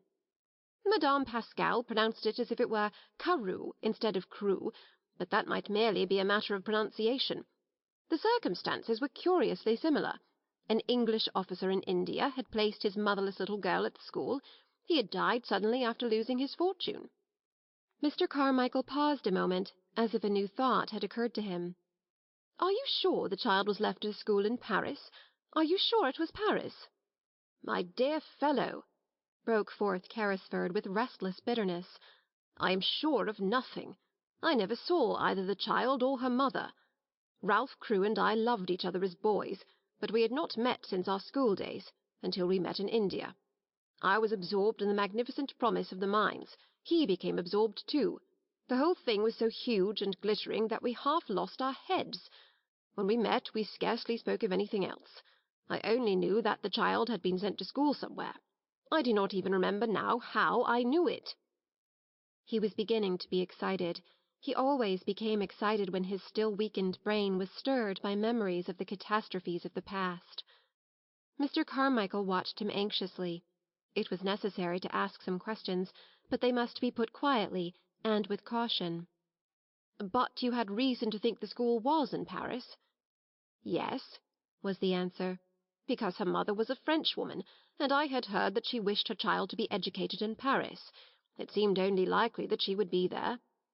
"Yes," Mr. Carmichael said, "it seems more than probable." The Indian gentleman leaned forward and struck the table with a long, wasted hand. "Carmichael," he said, "I must find her. If she is alive, she is somewhere. If she is friendless and penniless, it is through my fault. How is a man to get back his nerve with a thing like that on his mind? This sudden change of luck at the mines has made realities of all our most fantastic dreams, and poor Crewe's child may be begging in the street." "No, no," said Carmichael. "Try to be calm. Console yourself with the fact that when she is found you have a fortune to hand over to her." "Why was I not man enough to stand my ground when things look black?" Carrisford groaned in petulant misery. "I believe I should have stood my ground if I had not been responsible for other people's money as well as my own. Poor Crewe had put into the scheme every penny that he owned. He trusted me, he loved me, and he died thinking I had ruined him. I, Tom Carrisford, who played cricket at Eton with him. What a villain he must have thought me!" "Don't reproach yourself so bitterly." "I don't reproach myself because the speculation threatened to fail. I reproach myself for losing my courage. I ran away like a swindler and a thief, because I could not face my best friend and tell him I had ruined him and his child." The good-hearted father of the large family put his hand on his shoulder comfortingly. "You ran away because your brain had given way under the strain of mental torture," he said. "You were half delirious already. If you had not been, you would have stayed and fought it out. You were in a hospital, strapped down in bed, raving with brain fever 2 days after you left the place. Remember that." Carrisford dropped his forehead in his hands. "Good God! Yes," he said. "I was driven mad with dread and horror. I had not slept for weeks. The night I staggered out of my house all the air seemed full of hideous things mocking and mouthing at me." "That is explanation enough in itself," said Mr. Carmichael. "How could a man on the verge of brain fever judge sanely?" Carrisford shook his drooping head. "And when I returned to consciousness, poor Crewe was dead and buried. And I seemed to remember nothing. I did not remember the child for months and months. Even when I began to recall her existence, everything seemed in a sort of haze." He stopped a moment and rubbed his forehead. "It sometimes seems so now when I try to remember. Surely I must sometime have heard Crewe speak of the school she was sent to. Don't you think so?" "He might not have spoken of it definitely. You never seem even to have heard her real name." "He used to call her by an odd pet name he had invented. He called her his little missus. But the wretched mines drove everything else out of our heads. We talked of nothing else. If he spoke of the school, I forgot. I forgot. And now I shall never remember." "Come, come," said Carmichael. "We shall find her yet. We will continue to search for Madame Pascal's good-natured Russians. She seemed to have a vague idea that they lived in Moscow. I will take that as a clue. I will go to Moscow." "If I were able to travel I would go with you," said Carrisford. "But I can only sit here wrapped in furs and stare at the fire. And when I look into it I seem to see Crewe's gay young face gazing back at me. He looks as if he were asking me a question. Sometimes I dream of him at night, and he always stands before me and asks the same question in words. Can you guess what he says, Carmichael?" Mr. Carmichael answered him in a rather low voice. "Not exactly," he said. "He always says, 'Tom, old man, Tom, where is the little missus?'" He caught at Carmichael's hand and clung to it. "I must be able to answer him. I must," he said. "Help me to find her. Help me." On the other side of the wall, Sarah was sitting in her garret talking to Melchizedek, who had come out for his evening meal. "It has been hard to be a princess today, Melchizedek," she said. "It has been harder than usual. It gets harder as the weather grows colder and the streets get more sloppy. When Lavinia laughed at my muddy skirt as I passed her in the hall, I thought of something to say all in a flash, and I only just stopped myself in time. You can't sneer back at people like that, if you are a princess, but you have to bite your tongue to hold yourself in. I bit mine. It was a cold afternoon, Melchizedek, and it's a cold night." Quite suddenly, she put her black head down in her arms, as she often did when she was alone. "Oh, Papa," she whispered, "what a long time it seems since I was your little missus." This was what happened that day on both sides of the wall. Chapter 13. One of the Populace. The winter was a wretched one. There were days on which Sarah tramped through snow when she went on her errands. There were worse days when the snow melted and combined itself with mud to form slush.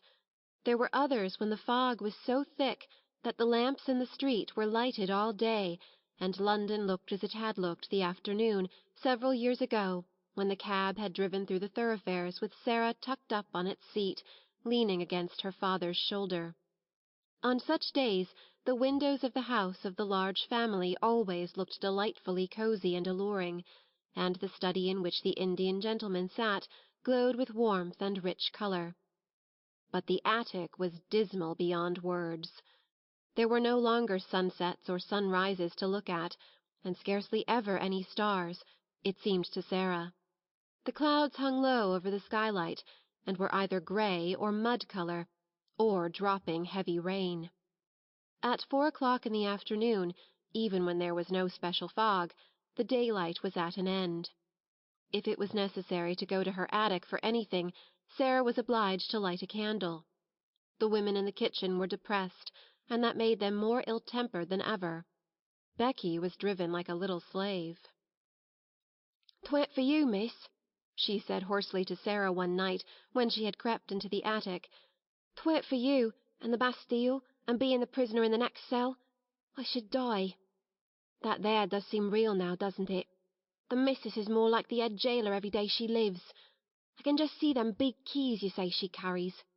The cook, she's like one of the under jailers. Tell me some more, please, miss. Tell me about the subterranean passage we've dug under the walls." "I'll tell you something warmer," shivered Sarah.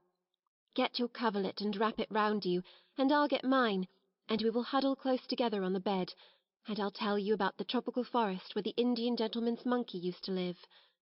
When I see him sitting on the table near the window and looking out into the street with that mournful expression, I always feel sure he is thinking about the tropical forest where he used to swing by his tail from coconut trees. I wonder who caught him, and if he left a family behind who had depended on him for coconuts." "That is warmer, miss," said Becky gratefully. "But some days even the Bastille is sort of eaten when he gets to telling about it." "That is because it makes you think of something else," said Sarah, wrapping the coverlet round her until only her small dark face was to be seen looking out of it. "I've noticed this. What you have to do with your mind when your body is miserable is to make it think of something else." "Can you do it, miss?" faltered Becky, regarding her with admiring eyes. Sarah knitted her brows a moment. "Sometimes I can, and sometimes I can't," she said stoutly. "But when I can, I'm all right. And what I believe is that we always could, if we practiced enough. I've been practicing a good deal lately, and it's beginning to be easier than it used to be. When things are horrible, just horrible, I think as hard as ever I can of being a princess. I say to myself, I am a princess, and I am a fairy one, and because I am a fairy nothing can hurt me or make me uncomfortable. You don't know how it makes you forget," with a laugh. She had many opportunities of making her mind think of something else, and many opportunities of proving to herself whether or not she was a princess. But one of the strongest tests she was ever put to came on a certain dreadful day, which, she often thought afterward, would never quite fade out of her memory, even in the years to come. For several days it had rained continuously. The streets were chilly and sloppy and full of dreary, cold mist. There was mud everywhere, sticky London mud, and over everything the pall of drizzle and fog. Of course there were several long and tiresome errands to be done. There always were on days like this, and Sarah was sent out again and again, until her shabby clothes were damp through. The absurd old feathers on her forlorn hat were more draggled and absurd than ever, and her downtrodden shoes were so wet that they could not hold any more water.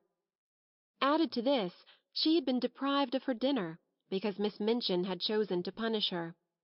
She was so cold and hungry and tired that her face began to have a pinched look, and now and then some kind-hearted person passing her in the street glanced at her with sudden sympathy. But she did not know that. She hurried on, trying to make her mind think of something else. It was really very necessary. Her way of doing it was to pretend and suppose with all the strength that was left in her. But really this time it was harder than she had ever found it, and once or twice she thought it almost made her more cold and hungry instead of less so. But she persevered obstinately, and as the muddy water squelched through her broken shoes, and the wind seemed trying to drag her thin jacket from her, she talked to herself as she walked, though she did not speak aloud or even move her lips. "Suppose I had dry clothes on," she thought. "Suppose I had good shoes, and a long thick coat, and merino stockings, and a whole umbrella. And suppose, just when I was near a baker's where they sold hot buns, I should find sixpence, which belonged to nobody. Suppose, if I did, I should go into the shop and buy 6 of the hottest buns, and eat them all without stopping." Some very odd things happen in this world sometimes. It certainly was an odd thing that happened to Sarah. She had to cross the street just when she was saying this to herself.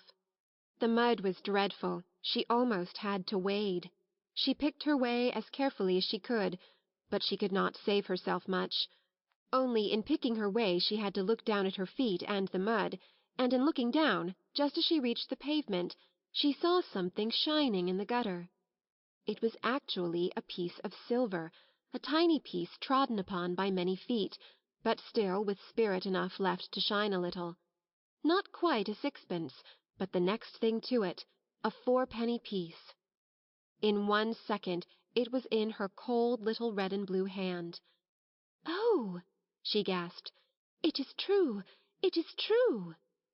And then, if you will believe me, she looked straight at the shop directly facing her. And it was a baker's shop, and a cheerful, stout, motherly woman with rosy cheeks was putting into the window a tray of deliciously newly baked hot buns, fresh from the oven, large, plump, shiny buns, with currants in them. It almost made Sarah feel faint for a few seconds, the shock and the sight of the buns, and the delightful odours of warm bread floating up through the baker's cellar window. She knew she need not hesitate to use the little piece of money. It had evidently been lying in the mud for some time, and its owner was completely lost in the stream of passing people who crowded and jostled each other all day long. "But I'll go and ask the baker-woman if she has lost anything," she said to herself, rather faintly. So she crossed the pavement and put her wet foot on the step. As she did so, she saw something that made her stop. It was a little figure, more forlorn even than herself, a little figure which was not much more than a bundle of rags, from which small, bare, red, muddy feet peeped out, only because the rags with which their owner was trying to cover them were not long enough. Above the rags appeared a shock-head of tangled hair, and a dirty face with big, hollow, hungry eyes. Sarah knew they were hungry eyes the moment she saw them, and she felt a sudden sympathy. "This," she said to herself with a little sigh, "is one of the populace, and she is hungrier than I am." The child, this one of the populace, stared up at Sarah, and shuffled herself aside a little, so as to give her room to pass. She was used to being made to give room to everybody. She knew that if a policeman chanced to see her, he would tell her to move on. Sarah clutched her little 4-penny piece and hesitated for a few seconds. Then she spoke to her. "Are you hungry?" she said. The child shuffled herself and her rags a little more. "Ain't I just?" she said in a hoarse voice. "Just ain't I?" "Haven't you had any dinner?" said Sarah. "No dinner," more hoarsely still, and with more shuffling. "Nor yet no breakfast, nor yet no supper, no nothing." "Since when?" asked Sarah. Dunno. Never got nothing today. Nowhere. I've axed and axed. Just to look at her made Sarah more hungry and faint. But those queer little thoughts were at work in her brain, and she was talking to herself, though she was sick at heart. "If I'm a princess," she was saying, "if I'm a princess, when they were poor and driven from their thrones, they always shared with the populace if they met one poorer and hungrier than themselves. They always shared. Buns are a penny each. If it had been sixpence I could have eaten 6. It won't be enough for either of us, but it will be better than nothing." "Wait a minute," she said to the beggar child.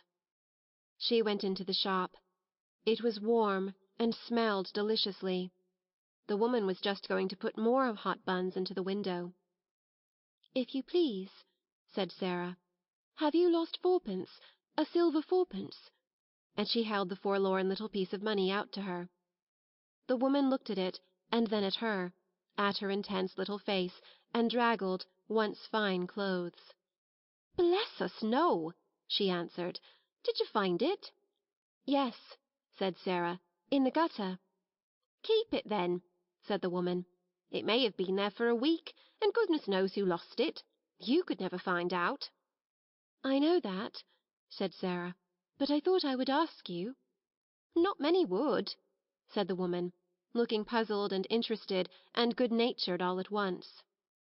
"Do you want to buy something?" she added, as she saw Sarah glance at the buns. "4 buns, if you please," said Sarah. "Those at a penny each." The woman went to the window and put some in a paper bag. Sarah noticed that she put in 6. "I said 4, if you please," she explained. "I have only 4pence." "I'll throw in 2 for make weight," said the woman with her good-natured look. "I dare say you can eat them some time. Aren't you hungry?" A mist rose before Sarah's eyes. "Yes," she answered, "I am very hungry, and I am much obliged to you for your kindness. And," she was going to add, "there is a child outside who is hungrier than I am." But just at that moment 2 or 3 customers came in at once, and each one seemed in a hurry, so she could only thank the woman again and go out. The beggar girl was still huddled up in the corner of the step. She looked frightful in her wet and dirty rags. She was staring straight before her with a stupid look of suffering, and Sarah saw her suddenly draw the back of her roughened black hand across her eyes to rub away the tears, which seemed to have surprised her by forcing their way from under her lids. She was muttering to herself. Sarah opened the paper bag and took out one of the hot buns, which had already warmed her own cold hands a little. "See," she said, putting the bun in the ragged lap. "This is nice and hot. Eat it, and you will not feel so hungry." The child started and stared up at her, as if such sudden amazing good luck almost frightened her. Then she snatched up the bun and began to cram it into her mouth with great wolfish bites. "Oh my! Oh my!" Sarah heard her say hoarsely in wild delight. "Oh my!" Sarah took out 3 more buns and put them down. The sound in the hoarse, ravenous voice was awful. "She is hungrier than I am," she said to herself. "She's starving." But her hand trembled when she put down the 4th bun. "I'm not starving," she said, and she put down the 5th. The little ravening London savage was still snatching and devouring when she had turned away. She was too ravenous to give any thanks, even if she had ever been taught politeness, which she had not. She was only a poor little wild animal. "Good-bye," said Sarah. When she reached the other side of the street, she looked back. The child had a bun in each hand, and had stopped in the middle of a bite to watch her. Sarah gave her a little nod, and the child, after another stare, a curious lingering stare, jerked her shaggy head in response. Until Sarah was out of sight she did not take another bite or even finish the one she had begun. At that moment the baker woman looked out of her shop window. "Well, I never!" she exclaimed. "If that young un hasn't given her buns to a beggar child! It wasn't because she didn't want them, neither. Well, well, she looked hungry enough. I'd give something to know what she did it for." She stood behind her window for a few moments and pondered. Then her curiosity got the better of her. She went to the door and spoke to the beggar child. "Who gave you those buns?" she asked her. The child nodded her head towards Sarah's vanishing figure. "What did she say?" inquired the woman. "Asked me if I was hungry," replied the hoarse voice. "What did you say?" "Said I was, just." "And then she came in and got the buns and gave them to you, did she?" The child nodded. "How many?" "5." The woman thought it over. "Left just one for herself," she said in a low voice. "And she could have eaten the whole 6. I saw it in her eyes." She looked after the little draggled far-away figure and felt more disturbed in her usually comfortable mind than she had felt for many a day. "I wish she hadn't gone so quick," she said. "I'm blessed if she shouldn't have had a dozen." Then she turned to the child. "Are you hungry yet?" she said. "I'm allus hungry," was the answer, "but 'tain't as bad as it was." "Come in here," said the woman, and she held open the shop door. The child got up and shuffled in. To be invited into a warm place full of bread seemed an incredible thing. She did not know what was going to happen. She did not care even. "Get yourself warm," said the woman, pointing to a fire in the tiny back room. "And look here, when you are hard up for a bit of bread, you can come in here and ask for it. I'm blessed if I won't give it to you, for that young one's sake." Sarah found some comfort in her remaining bun. At all events it was very hot, and it was better than nothing. As she walked along she broke off small pieces and ate them slowly to make them last longer. "Suppose it was a magic bun," she said, "and a bite was as much as a whole dinner. I should be overeating myself if I went on like this." It was dark when she reached the square where the select seminary was situated. The lights in the houses were all lighted. The blinds were not yet drawn in the windows of the room where she nearly always caught glimpses of members of the Large family. Frequently at this hour she could see the gentleman she called Mr. Montmorency sitting in a big chair, with a small swarm round him, talking, laughing, perching on the arms of his seat, or on his knees, or leaning against them. This evening the swarm was about him, but he was not seated. On the contrary, there was a good deal of excitement going on.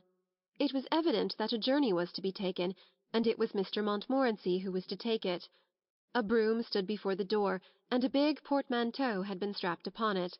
The children were dancing about, chattering and hanging on to their father. The pretty rosy mother was standing near him, talking as if she was asking final questions.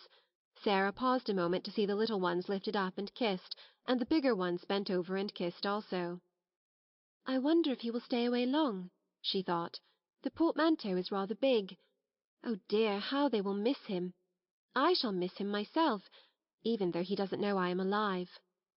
When the door opened she moved away, remembering the sixpence, but she saw the traveller come out and stand against the background of the warmly lighted hall, the older children still hovering about him.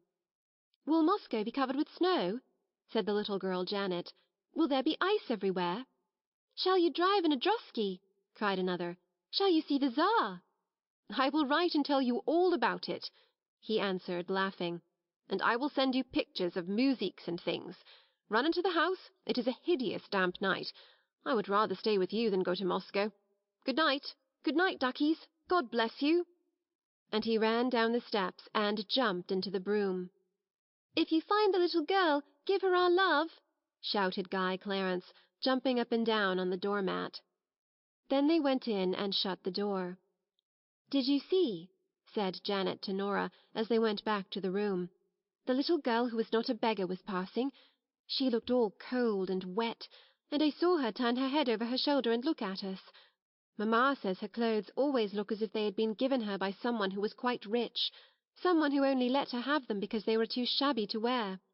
The people at the school always send her out on errands on the horridest days and nights there are." Sarah crossed the square to Miss Minchin's area steps, feeling faint and shaky. "I wonder who the little girl is," she thought, "the little girl he is going to look for."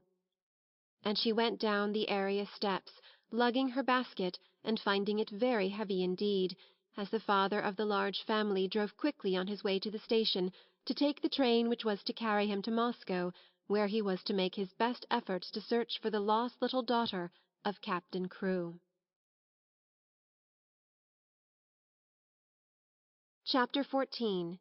What Melchizedek Heard and Saw. On this very afternoon, while Sarah was out, a strange thing happened in the attic. Only Melchizedek saw and heard it, and he was so much alarmed and mystified that he scuttled back to his hole and hid there, and really quaked and trembled as he peeped out furtively and with great caution to watch what was going on. The attic had been very still all the day after Sarah had left it in the early morning. The stillness had only been broken by the pattering of the rain upon the slates and the skylight. Melchizedek had in fact found it rather dull, and when the rain ceased to patter and perfect silence reigned, he decided to come out and reconnoitre, though experience taught him that Sarah would not return for some time. He had been rambling and sniffing about, and had just found a totally unexpected and unexplained crumb left from his last meal, when his attention was attracted by a sound on the roof. He stopped to listen with a palpitating heart. The sound suggested that something was moving on the roof. It was approaching the skylight. It reached the skylight. The skylight was being mysteriously opened. A dark face peered into the attic, then another face appeared behind it, and both looked in with signs of caution and interest. Two men were outside on the roof, and were making silent preparations to enter through the skylight itself. One was Ram Das, and the other was a young man who was the Indian gentleman's secretary. But of course Melchizedek did not know this. He only knew that the men were invading the silence and privacy of the attic, and as the one with the dark face let himself down through the aperture with such lightness and dexterity that he did not make the slightest sound, Melchizedek turned tail and fled precipitately back to his hole. He was frightened to death. He had ceased to be timid with Sarah, and knew she would never throw anything but crumbs, and would never make any sound other than the soft, low, coaxing whistling. But strange men were dangerous things to remain near. He lay close and flat near the entrance of his home, just managing to peep through the crack with a bright, alarmed eye. How much he understood of the talk he heard, I am not in the least able to say, but even if he had understood it all, he would probably have remained greatly mystified. The secretary, who was light and young, slipped through the skylight as noiselessly as Ram Das had done, and he caught a last glimpse of Melchizedek's vanishing tail. "Was that a rat?" he asked Ram Das in a whisper. "Yes, a rat, Sahib," answered Ram Das, also whispering. "There are many in the walls." "Ugh!" exclaimed the young man. "It is a wonder the child is not terrified of them." Ram Das made a gesture with his hands. He also smiled respectfully. He was in this place as the intimate exponent of Sarah, though she had only spoken to him once. "The child is the little friend of all things, Sahib," he answered. "She is not as other children. I see her when she does not see me. I slip across the slates and look at her many nights to see that she is safe. I watch her from my window when she does not know that I am near. She stands on the table there and looks out at the sky, as if it spoke to her. The sparrows come at her call. The rat she has fed and tamed in her loneliness. The poor slave of the house comes to her for comfort. There is a little child who comes to her in secret. There is one older who worships her and would listen to her forever if she might. This I have seen when I have crept across the roof. By the mistress of the house, who is an evil woman, she is treated like a pariah. But she has the bearing of a child who is the blood of kings." "You seem to know a great deal about her," the secretary said. "All her life, each day I know," answered Ram Das. "Her going out I know, and her coming in, her sadness and her poor joys, her coldness and her hunger. I know when she is alone until midnight learning from her books. I know when her secret friends steal to her and she is happier, as children can be even in the midst of poverty, because they come and she may laugh and talk with them in whispers. If she were ill I should know, and I would come and serve her, if it might be done." "You are sure no one comes near this place but herself, and that she will not return and surprise us? She would be frightened if she found us here, and the Sahib Carrisford's plan would be spoiled."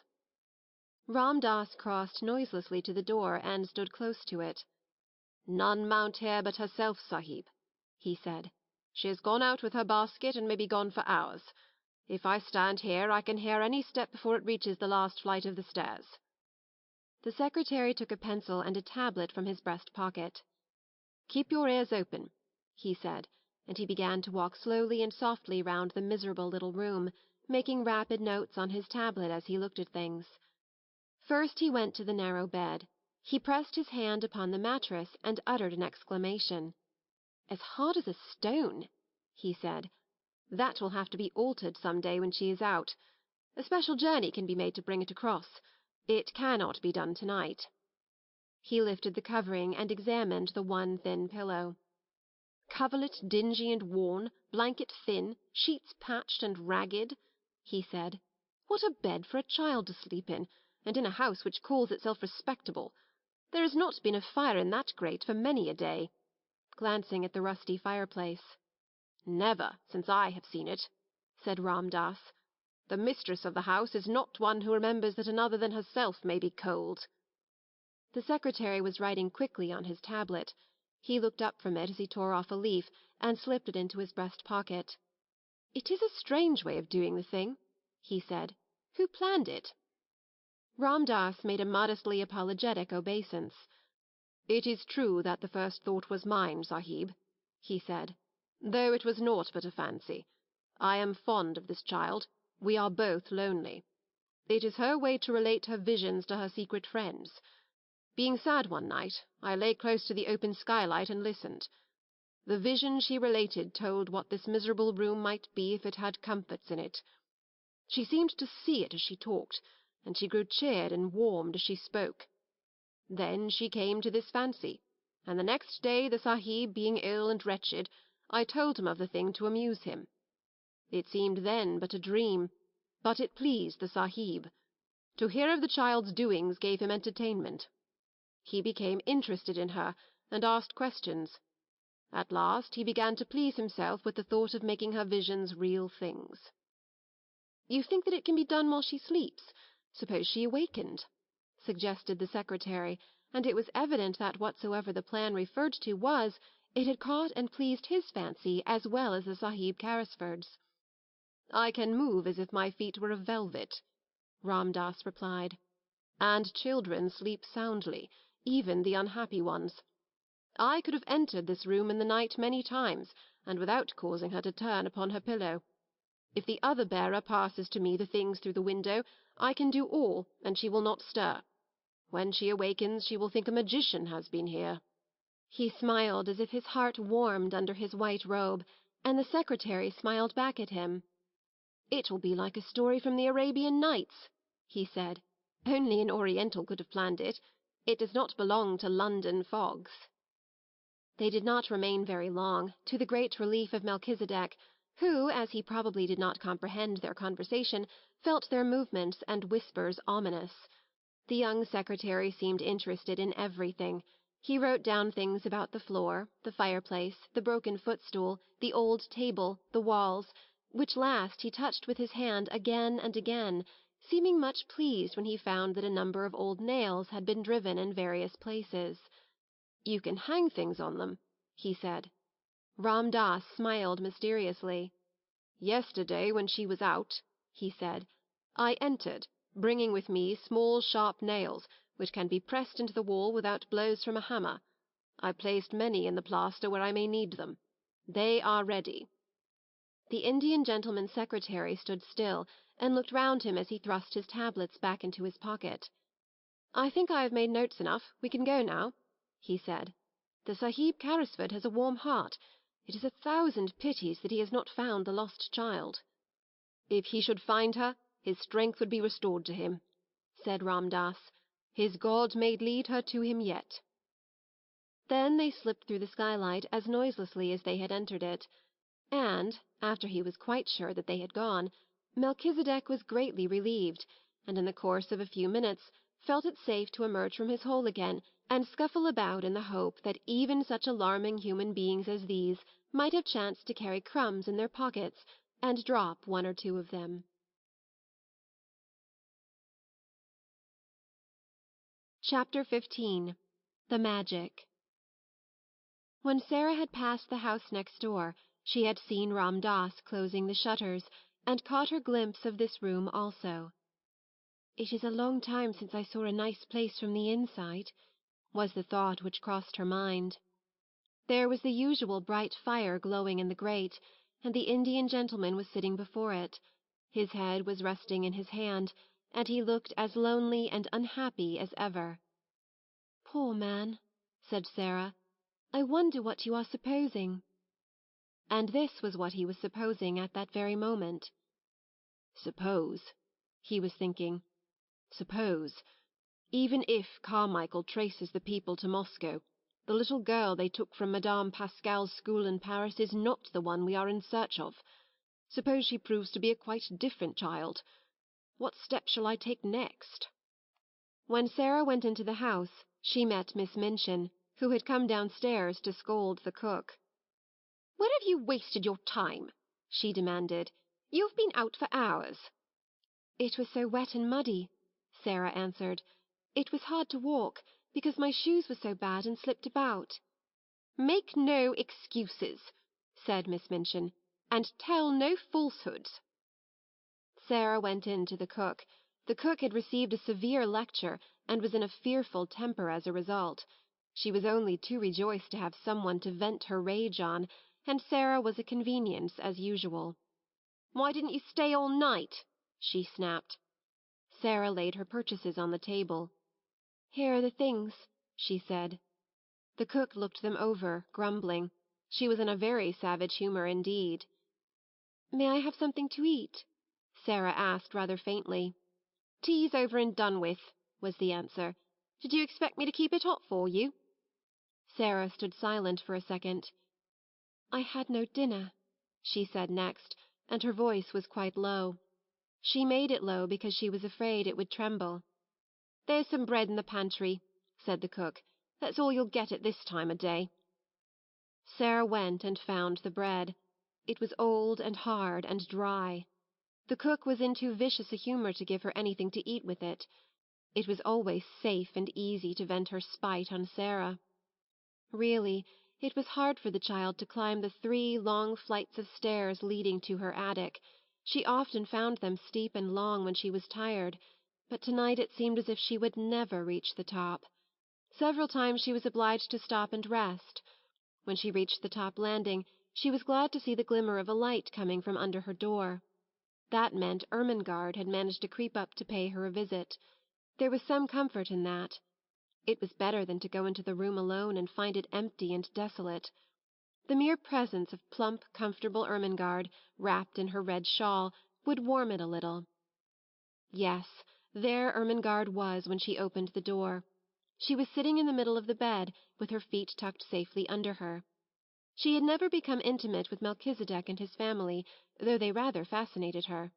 When she found herself alone in the attic, she always preferred to sit on the bed until Sarah arrived.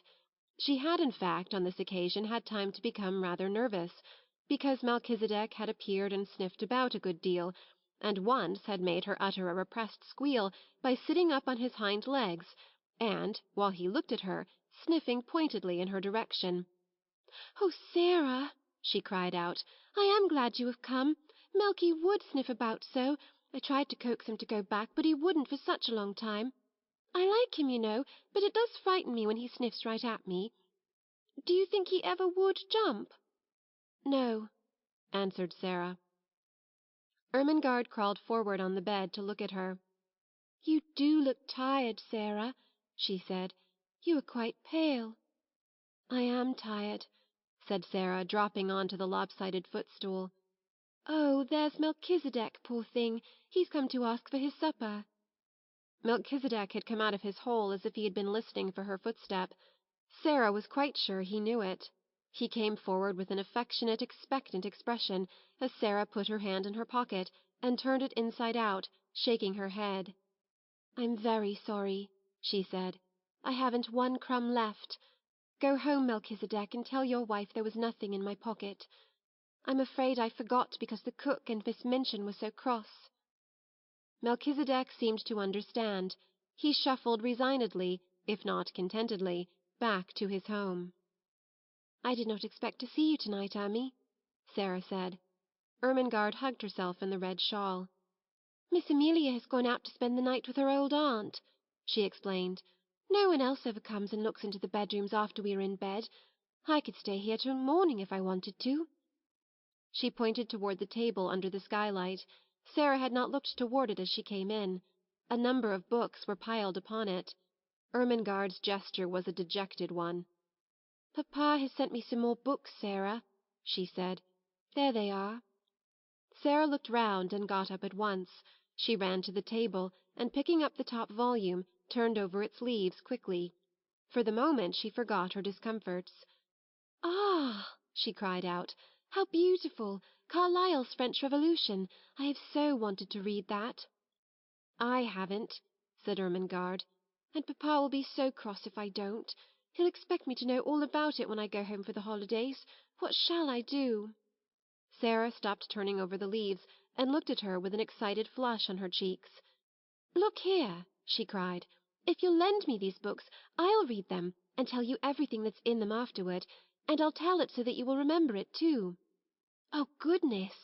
exclaimed Ermengarde. "Do you think you can?" "I know I can," Sarah answered. "The little ones always remember what I tell them."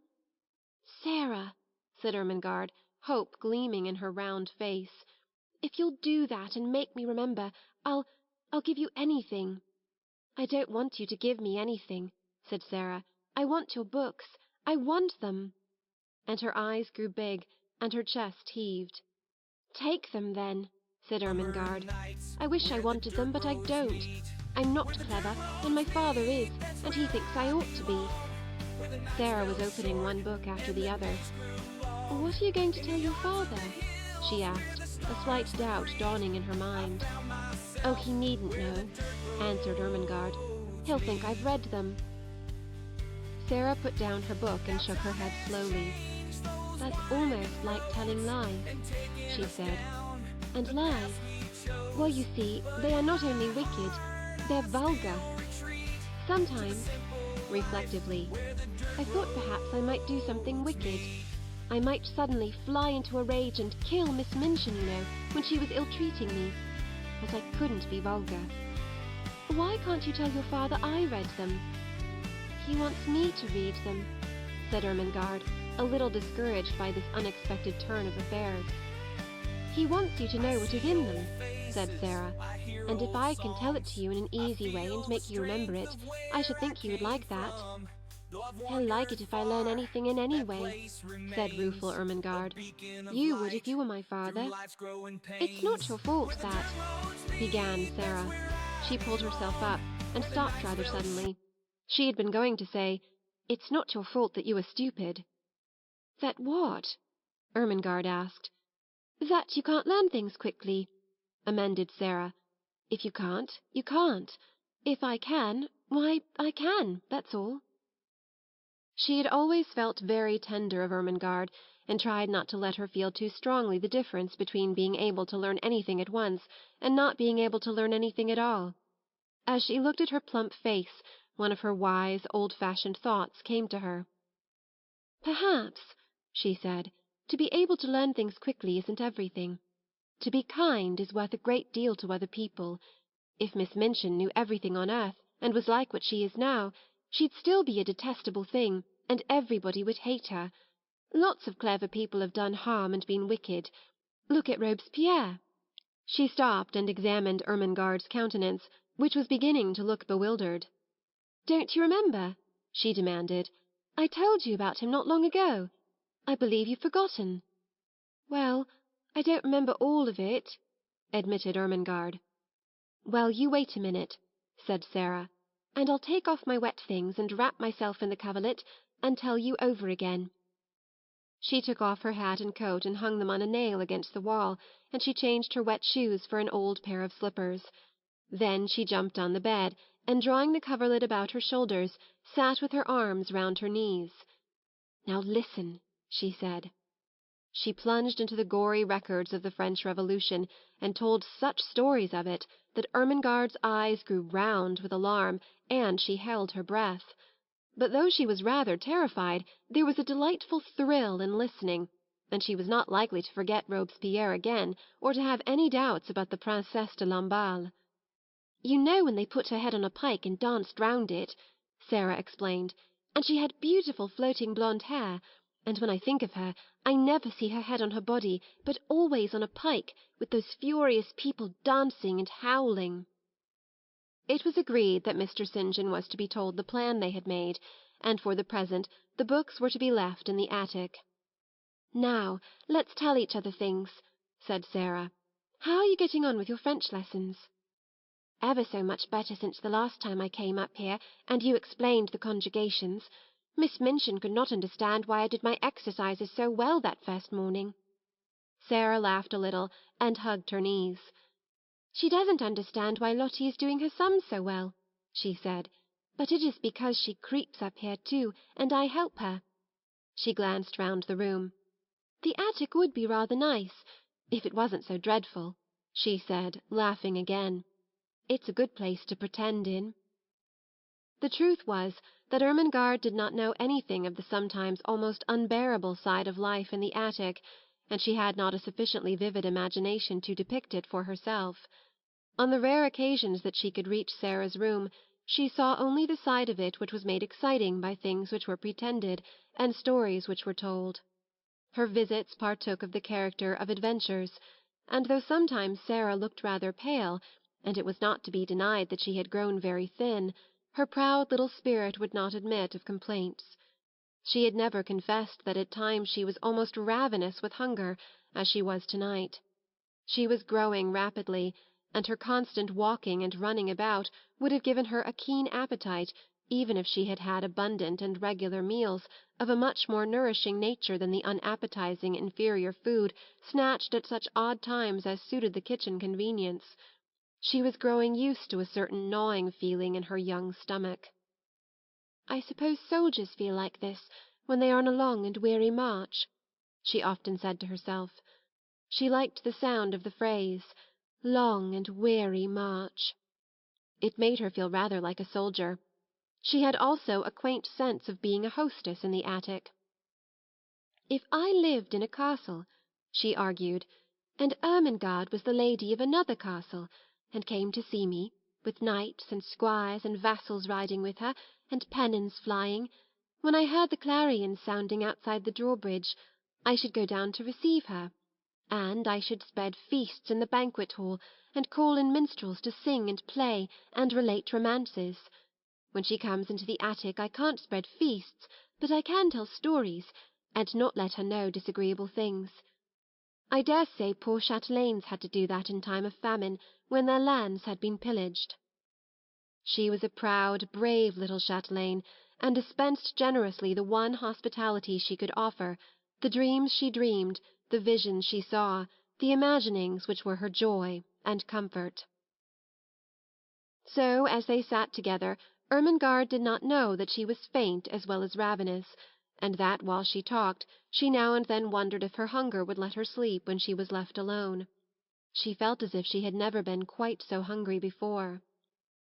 "I wish I was as thin as you, Sarah," Ermengarde said suddenly. "I believe you are thinner than you used to be.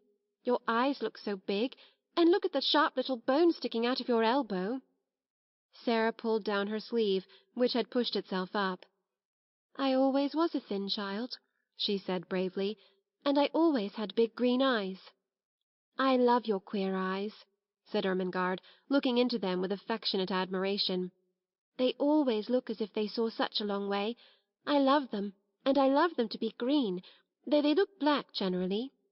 "They are cat's eyes," laughed Sarah, "but I can't see in the dark with them, because I have tried, and I couldn't. I wish I could." It was just at this minute that something happened at the skylight which neither of them saw. If either of them had chanced to turn and look, she would have been startled by the sight of a dark face which peered cautiously into the room, and disappeared as quickly and almost as silently as it had appeared. Not quite as silently, however. Sarah, who had keen ears, suddenly turned a little and looked up at the roof. "That didn't sound like Melchizedek," she said. "It wasn't scratchy enough." "What?" said Ermengarde, a little startled. "Didn't you think you heard something?" said Sarah. No, Ermengarde faltered. Did you? Perhaps I didn't, said Sarah, but I thought I did. It sounded as if something was on the slates, something that dragged softly. What could it be? Said Ermengarde. Could it be robbers? No, Sarah began cheerfully. There is nothing to steal. She broke off in the middle of her words. They both heard the sound that checked her. It was not on the slates, but on the stairs below, and it was Miss Minchin's angry voice. Sarah sprang off the bed and put out the candle. "She is scolding Becky," she whispered as she stood in the darkness. "She is making her cry." "Will she come in here?" Ermengarde whispered back, panic-stricken. "No, she will think I am in bed. Don't stir." It was very seldom that Miss Minchin mounted the last flight of stairs. Sarah could only remember that she had done it once before. But now she was angry enough to be coming at least part of the way up, and it sounded as if she was driving Becky before her. "You impudent, dishonest child!" they heard her say. "Cook tells me she has missed things repeatedly." "'Tweren't me, Mum," said Becky, sobbing. "I was hungry enough, but 'tweren't me, never." "You deserve to be sent to prison," said Miss Minchin's voice. "Picking and stealing! Half a meat pie, indeed!" "'Tweren't me," wept Becky. "I could have eat a whole one, but I never laid a finger on it." Miss Minchin was out of breath between temper and mounting the stairs. The meat pie had been intended for her special late supper. It became apparent that she boxed Becky's ears. "Don't tell falsehoods," she said. "Go to your room this instant." Both Sarah and Ermengarde heard the slap, and then heard Becky run in her slipshod shoes up the stairs and into her attic. They heard her door shut, and knew that she threw herself upon her bed. "I could have ate 2 of 'em," they heard her cry into her pillow. "And I never took a bite. 'Twas cook give it to her policeman." Sarah stood in the middle of the room in the darkness. She was clenching her little teeth and opening and shutting fiercely her outstretched hands. She could scarcely stand still, but she dared not move until Miss Minchin had gone down the stairs, and all was still. "The wicked, cruel thing!" she burst forth. "The cook takes things herself, and then says Becky steals them. She doesn't! She doesn't! She's so hungry sometimes that she eats crusts out of the ash-barrel." She pressed her hands hard against her face and burst into passionate little sobs, and Ermengarde, hearing this unusual thing, was overawed by it. Sarah was crying, the unconquerable Sarah. It seemed to denote something new, some mood she had never known. Suppose, a new dread possibility presented itself to her kind, slow little mind all at once. She crept off the bed in the dark, and found her way to the table where the candle stood. She struck a match and lit the candle. When she had lighted it, she bent forward and looked at Sarah, with her new thought growing to definite fear in her eyes. "Sarah," she said in a timid, almost awe-stricken voice. "Ah, you never told me. I don't want to be rude, but are you ever hungry?" It was too much just at that moment. The barrier broke down. Sarah lifted her face from her hands. "Yes," she said in a new, passionate way. "Yes, I am. I'm so hungry now that I could almost eat you. And it makes it worse to hear poor Becky. She's hungrier than I am." Ermengarde gasped. "Oh, oh!" she cried woefully. "And I never knew." "I didn't want you to know," Sarah said. "It would have made me feel like a street beggar. I know I look like a street beggar." "No, you don't, you don't!" Ermengarde broke in. "Your clothes are a little queer, but you couldn't look like a street beggar. You haven't a street beggar face." "A little boy once gave me a 6pence for charity," said Sarah, with a short little laugh in spite of herself. "Here it is." And she pulled out the thin ribbon from her neck. "He wouldn't have given me his Christmas 6pence if I hadn't looked as if I needed it." Somehow the sight of the dear little 6pence was good for both of them. It made them laugh a little, though they both had tears in their eyes. "Who was he?" said Ermengarde, looking at it quite as if it had not been a mere ordinary silver 6pence. "He was a darling little thing going to a party," said Sarah. He was one of the large family, the little one with the round legs, the one I call Guy Clarence. I suppose his nursery was crammed with Christmas presents, and hampers full of cakes and things, and he could see I had nothing." Ermengarde gave a little jump backward. The last sentences had recalled something to her troubled mind, and given her a sudden inspiration. "Oh, Sarah!" she cried, "what a silly thing I am not to have thought of it!" "Of what?" "Something splendid," said Ermengarde in an excited hurry. "This very afternoon my nicest aunt sent me a box. It is full of good things. I never touched it, I had so much pudding at dinner, and I was so bothered about papa's books." Her words began to tumble over each other. "It's got cake in it, and little meat pies, and jam tarts, and buns, and oranges, and red currant wine, and figs, and chocolate. I'll creep back to my room and get it this minute, and we'll eat it now." Sarah almost reeled. When one is faint with hunger, the mention of food has sometimes a curious effect. She clutched Ermengarde's arm. "Do you think you could?" she ejaculated. "I know I could," answered Ermengarde, and she ran to the door, opened it softly, put her head out into the darkness, and listened. Then she went back to Sarah. "The lights are out, everybody's in bed. I can creep, and no one will hear." It was so delightful that they caught each other's hands, and a sudden light sprang into Sarah's eyes. "Ermy," she said, let us pretend it's a party. And oh, won't you invite the prisoner in the next cell? Yes, yes, let us knock on the wall now, the jailer won't hear." Sarah went to the wall. Through it she could hear poor Becky crying more softly. She knocked 4 times. "That means, come to me through the secret passage under the wall," she explained. "I have something to communicate." 5 quick knocks answered her. "She is coming," she said. Almost immediately the door of the attic opened and Becky appeared. Her eyes were red and her cap was sliding off, and when she caught sight of Ermengarde she began to rub her face nervously with her apron. "Don't mind me a bit, Becky," cried Ermengarde. "Miss Ermengarde has asked you to come in," said Sarah, "because she is going to bring a box of good things up here to us." Becky's cap almost fell off entirely, she broke in with such excitement. "To eat, miss," she said. "Things that's good to eat." "Yes," answered Sarah, "and we are going to pretend a party." "And you shall have as much as you want to eat," put in Ermengarde. "I'll go this minute." She was in such haste that as she tiptoed out of the attic she dropped her red shawl, and did not know it had fallen. No one saw it for a minute or two. Becky was too much overpowered by the good luck which had befallen her. Oh, miss," she gasped. "I know it was you that asked her to let me come. It makes me cry to think of it." And she went to Sarah's side and stood and looked at her worshippingly. But in Sarah's hungry eyes the old light had begun to glow and transform her world for her. Here in the attic, with the cold night outside, with the afternoon in the sloppy streets barely past, with the memory of the awful, unfed look in the beggar child's eyes not yet faded, this simple, cheerful thing had happened like a thing of magic. She caught her breath. "Somehow, something always happens," she cried, "just before things get to the very worst. It is as if the magic did it.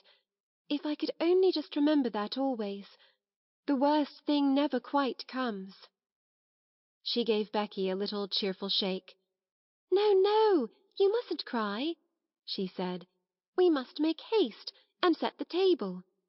"Set the table, miss?" said Becky, gazing round the room. "What'll we set it with?" Sarah looked round the attic too. "There doesn't seem to be much," she answered, half laughing. That moment she saw something and pounced upon it. It was Ermengarde's red shawl, which lay upon the floor. "Here's the shawl," she cried. "I know she won't mind it. It will make such a nice red tablecloth." They pulled the old table forward and threw the shawl over it. Red is a wonderfully kind and comfortable colour. It began to make the room look furnished directly. "How nice a red rug would look on the floor!" exclaimed Sarah. "We must pretend there is one." Her eye swept the bare boards with a swift glance of admiration. The rug was laid down already. "How soft and thick it is," she said, with a little laugh which Becky knew the meaning of, and she raised and set her foot down again delicately, as if she felt something under it. "Yes, miss," answered Becky, watching her with serious rapture. She was always quite serious. "What next now?" said Sarah, and she stood still and put her hands over her eyes. "Something will come if I think and wait a little," in a soft, expectant voice. "The magic will tell me." One of her favourite fancies was that, on the outside, as she called it, thoughts were waiting for people to call them.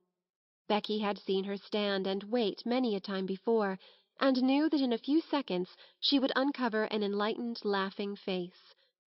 In a moment she did. "There!" she cried. "It has come! I know now. I must look among the things in the old trunk I had when I was a princess." She flew to its corner and kneeled down. It had not been put in the attic for her benefit, but because there was no room for it elsewhere. Nothing had been left in it but rubbish, but she knew she should find something. The magic always arranged that kind of thing in one way or another.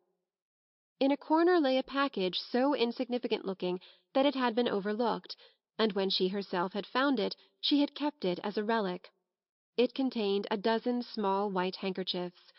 She seized them joyfully and ran to the table. She began to arrange them upon the red table-cover, patting and coaxing them into shape, with the narrow lace edge curling outward, her magic working its spells for her as she did it. "These are the plates," she said. "They are golden plates. These are the richly embroidered napkins. Nuns worked them in convents in Spain." "Did they, miss?" breathed Becky, her very soul uplifted by the information. "You must pretend it," said Sarah. "If you pretend it enough, you will see them." "Yes, miss," said Becky, and as Sarah returned to the trunk she devoted herself to the effort of accomplishing an end so much to be desired. Sarah turned suddenly to find her standing by the table, looking very queer indeed. She had shut her eyes, and was twisting her face in strange, convulsive contortions, her hands hanging stiffly clenched at her sides. She looked as if she was trying to lift some enormous weight. "What is the matter, Becky?" Sarah cried. "What are you doing?" Becky opened her eyes with a start.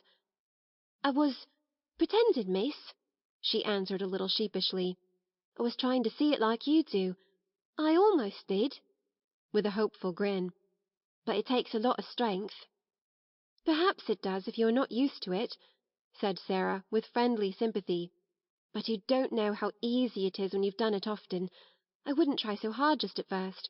It will come to you after a while. I'll just tell you what things are. Look at these." She held an old summer hat in her hand which she had fished out of the bottom of the trunk. There was a wreath of flowers on it.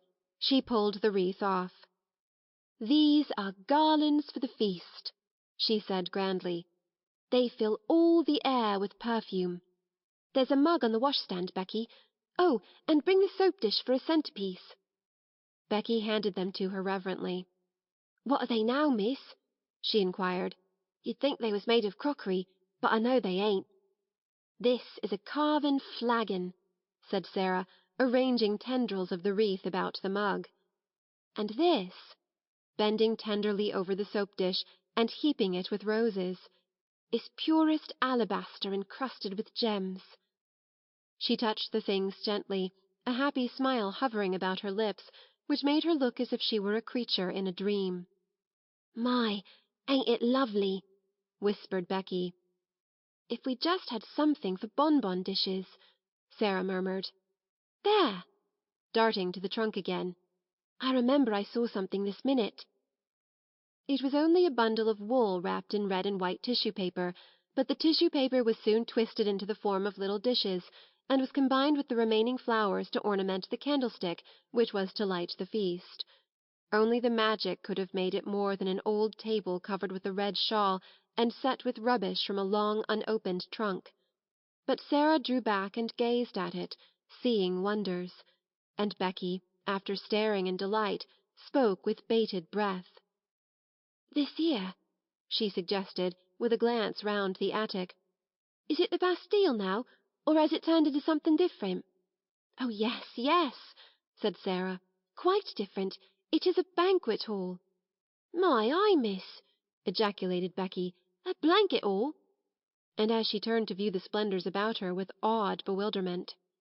"A banquet hall," said Sarah. "A vast chamber where feasts are given. It has a vaulted roof, and a minstrel's gallery, and a huge chimney filled with blazing oaken logs, and it is brilliant with waxen tapers twinkling on every side." "My eye, Miss Sarah!" gasped Becky again. Then the door opened and Ermengarde came in, rather staggering under the weight of her hamper. She started back with an exclamation of joy. To enter from the chill darkness outside and find oneself confronted by a totally unanticipated festal board, draped with red, adorned with white napery, and wreathed with flowers, was to feel that the preparations were brilliant indeed. "Oh, Sarah!" she cried out, "you are the cleverest girl I ever saw." "Isn't it nice?" said Sarah. "They are things out of my old trunk. I asked my magic, and it told me to go and look." "But oh, miss!" cried Becky, "wait till she's told you what they are. They ain't just— Oh, miss, please tell her," appealing to Sarah. So Sarah told her, and because her magic helped her, she made her almost see it all: the golden platters, the vaulted spaces, the blazing logs, the twinkling waxen tapers. As the things were taken out of the hamper, the frosted cakes, the fruits, the bonbons, and the wine, the feast became a splendid thing. "It's like a real party," cried Ermengarde. "It's like a queen's table," sighed Becky. Then Ermengarde had a sudden brilliant thought. "I'll tell you what, Sarah," she said. "Pretend you are a princess now, and this is a royal feast." "But it's your feast," said Sarah. "You must be the princess, and we will be your maids of honour." "Oh, I can't," said Ermengarde. "I'm too fat, and I don't know how. You be her." "Well, if you want me to," said Sarah. But suddenly she thought of something else, and ran to the rusty grate. "There is a lot of paper and rubbish stuffed in here," she exclaimed. "If we light it, there will be a bright blaze for a few minutes, and we shall feel as if it was a real fire." She struck a match, and lighted it up with a great specious glow which illuminated the room. "By the time it stops blazing," Sarah said, "we shall forget about its not being real." She stood in the dancing glow and smiled. "Doesn't it look real?" she said. "Now we will begin the party." She led the way to the table. She waved her hand graciously to Ermengarde and Becky.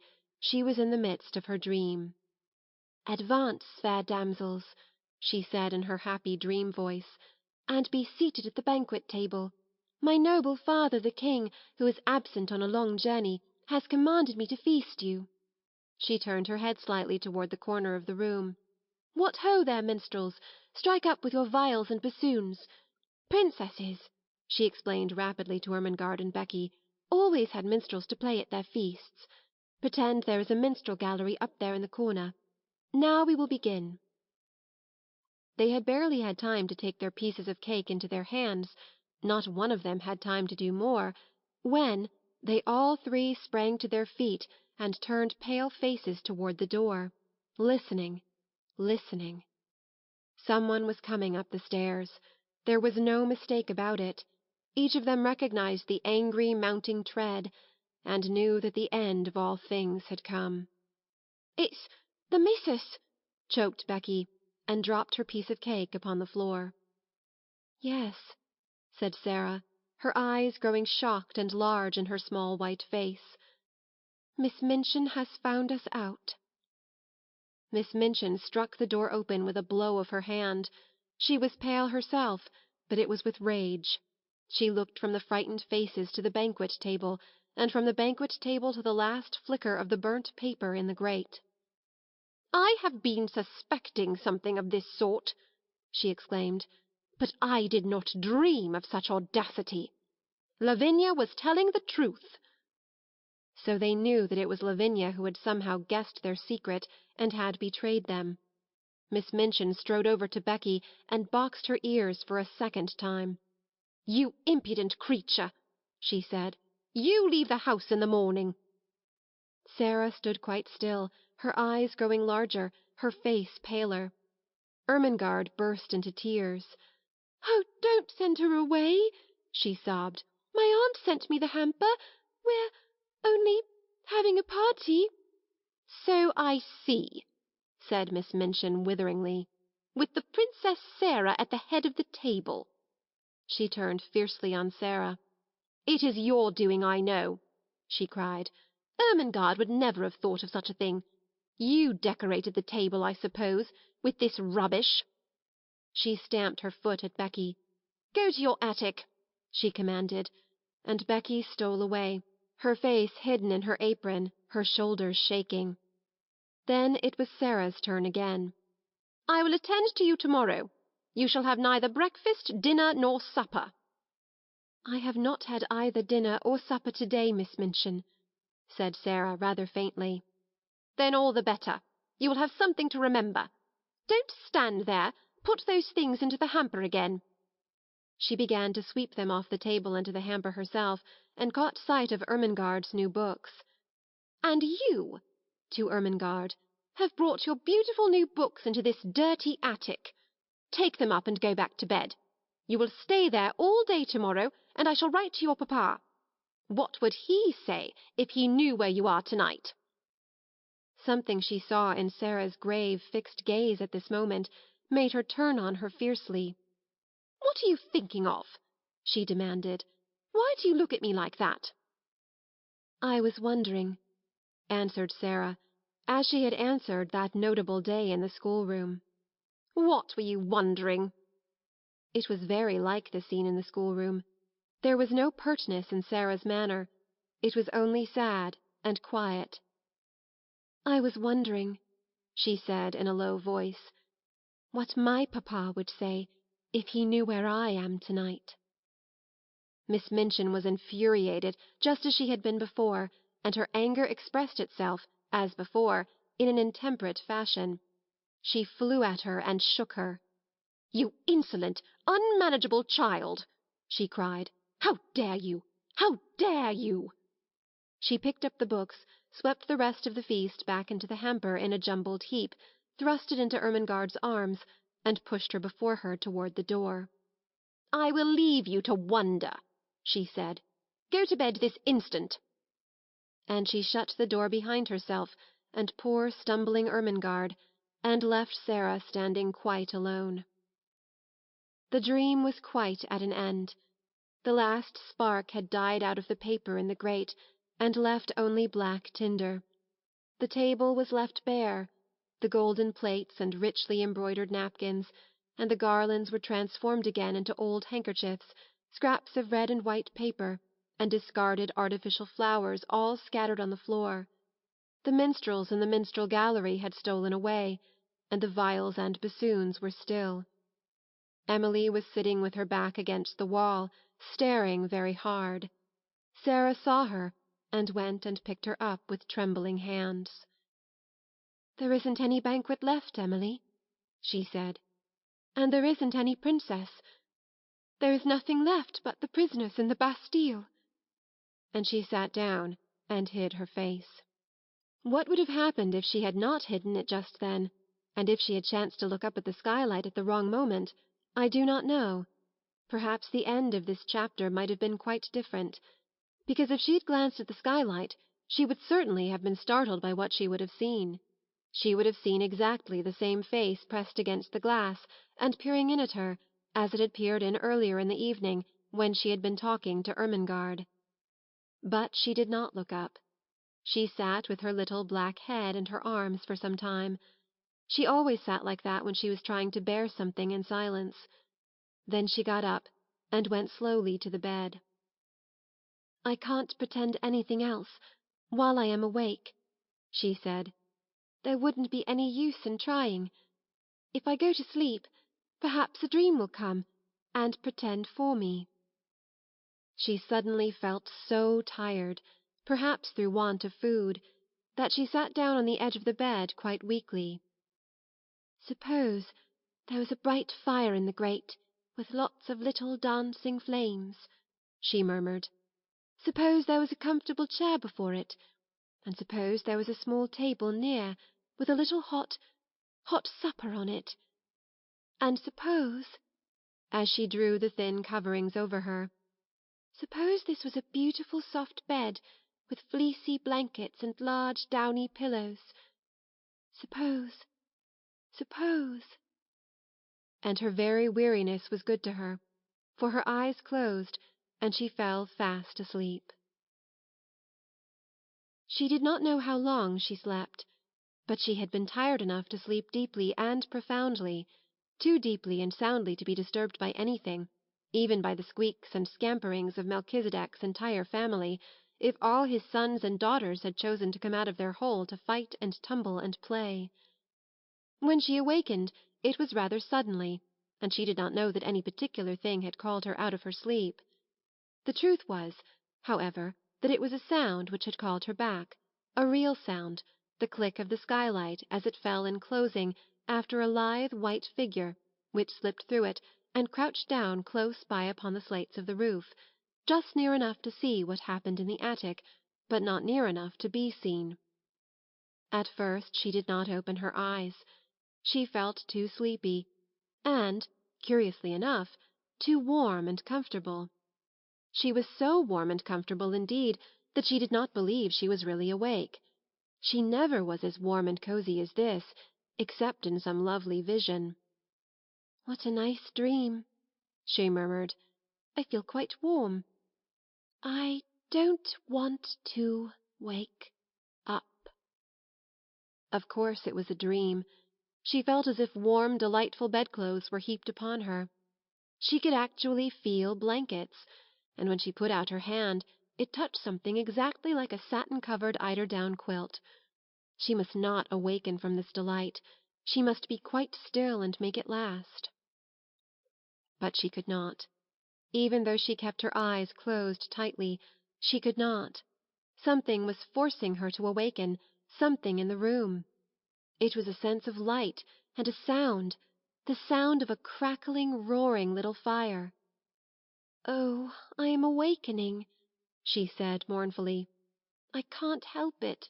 I can't." Her eyes opened in spite of herself, and then she actually smiled, for what she saw she had never seen in the attic before, and knew she never should see. "Oh, I haven't awakened," she whispered, daring to rise on her elbow and look all about her. "I am dreaming yet." She knew it must be a dream, for if she were awake, such things could not be. Do you wonder that she felt sure she had not come back to earth? This is what she saw. In the grate there was a glowing, blazing fire. On the hob was a little brass kettle, hissing and boiling. Spread upon the floor was a thick, warm, crimson rug. Before the fire a folding chair, unfolded, and with cushions on it. By the chair a small folding table, unfolded, covered with a white cloth, and upon it spread small covered dishes, a cup, a saucer, a teapot. On the bed were new warm coverings and a satin-covered down quilt. At the foot a curious wadded silk robe, a pair of quilted slippers, and some books. The room of her dream seemed changed into fairyland, and it was flooded with warm light, for a bright lamp stood on the table, covered with a rosy shade. She sat up, resting on her elbow, and her breathing came short and fast. "It does not melt away," she panted. "Oh, I never had such a dream before." She scarcely dared to stir, but at last she pushed the bedclothes aside and put her feet on the floor with a rapturous smile. "I am dreaming. I am getting out of bed," she heard her own voice say. And then, as she stood up in the midst of it all, turning slowly from side to side, "I am dreaming it stays real. I'm dreaming it feels real. It's bewitched, or I'm bewitched. I only think I see it all." Her words began to hurry themselves. "If I can only keep on thinking it," she cried, "I don't care. I don't care." She stood panting a moment longer, and then cried out again. "Oh, it isn't true," she said. "It can't be true. But oh, how true it seems." The blazing fire drew her to it, and she knelt down and held out her hands close to it, so close that the heat made her start back. "A fire I only dreamed wouldn't be hot," she cried. She sprang up, touched the table, the dishes, the rug. She went to the bed and touched the blankets. She took up the soft wadded dressing gown, and suddenly clutched it to her breast and held it to her cheek. "It's warm! It's soft!" she almost sobbed. "It's real! It must be!" She threw it over her shoulders and put her feet into the slippers. "They are real too! It's all real! I am not dreaming!" She almost staggered to the books and opened the one which lay upon the top. Something was written on the fly-leaf, just a few words, and they were these: "To the little girl in the attic, from a friend." When she saw that, wasn't it a strange thing for her to do? She put her face down upon the page and burst into tears. "I don't know who it is," she said, "but somebody cares for me a little. I have a friend." She took her candle and stole out of her own room and into Becky's, and stood by her bedside. "Becky, Becky!" she whispered as loudly as she dared. "Wake up!" When Becky wakened, and she sat upright, staring aghast, her face still smudged with traces of tears, beside her stood a little figure in a luxurious wadded robe of crimson silk. The face she saw was a shining, wonderful thing. The Princess Sarah, as she remembered her, stood at her very bedside, holding a candle in her hand. "Come," she said. "Oh, Becky, come!" Becky was too frightened to speak. She simply got up and followed her, with her mouth and eyes open, and without a word. And when they crossed the threshold, Sarah shut the door gently, and drew her into the warm, glowing midst of things which made her brain reel and her hungry senses faint. "It's true! It's true!" she cried. "I've touched them all. They are as real as we are. The magic has come and done it, Becky, while we were asleep. The magic that won't let those worst things ever quite happen."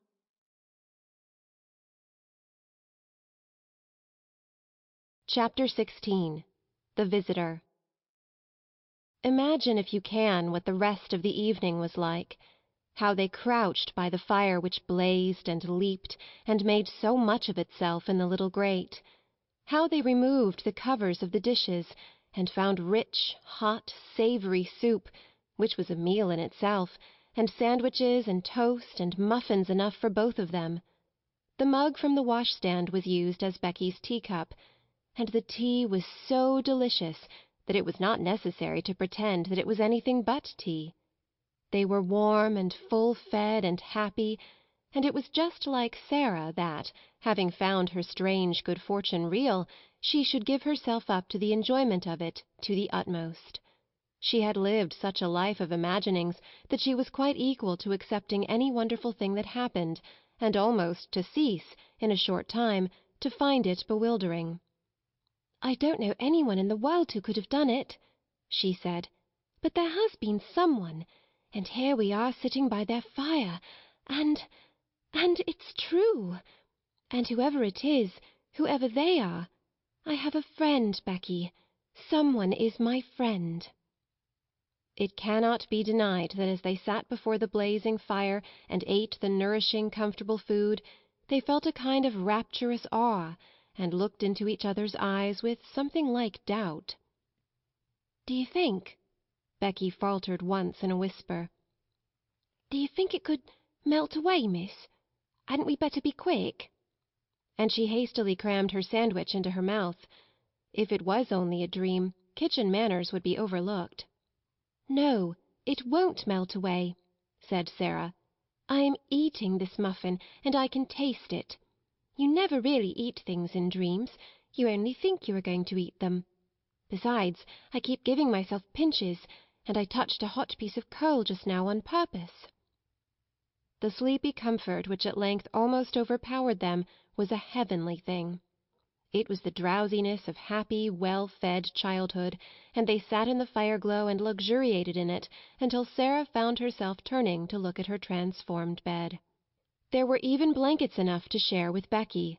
The narrow couch in the next attic was more comfortable that night than its occupant had ever dreamed that it could be. As she went out of the room, Becky turned upon the threshold and looked about her with devouring eyes. "If it ain't here in the morning, miss," she said, "it's been here to-night anyways, and I shall never forget it." She looked at each particular thing as if to commit it to memory. "The fire was there," pointing with her finger, "and the table was before it, and the lamp was there, and the light looked rosy red, and there was a satin cover on your bed, and a warm rug on the floor, and everything looked beautiful, and—" She paused a second, and laid her hand on her stomach tenderly. "There was soup and sandwiches and muffins. There was." And, with this conviction a reality at last, she went away. Through the mysterious agency which works in schools and among servants, it was quite well known in the morning that Sarah Crewe was in horrible disgrace, that Ermengarde was under punishment, and that Becky would have been packed out of the house before breakfast, but that a scullery maid could not be dispensed with at once. The servants knew that she was allowed to stay, because Miss Minchin could not easily find another creature helpless and humble enough to work like a bounden slave for so few shillings a week. The elder girls in the schoolroom knew that if Miss Minchin did not send Sarah away, it was for practical reasons of her own. "She's growing so fast and learning such a lot somehow," said Jessie to Lavinia, "that she will be given classes soon, and Miss Minchin knows she will have to work for nothing. It was rather nasty of you, Lavvy, to tell about her having fun in the garret. How did you find it out?" "I got it out of Lottie. She's such a baby she didn't know she was telling me. There was nothing nasty at all in speaking to Miss Minchin. I felt it my duty." "Priggishly." "She was being deceitful, and it's ridiculous that she should look so grand, and be made so much of, in her rags and tatters." "What were they doing when Miss Minchin caught them?" "Pretending some silly thing. Ermengarde had taken up her hamper to share with Sarah and Becky. She never invites us to share things. Not that I care, but it's rather vulgar of her to share with servant girls in attics. I wonder Miss Minchin didn't turn Sarah out, even if she does want her for a teacher." "If she was turned out, where would she go?" inquired Jessie, a trifle anxiously. "How do I know?" snapped Lavinia. "She'll look rather queer when she comes into the schoolroom this morning, I should think, after what's happened. She had no dinner yesterday, and she's not to have any to-day." Jessie was not as ill-natured as she was silly. She picked up her book with a little jerk. "Well, I think it's horrid," she said. "They've no right to starve her to death." When Sarah went into the kitchen that morning, the cook looked askance at her, and so did the housemaids, but she passed them hurriedly. She had, in fact, overslept herself a little, and as Becky had done the same, neither had had time to see the other, and each had come downstairs in haste. Sarah went into the scullery. Becky was violently scrubbing a kettle, and was actually gurgling a little song in her throat. She looked up with a wildly elated face. "It was there when I wakened, miss, the blanket," she whispered excitedly. "It was as real as it was last night." "So was mine," said Sarah. "It is all there now, all of it. When I was dressing I ate some of the cold things we left." "Oh, laws, oh, laws!" Becky uttered the exclamation in a sort of rapturous groan, and ducked her head over her kettle just in time, as the cook came in from the kitchen. Miss Minchin had expected to see in Sarah, when she appeared in the schoolroom, very much what Lavinia had expected to see. Sarah had always been an annoying puzzle to her, because severity never made her cry or look frightened. When she was scolded, she stood still and listened politely with a grave face. When she was punished, she performed her extra tasks or went without her meals, making no complaint or outward sign of rebellion. The very fact that she never made an impudent answer seemed to Miss Minchin a kind of impudence in itself. But after yesterday's deprivation of meals, the violent scene of last night, the prospect of hunger to-day, she must surely have broken down. It would be strange, indeed, if she did not come downstairs with pale cheeks and red eyes, and an unhappy, humbled face. Miss Minchin saw her for the first time when she entered the schoolroom to hear the little French class recite its lessons and superintend its exercises. And she came in with a springing step, colour in her cheeks, and a smile hovering about the corners of her mouth. It was the most astonishing thing Miss Minchin had ever known. It gave her quite a shock. What was the child made of? What could such a thing mean? She called her at once to her desk. "You do not look as if you realize that you are in disgrace," she said. "Are you absolutely hardened?" The truth is that when one is still a child, or even if one is grown up, and has been well fed, and has slept long and softly and warm, when one has gone to sleep in the midst of a fairy story, and has wakened to find it real, one cannot be unhappy or even look as if one were, and one could not, if one tried, keep a glow of joy out of one's eyes. Miss Minchin was almost struck dumb by the look of Sarah's eyes when she made her perfectly respectful answer. "I beg your pardon, Miss Minchin," she said. "I know that I am in disgrace." "Be good enough not to forget it, and look as if you had come into a fortune. It is an impertinence. And remember, you are to have no food to-day." "Yes, Miss Minchin," Sarah answered, but as she turned away her heart leaped with the memory of what yesterday had been. "If the magic had not saved me just in time," she thought, "how horrible it would have been." "She can't be very hungry," whispered Lavinia. "Just look at her. Perhaps she is pretending she has had a good breakfast," with a spiteful laugh. "She's different from other people," said Jessie, watching Sarah with her class. "Sometimes I'm a bit frightened of her." "Ridiculous thing!" ejaculated Lavinia. All through the day the light was in Sarah's face and the colour in her cheek. The servants cast puzzled glances at her, and whispered to each other, and Miss Amelia's small blue eyes wore an expression of bewilderment. What such an audacious look of well-being, under august displeasure, could mean, she could not understand. It was, however, just like Sarah's singular obstinate way. She was probably determined to brave the matter out. One thing Sarah had resolved upon, as she thought things over. The wonders which had happened must be kept a secret, if such a thing were possible. If Miss Minchin should choose to mount to the attic again, of course all would be discovered. But it did not seem likely that she would do so for some time at least, unless she was led by suspicion. Ermengarde and Lottie would be watched with such strictness that they would not dare to steal out of their beds again. Ermengarde could be told the story, and trusted to keep it secret. If Lottie made any discoveries, she could be bound to secrecy also. Perhaps the magic itself would help to hide its own marvels. "But whatever happens," Sarah kept saying to herself all day, "whatever happens, somewhere in the world there is a heavenly, kind person who is my friend. My friend! If I never know who it is, if I never can even thank him, I shall never feel quite so lonely. Oh, the magic was good to me." If it was possible for weather to be worse than it had been the day before, it was worse this day, wetter, muddier, colder. There were more errands to be done, the cook was more irritable, and knowing that Sarah was in disgrace, she was more savage. But what does anything matter when one's magic has just proved itself one's friend? Sarah's supper of the night before had given her strength. She knew that she should sleep well and warmly, and even though she had naturally begun to be hungry again before evening, she felt that she could bear it until breakfast-time on the following day, when her meals would surely be given to her again. It was quite late when she was at last allowed to go upstairs. She had been told to go into the schoolroom and study until 10 o'clock, and she had become interested in her work and remained over her books later. When she reached the top flight of stairs and stood before the attic door, it must be confessed that her heart beat rather fast. "Of course, it might all have been taken away," she whispered, trying to be brave. "It might only have been lent to me for just that one awful night. But it was lent to me. I had it. It was real." She pushed the door open and went in.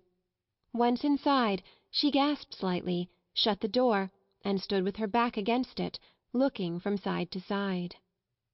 The magic had been there again. It actually had, and it had done even more than before.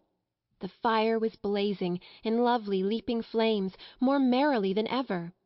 A number of new things had been brought into the attic, which so altered the look of it that if she had not been past doubting she would have rubbed her eyes. Upon the low table another supper stood, this time with cups and plates for Becky as well as herself.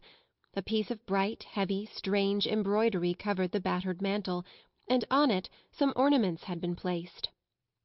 All the bare, ugly things which could be covered with draperies had been concealed and made to look quite pretty. Some odd materials of rich colours had been fastened against the wall with fine, sharp tacks, so sharp that they could be pressed into the wood and plaster without hammering. Some brilliant fans were pinned up, and there were several large cushions, big and substantial enough to use as seats. A wooden box was covered with a rug, and some cushions lay on it, so that it wore quite the air of a sofa.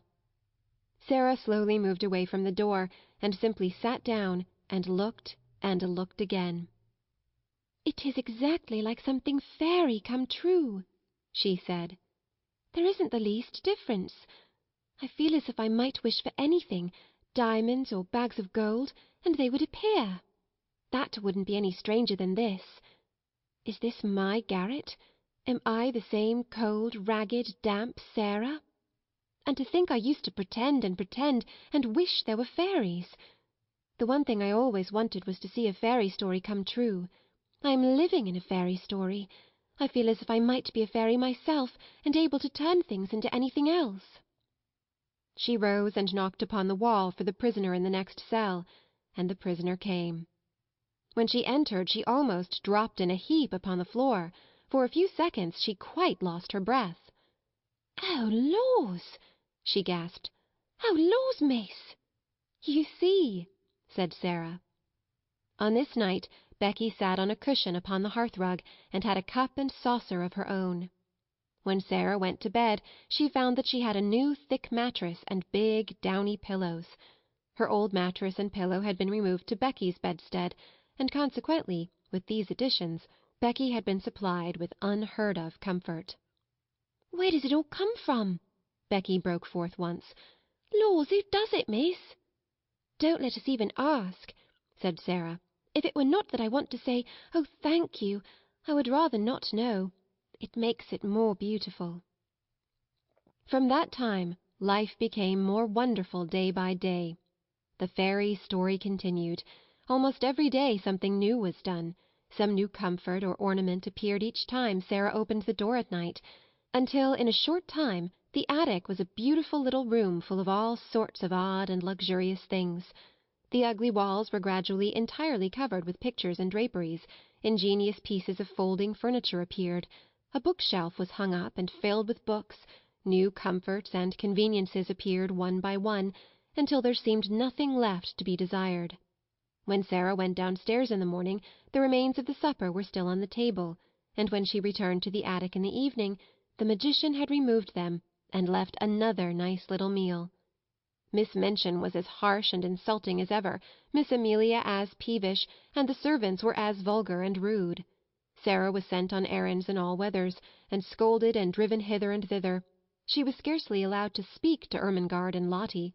Lavinia sneered at the increasing shabbiness of her clothes, and the other girls stared curiously at her when she appeared in the schoolroom. But what did it all matter, while she was living in this wonderful, mysterious story?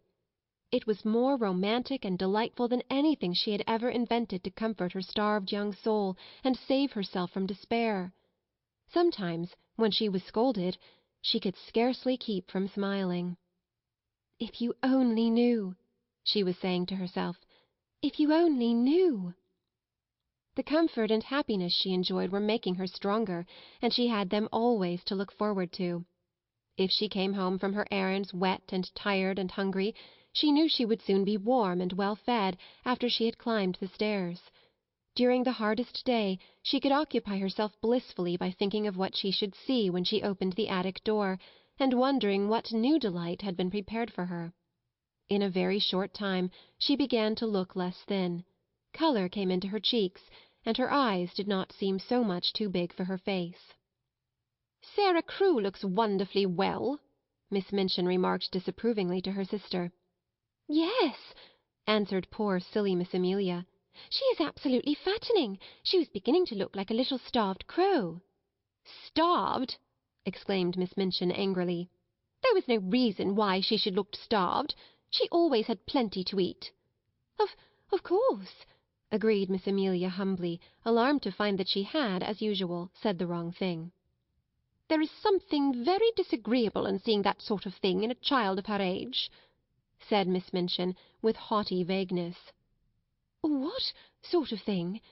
Miss Amelia ventured. "It might almost be called defiance," answered Miss Minchin, feeling annoyed because she knew the thing she resented was nothing like defiance, and she did not know what other unpleasant term to use. "The spirit and will of any other child would have been entirely humbled and broken by the changes she has had to submit to. But upon my word, she seems as little subdued as if she were a princess." "Do you remember," put in the unwise Miss Amelia, "what she said to you that day in the schoolroom about what you would do if you found out that she was—" "No, I don't," said Miss Minchin. "Don't talk nonsense." But she remembered very clearly indeed. Very naturally, even Becky was beginning to look plumper and less frightened. She could not help it. She had her share in the secret fairy story, too. She had 2 mattresses, 2 pillows, plenty of bed covering, and every night a hot supper and a seat on the cushions by the fire. The Bastille had melted away, the prisoners no longer existed. 2 comforted children sat in the midst of delights. Sometimes Sarah read aloud from her books. Sometimes she learned her own lessons.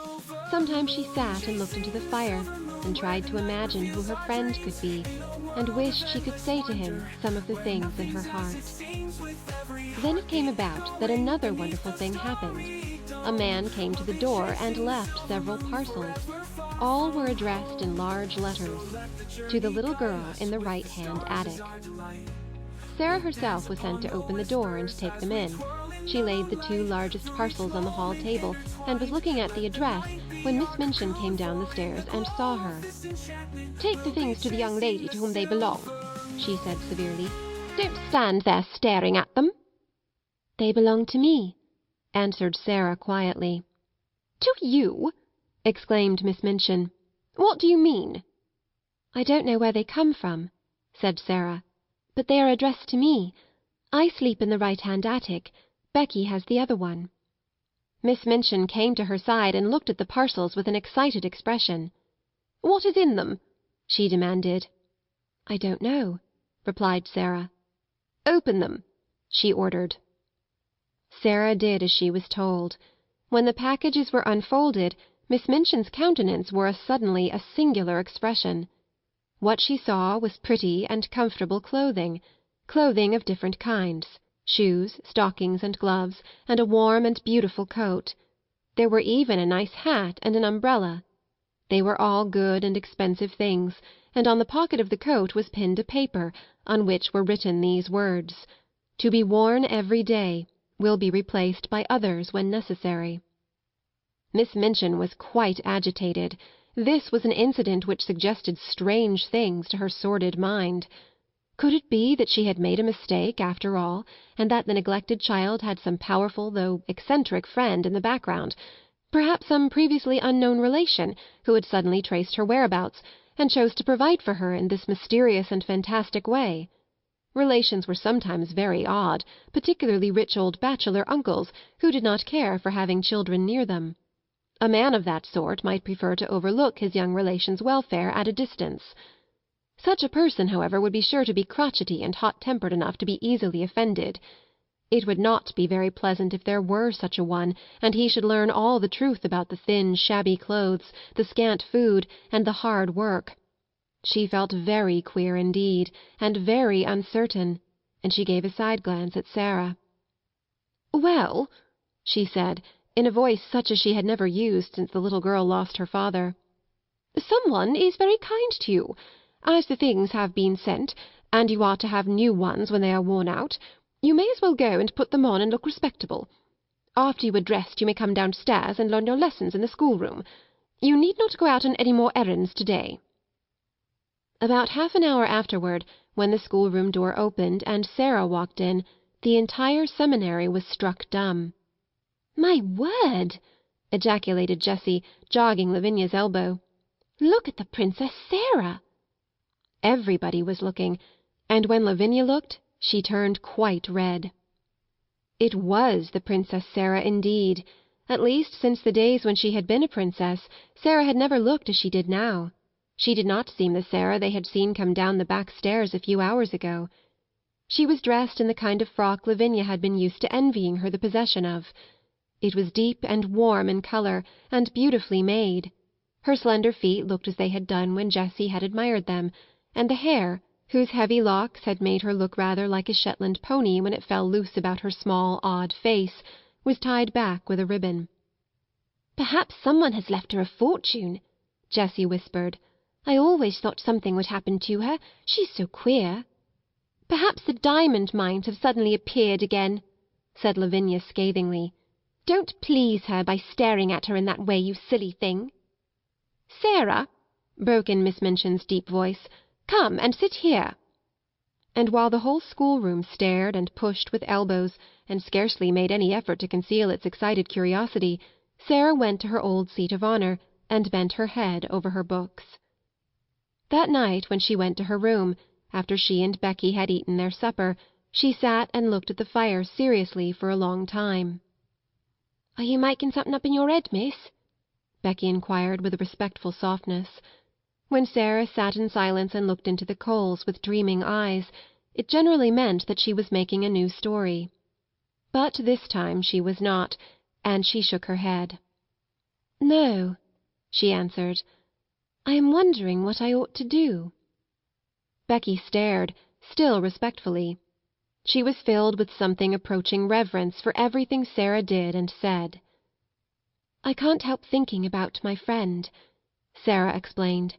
"If he wants to keep himself a secret, it would be rude to try and find out who he is. But I do so want him to know how thankful I am to him, and how happy he has made me. Anyone who is kind wants to know when people have been made happy. They care for that more than for being thanked. I do wish—" She stopped short, because her eyes at that instant fell upon something standing on a table in a corner.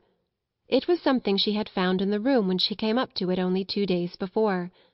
It was a little writing-case, fitted with paper and envelopes and pens and ink. "Oh!" she exclaimed. "Why did I not think of that before?" She rose and went to the corner and brought the case back to the fire.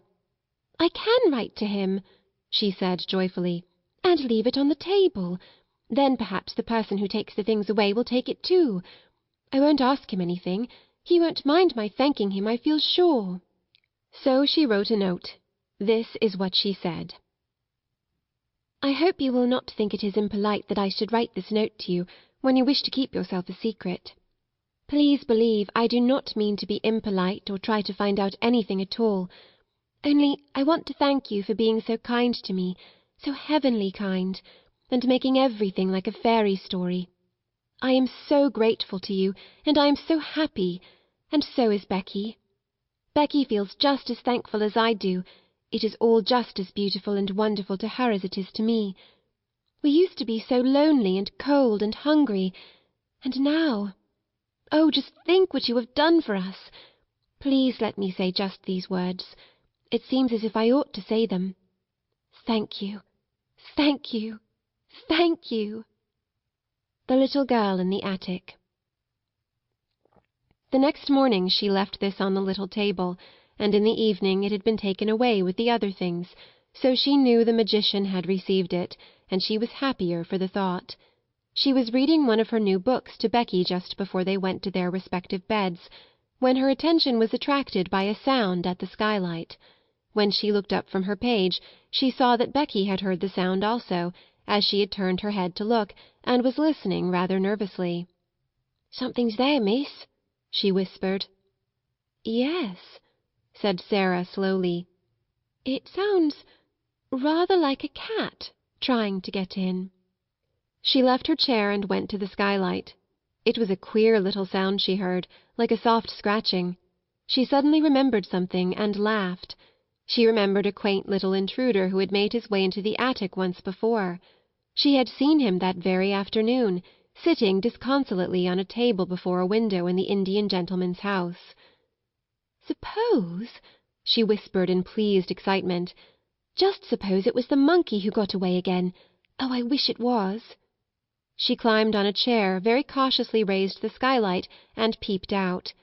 It had been snowing all day, and on the snow, quite near her, crouched a tiny, shivering figure, whose small black face wrinkled itself piteously at sight of her. "It is the monkey!" she cried out. "He's crept out of the Lascar's attic, and he saw the light." Becky ran to her side. "Are you going to let him in, miss?" she said. "Yes," Sarah answered joyfully. "It's too cold for monkeys to be out. They're delicate. I'll coax him in." She put a hand out delicately, speaking in a coaxing voice, as she spoke to the sparrows and to Melchizedek, as if she were some friendly little animal herself. "Come along, monkey darling," she said. "I won't hurt you." He knew she would not hurt him. He knew it before she laid her soft, caressing little paw on him and drew him towards her. He had felt human love in the slim brown hands of Ram Dass, and he felt it in hers. He let her lift him through the skylight, and when he found himself in her arms, he cuddled up to her breast and looked up into her face. "Nice monkey, nice monkey," she crooned, kissing his funny head. "Oh, I do love little animal things." He was evidently glad to get to the fire, and when she sat down and held him in her knee, he looked from her to Becky with mingled interest and appreciation. "He is plain looking, miss, ain't he?" said Becky. "He looks like a very ugly baby," laughed Sarah. "I beg your pardon, monkey, but I'm glad you are not a baby. Your mother couldn't be proud of you, and no one would dare to say you looked like any of your relations. Oh, I do like you." She leaned back in her chair and reflected. "Perhaps he's sorry he's so ugly," she said, "and it's always on his mind. I wonder if he has a mind. Monkey, my love, have you a mind?" But the monkey only put a tiny paw up and scratched his head. "What shall you do with him?" Becky asked. "I shall let him sleep with me to-night, and then take him back to the Indian gentleman to-morrow. I am sorry to take you back, monkey, but you must go. You ought to be fondest of your own family, and I'm not a real relation." And when she went to bed, she made him a nest at her feet, and he curled up and slept there as if he were a baby, and much pleased with his quarters.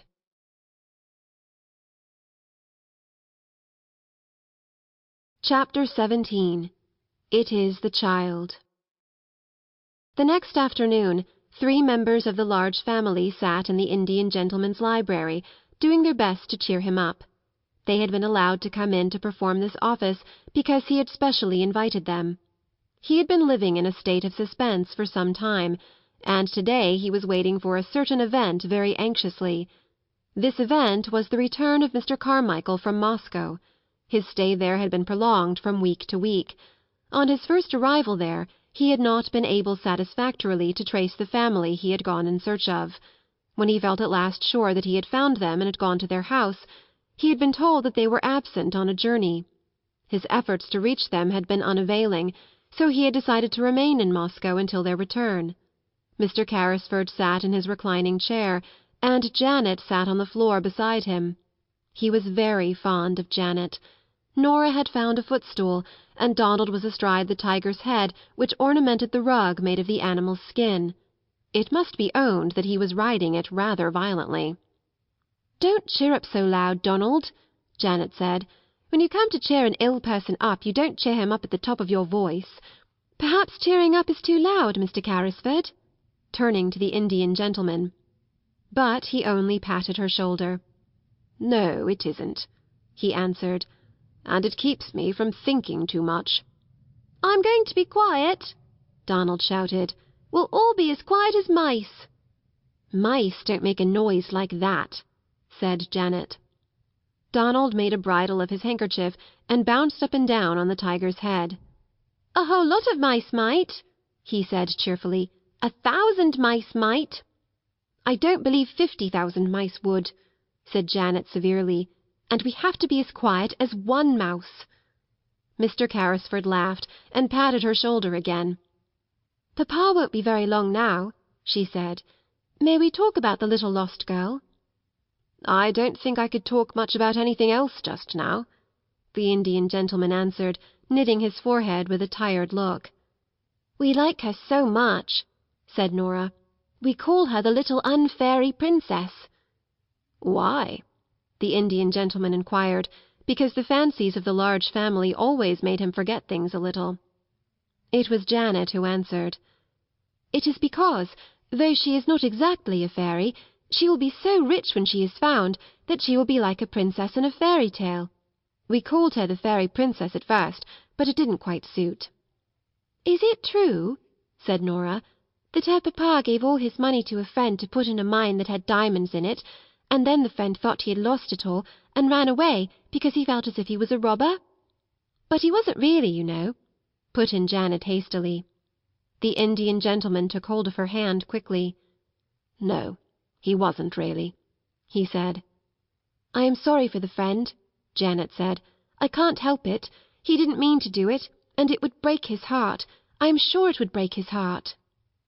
"You are an understanding little woman, Janet," the Indian gentleman said, and he held her hand close. "Did you tell Mr. Carrisford," Donald shouted again, "about the little girl who isn't a beggar? Did you tell him she has new nice clothes? Perhaps she's been found by somebody when she was lost." "There's a cab," exclaimed Janet. "It's stopping before the door. It is Papa." They all ran to the windows to look out. "Yes, it's Papa," Donald proclaimed. "But there is no little girl." All three of them incontinently fled from the room and tumbled into the hall. It was in this way they always welcomed their father. They were to be heard jumping up and down, clapping their hands, and being caught up and kissed. Mr. Carrisford made an effort to rise, and sank back again. "It is no use," he said. "What a wreck I am." Mr. Carmichael's voice approached the door. "No, children," he was saying. "You may come in after I have talked to Mr. Carrisford. Go and play with Ram Dass." Then the door opened and he came in. He looked rosier than ever, and brought an atmosphere of freshness and health with him. But his eyes were disappointed and anxious as they met the invalid's look of eager question, even as they grasped each other's hands. "What news?" Mr. Carrisford asked. "The child the Russian people adopted?" "She is not the child we were looking for," was Mr. Carmichael's answer. "She is much younger than Captain Crewe's little girl. Her name is Emily Carew. I've seen and talked to her. The Russians were able to give me every detail." How wearied and miserable the Indian gentleman looked. His hand dropped from Mr. Carmichael's. "Then the search has to be begun over again," he said. "That is all. Please sit down." Mr. Carmichael took a seat. Somehow he had gradually grown fond of this unhappy man. He was himself so well and happy, and so surrounded by cheerfulness and love, that desolation and broken health seemed pitifully unbearable things. If there had been the sound of just one gay little high-pitched voice in the house, it would have been so much less forlorn. And that a man should be compelled to carry about in his breast the thought that he had seemed to wrong and desert a child was not a thing one could face. "Come, come," he said in his cheery voice. "We'll find her yet." "We must begin at once. No time must be lost," Mr. Carrisford fretted. "Have you any new suggestion to make? Any whatsoever?" Mr. Carmichael felt rather restless, and he rose and began to pace the room with a thoughtful though uncertain face. "Well, perhaps," he said. "I don't know what it may be worth. The fact is, an idea occurred to me as I was thinking the thing over in the train on the journey from Dover." "What was it? If she is alive, she is somewhere." "Yes, she is somewhere. We have searched the schools in Paris. Let us give up Paris and begin in London. That was my idea, to search London." "There are schools enough in London," said Mr. Carrisford. Then he slightly started, roused by a recollection. "By the way, there is one next door." "Then we will begin there. We cannot begin nearer than next door." "No," said Carrisford. "There is a child there who interests me, but she is not a pupil. And she is a little dark, forlorn creature, as unlike poor Crewe as a child could be." Perhaps the magic was at work again at that very moment, the beautiful magic. It really seemed as if it might be so. What was it that brought Ram Dass into the room, even as his master spoke, salaaming respectfully, but with a scarcely concealed touch of excitement in his dark, flashing eyes. "Sahib," he said, "the child herself has come, the child the Sahib felt pity for. She brings back the monkey, who had again run away to her attic under the roof. I have asked that she remain. It was my thought that it would please the Sahib to see and speak with her." "Who is she?" inquired Mr. Carmichael. "God knows," Mr. Carrisford answered. "She is the child I spoke of, a little drudge at the school." He waved his hand to Ram Das and addressed him. "Yes, I should like to see her. Go and bring her in." Then he turned to Mr. Carmichael. "While you have been away," he explained, "I have been desperate.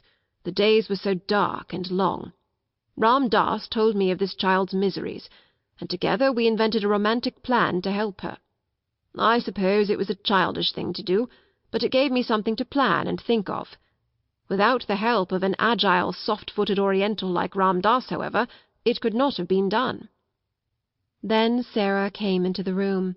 She carried the monkey in her arms, and he evidently did not intend to part from her, if it could be helped.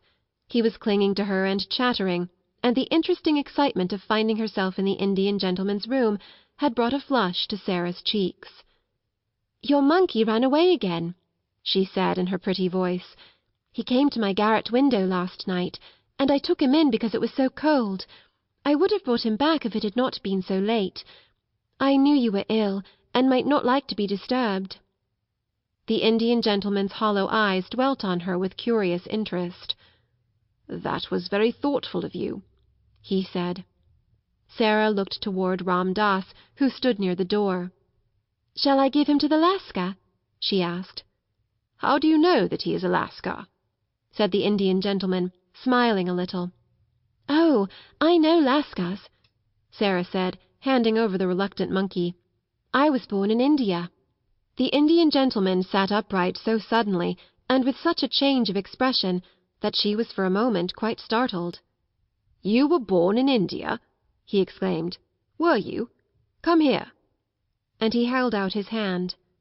Sarah went to him and laid her hand in his, as he seemed to want to take it.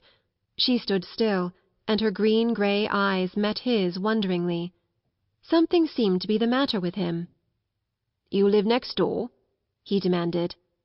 "Yes, I live at Miss Minchin's seminary." "But you are not one of her pupils?" A strange little smile hovered about Sarah's mouth. She hesitated a moment. "I don't think I know exactly what I am," she replied. "Why not?" "At first I was a pupil and a parlour boarder, but now—" "You were a pupil? What are you now?" The queer little sad smile was on Sarah's lips again. "I sleep in the attic next to the scullery maid," she said. "I run errands for the cook. I do anything she tells me, and I teach the little ones their lessons." "Question her, Carmichael," said Mr. Carrisford, sinking back as if he had lost his strength. "Question her. I cannot." The big, kind father of the large family knew how to question little girls. Sarah realized how much practice he had had when he spoke to her in his nice, encouraging voice. "What do you mean by 'at first,' my child?" he inquired. "When I was first taken there by my papa." "Where is your papa?" "He died," said Sarah very quietly. "He lost all his money, and there was none left for me. There is no one to take care of me, or to pay Miss Minchin." "Carmichael!" the Indian gentleman cried out loudly. "Carmichael!" "We must not frighten her," Mr. Carmichael said aside to him in a quick, low voice. And he added aloud to Sarah, "So you were sent up into the attic and made into a little drudge. That was about it, wasn't it?" "There was no one to take care of me," said Sarah. "There was no money. I belonged to nobody." "How did your father lose his money?" the Indian gentleman broke in breathlessly. "He did not lose it himself," Sarah answered, wondering still more each moment. "He had a friend he was very fond of. He was very fond of him. It was his friend who took his money. He trusted his friend too much." The Indian gentleman's breath came more quickly. "The friend might have meant to do no harm," he said. It might have happened through a mistake." Sarah did not know how unrelenting her quiet young voice sounded as she answered. If she had known, she would surely have tried to soften it for the Indian gentleman's sake. "The suffering was just as bad for my papa," she said. "It killed him." "What was your father's name?" the Indian gentleman said. "Tell me." "His name was Ralph Crewe," Sarah answered, feeling startled. "Captain Crewe. He died in India." The haggard face contracted, and Ram Das sprang to his master's side. "Carmichael," the invalid gasped. "It is the child! The child!" Was faint. For a moment Sarah thought he was going to die. Ram Das poured out drops from a bottle and held them to his lips. Sarah stood near, trembling a little. She looked in a bewildered way at Mr. Carmichael. "What child am I?" she faltered. "He was your father's friend," Mr. Carmichael answered her. "Don't be frightened. We've been looking for you for 2 years." Sarah put her hand up to her forehead, and her mouth trembled. She spoke as if she were in a dream.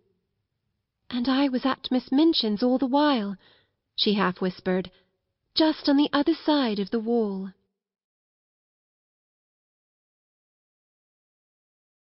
Chapter 18. I Tried Not to Be. It was pretty, comfortable Mrs. Carmichael who explained everything. She was sent for at once, and came across the square to take Sarah into her warm arms and make clear to her all that had happened. The excitement of the totally unexpected discovery had been temporarily almost overpowering to Mr. Carrisford in his weak condition. "Upon my word," he said faintly to Mr. Carmichael, when it was suggested that the little girl should go into another room, "I feel as if I do not want to lose sight of her." "I will take care of her," Janet said, "and Mamma will come in a few minutes." And it was Janet who led her away. "We're so glad you were found," she said. "You don't know how glad we are that you were found." Donald stood with his hands in his pockets and gazed at Sarah with reflecting and self-reproachful eyes. "If I'd just asked what your name was when I gave you my 6pence," he said, "you would have told me it was Sarah Crewe, and then you would have been found in a minute." Then Mrs. Carmichael came in.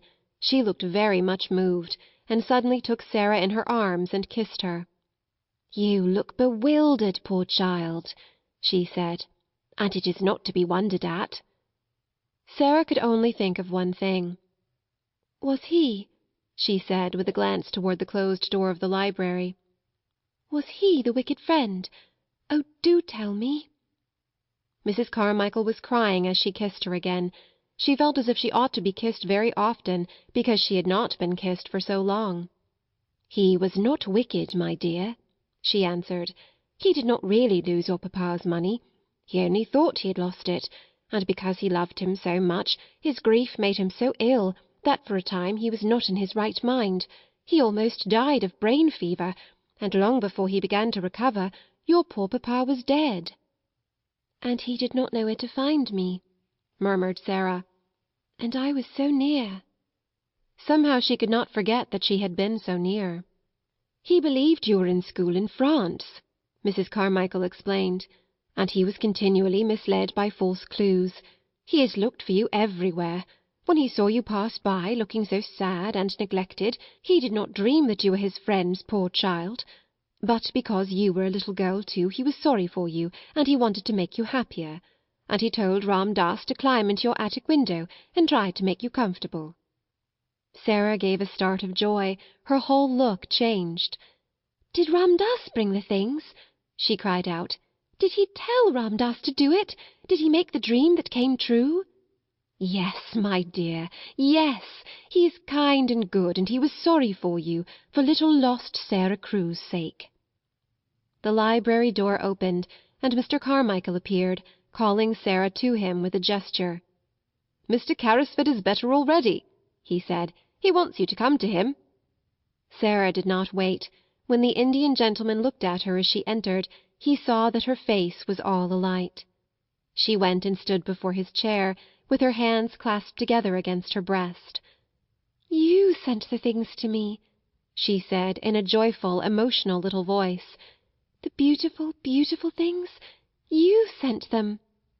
"Yes, poor dear child, I did," he answered her. He was weak and broken with long illness and trouble, but he looked at her with the look she remembered in her father's eyes, that look of loving her and wanting to take her in his arms. It made her kneel down by him, just as she used to kneel by her father when they were the dearest friends and lovers in the world. "Then it is you who are my friend," she said. "It is you who are my friend." And she dropped her face on his thin hand and kissed it again and again. "The man will be himself again in 3 weeks," Mr. Carmichael said aside to his wife. "Look at his face already."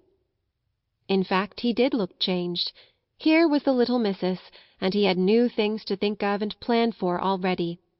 In the first place, there was Miss Minchin. She must be interviewed and told of the change which had taken place in the fortunes of her pupil. Sarah was not to return to the seminary at all. The Indian gentleman was very determined upon that point. She must remain where she was, and Mr. Carmichael should go and see Miss Minchin himself. "I am glad I need not go back," said Sarah. "She will be very angry. She does not like me, though perhaps it is my fault, because I do not like her."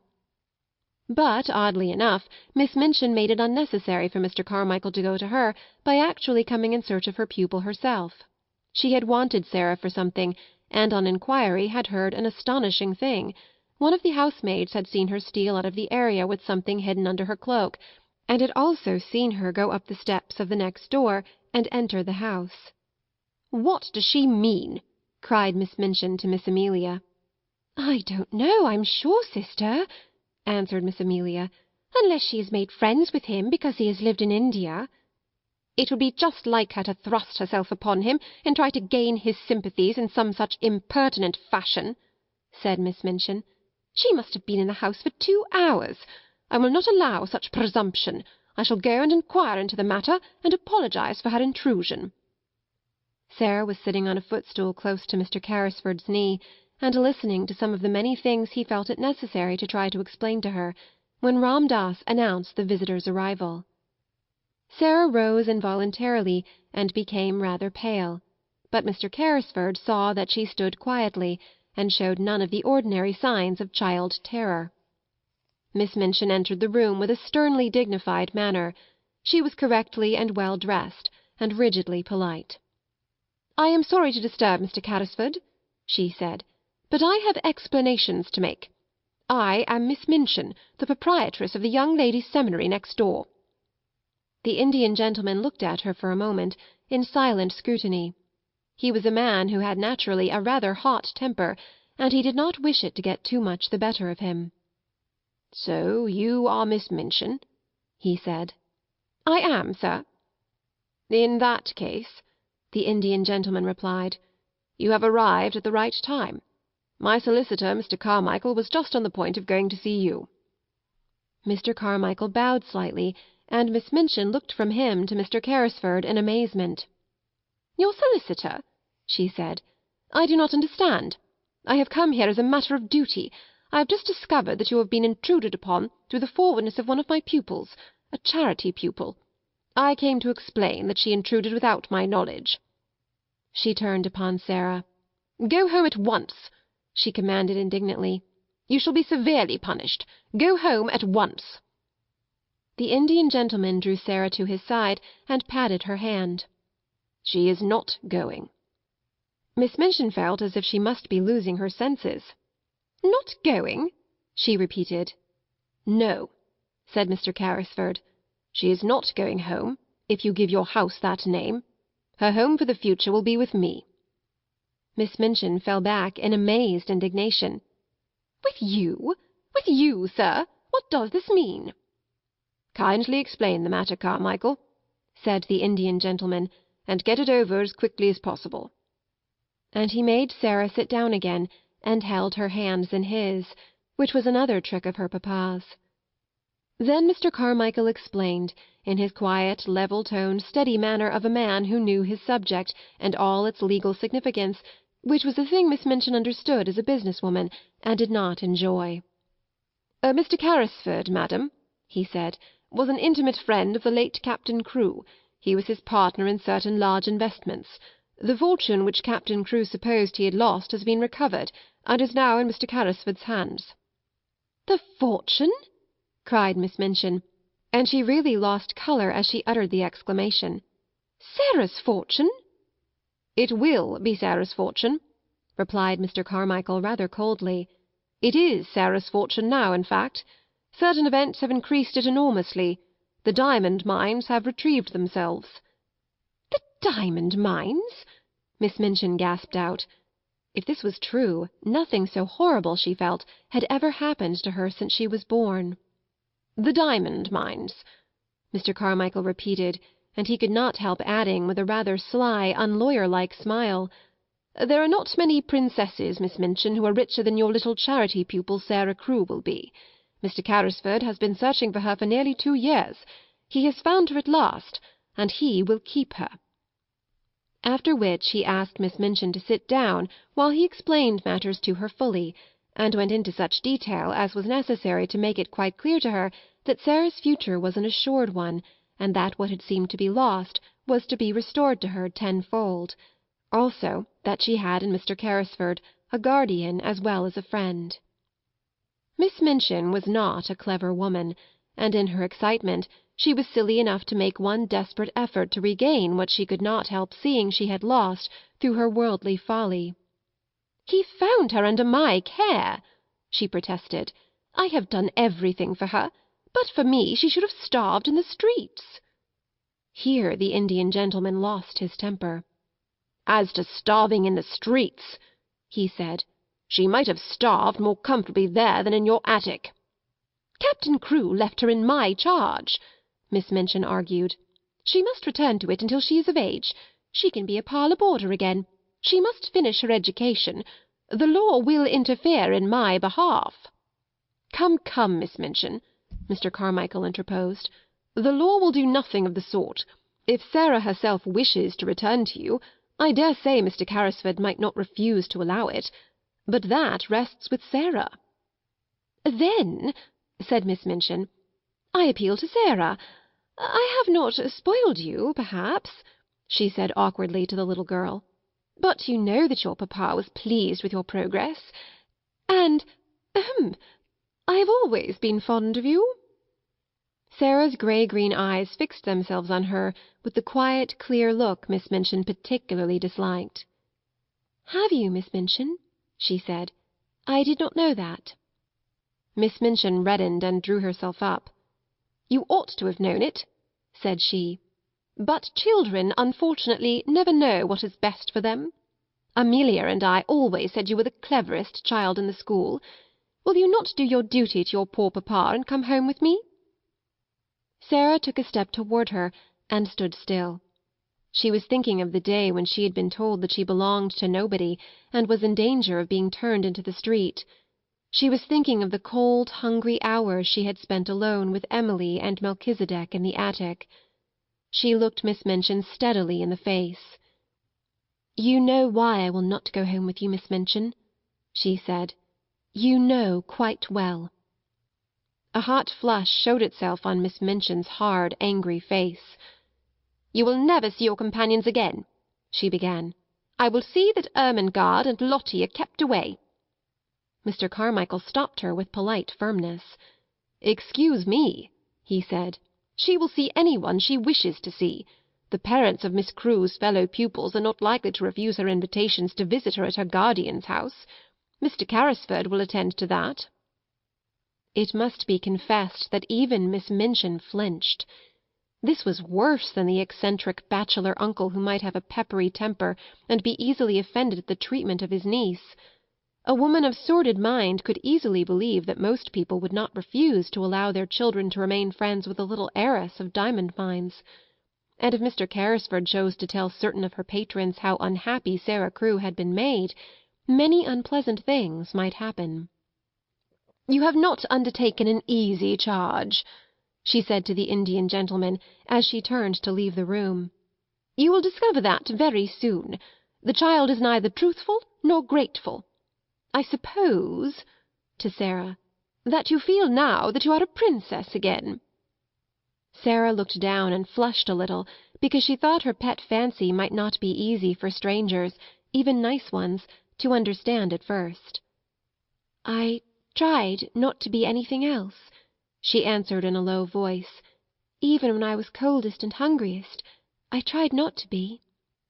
"Now it will not be necessary to try," said Miss Minchin acidly, as Ram Das salaamed her out of the room. She returned home, and going to her sitting-room, sent at once for Miss Amelia. She sat closeted with her all the rest of the afternoon, and it must be admitted that poor Miss Amelia passed through more than one bad quarter of an hour. She shed a good many tears, and mopped her eyes a good deal. One of her unfortunate remarks almost caused her sister to snap her head entirely off, but it resulted in an unusual manner. "I am not as clever as you, sister," she said, "and I am always afraid to say things to you for fear of making you angry. Perhaps if I were not so timid it would be better for the school, and for both of us. I must say I've often thought it would have been better if you had been less severe on Sarah Crewe, and had seen that she was decently dressed and more comfortable.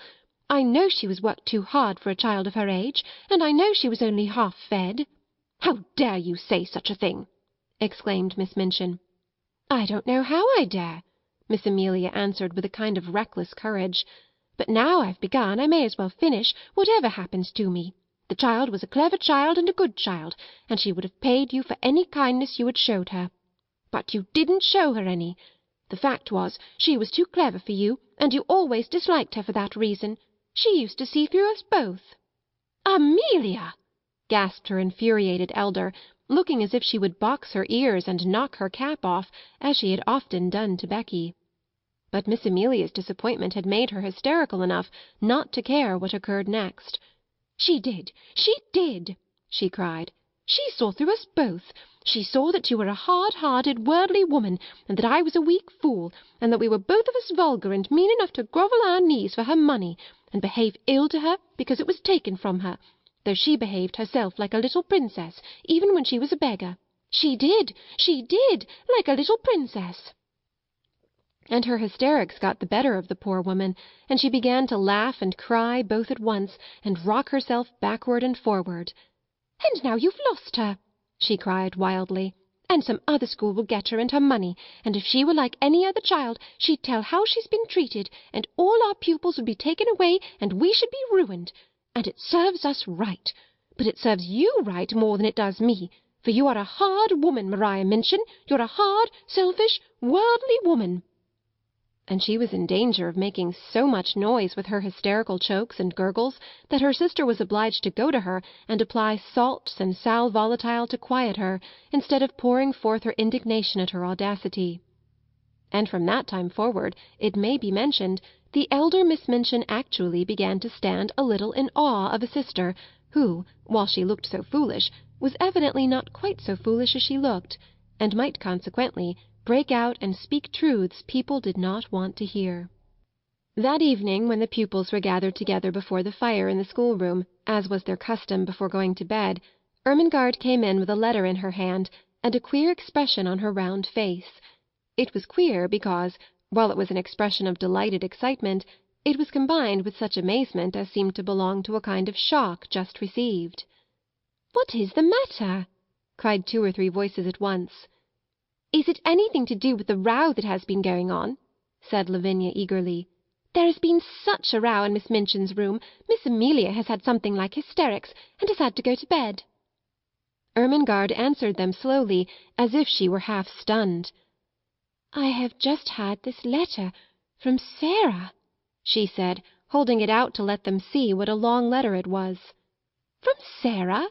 Every voice joined in that exclamation. "Where is she?" almost shrieked Jessie. "Next door," said Ermengarde, "with the Indian gentleman." "Where? Where? Has she been sent away? Does Miss Minchin know? Was the row about that? Why did she write? Tell us, tell us!" There was a perfect babel, and Lottie began to cry plaintively. Ermengarde answered them slowly, as if she were half plunged out into what, at the moment, seemed the most important and self-explaining thing. "There were diamond mines," she said stoutly. "There were." Open mouths and open eyes confronted her. "They were real," she hurried on. "It was all a mistake about them. Something happened for a time, and Mr. Carrisford thought they were ruined." "Who is Mr. Carrisford?" shouted Jessie. "The Indian gentleman, and Captain Crewe thought so too, and he died, and Mr. Carrisford had brain fever and ran away, and he almost died, and he did not know where Sarah was. And it turned out that there were millions and millions of diamonds in the mines, and half of them belonged to Sarah, and they belonged to her when she was living in the attic with no one but Melchizedek for a friend, and the cook ordering her about. And Mr. Carrisford found her this afternoon, and he has got her in his home, and she will never come back, and she will be more a princess than she ever was, 150,000 times more. And I am going to see her to-morrow afternoon. There!"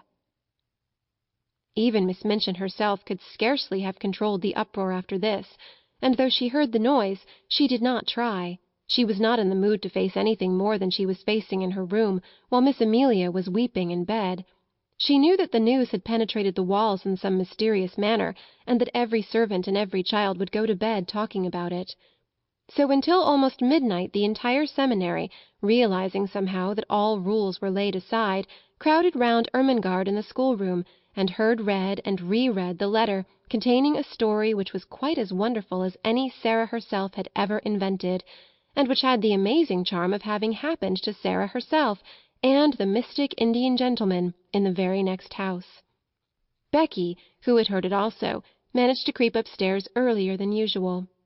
She wanted to get away from people and go and look at the little magic room once more.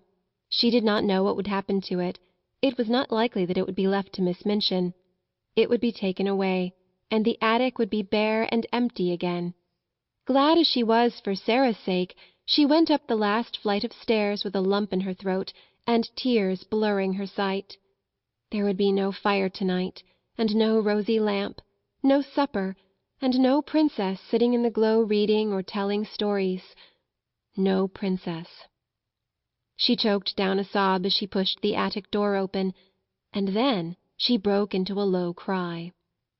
The lamp was flushing the room, the fire was blazing, the supper was waiting, and Ram Das was standing smiling into her startled face. "Missy Sahib remembered," he said. "She told the Sahib all. She wished you to know the good fortune which has befallen her. Behold a letter on the tray. She has written. She did not wish that you should go to sleep unhappy.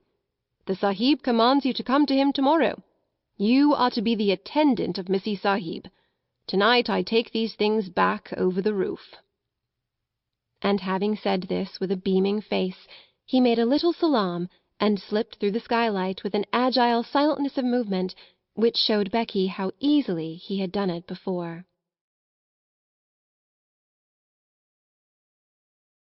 Chapter 19. Anne. Never had such joy reigned in the nursery of the large family. Never had they dreamed of such delights as resulted from an intimate acquaintance with the little girl who was not a beggar. The mere fact of her sufferings and adventures made her a priceless possession. Everybody wanted to be told over and over again the things which had happened to her. When one was sitting by a warm fire in a big, glowing room, it was quite delightful to hear how cold it could be in an attic. It must be admitted that the attic was rather delighted in, and that its coldness and bareness quite sank into insignificance when Melchizedek was remembered, and one heard about the sparrows and things one could see, if one climbed on the table and stuck one's head and shoulders out of the skylight. Of course, the thing loved best was the story of the banquet and the dream which was true. Sarah told it for the first time the day after she had been found. Several members of the large family came to take tea with her, and as they sat or curled up on the hearth-rug, she told the story in her own way, and the Indian gentleman listened and watched her. When she had finished, she looked up at him and put her hand on his knee. "That is my part," she said. "Now won't you tell your part of it, Uncle Tom?" He had asked her to call him always Uncle Tom. "I don't know your part yet, and it must be beautiful." So he told them how, when he sat alone, ill and dull and irritable, Ram Das had tried to distract him by describing the passers-by, and there was one child who passed oftener than anyone else. He had begun to be interested in her, partly perhaps because he was thinking a great deal of a little girl, and partly because Ram Das had been able to relate the incident of his visit to the attic in chase of the monkey.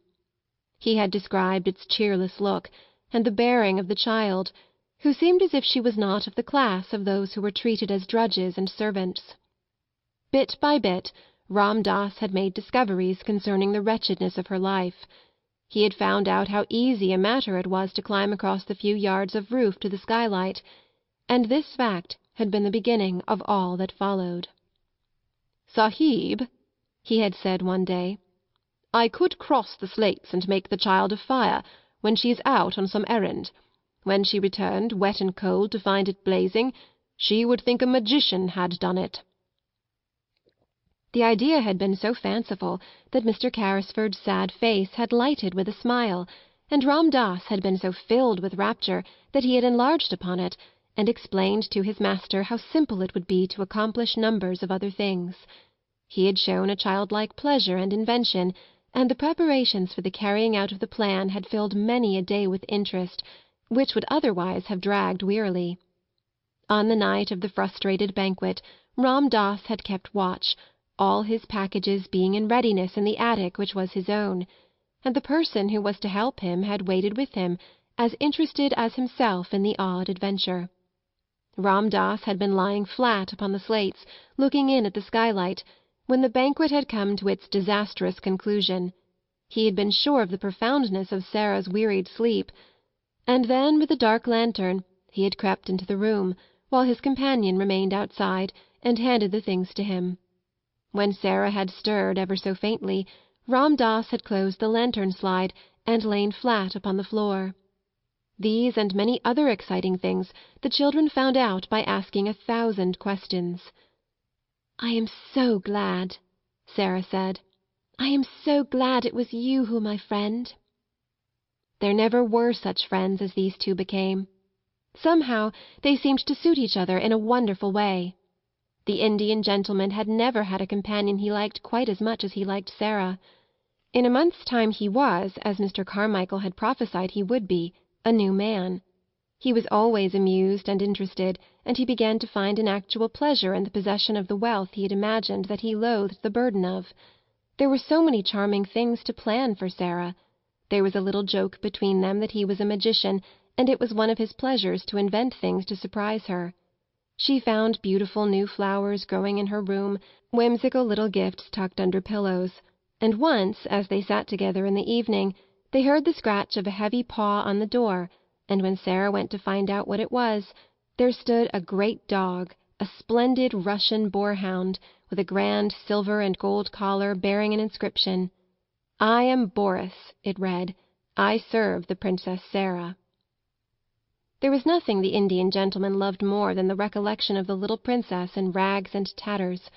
The afternoons in which the large family, or Ermengarde and Lottie, gathered to rejoice together were very delightful. But the hours when Sarah and the Indian gentleman sat alone and read or talked had a special charm of their own. During their passing many interesting things occurred. One evening Mr. Carrisford, looking up from his book, noticed that his companion had not stirred for some time, but sat gazing into the fire. "What are you supposing, Sarah?" he asked. Sarah looked up, with a bright colour on her cheek. "I was supposing," she said. "I was remembering that hungry day, and a child I saw." "But there were a great many hungry days," said the Indian gentleman, with rather a sad tone in his voice. "Which hungry day was it?" "I forgot you didn't know," said Sarah. "It was the day the dream came true." Then she told him the story of the bun shop, and the fourpence she picked up out of the sloppy mud, and the child who was hungrier than herself. She told it quite simply, and in as few words as possible, but somehow the Indian gentleman found it necessary to shade his eyes with his hand and look down at the carpet. "And I was supposing a kind of plan," she said when she had finished. "I was thinking I should like to do something." "What was it?" said Mr. Carrisford in a low tone. "You may do anything you like to do, Princess." I was wondering, rather hesitated Sarah. You know, you say I have so much money. I was wondering if I could go see the bun woman and tell her that if, when hungry children, particularly on those dreadful days, come and sit on the steps or look in at the window, she would just call them in and give them something to eat. She might send the bills to me. Could I do that? You shall do it tomorrow morning, said the Indian gentleman. Thank you, said Sarah. You see, I know what it is to be hungry, and it is very hard when one cannot even pretend it away. Yes, yes, my dear, said the Indian gentleman. Yes, yes, it must be. Try to forget it. Come and sit on this footstool near my knee, and only remember you are a princess. Yes, said Sarah, smiling, and I can give buns and bread to the populace. And she went and sat on the stool, and the Indian gentleman, he used to like her to call him that too sometimes, drew her small dark head down on his knee and stroked her hair. The next morning Miss Minchin, in looking out of her window, saw the things she perhaps least enjoyed seeing. The Indian gentleman's carriage with its tall horses drew up before the door of the next house, and its owner and a little figure, warm with soft rich furs, descended the steps to get into it. The little figure was a familiar one, and reminded Miss Minchin of days in the past. It was followed by another as familiar, the sight of which she found very irritating. It was Becky, who, in the character of delighted attendant, always accompanied her young mistress to her carriage, carrying wraps and belongings. Already Becky had a pink, round face. A little later the carriage drew up before the door of the baker's shop, and its occupants got out, oddly enough, just as the bun woman was putting a tray of smoking hot buns into the window. When Sarah entered the shop, the woman turned and looked at her, and leaving the buns, came and stood behind the counter. For a moment she looked at Sarah very hard indeed, and then her good-natured face lighted up. "I'm sure that I remember you, miss," she said, "and yet—" "Yes," said Sarah, "once you gave me 6 buns for 4pence, and you gave 5 of 'em to a beggar child," the woman broke in on her. "I've always remembered it. I couldn't make it out at first." She turned round to the Indian gentleman, and spoke her next words to him. "I beg your pardon, sir, but there's not many young people that notices a hungry face in that way, and have thought of it many a time. Excuse the liberty, miss," to Sarah, "but you look rosier and, well, better than you did that. "I am better, thank you," said Sarah, "and I am much happier, and I have come to ask you to do something for me." "Me, miss?" exclaimed the bun woman, smiling cheerfully. "Why, bless you! Yes, miss, what can I do?" And then Sarah, leaning on the counter, made her little proposal concerning the dreadful days and the hungry waifs and the buns. The woman watched her and listened with an astonished face. "Why, bless me," she said again when she had heard it all. "It'll be a pleasure to me to do it. I am a working woman myself, and cannot afford to do much on my own account, and there's sights of trouble on every side. But if you'll excuse me, I'm bound to say I've given away many a bit of bread since that wet afternoon, just along o' thinking of you, and how wet and cold you was, and how hungry you looked, and yet you gave away your hot buns as if you was a princess." The Indian gentleman smiled involuntarily at this, and Sarah smiled a little too, remembering what she had said to herself when she put the buns down on the ravenous child's ragged lap. "She looked so hungry," she said. "She was even hungrier than I was." "She was starving," said the woman. "Many's the time she's told me of it since, how she sat there in the wet and felt as if a wolf was a-tearing at her poor young insides." "Oh, have you seen her since then?" exclaimed Sarah. "Do you know where she is?" "Yes, I do," answered the woman, smiling more good-naturedly than ever. "Why, she's in that there back room, miss, and has been for a month, and a decent, well-meaning girl she's going to turn out, and such a help to me in the shop and in the kitchen as you'd scarce believe, knowing how she's lived." She stepped to the door of the little back parlour and spoke, and the next minute a girl came out and followed her behind the counter. And actually it was the beggar child, clean and neatly clothed, and looking as if she had not been hungry for a long time.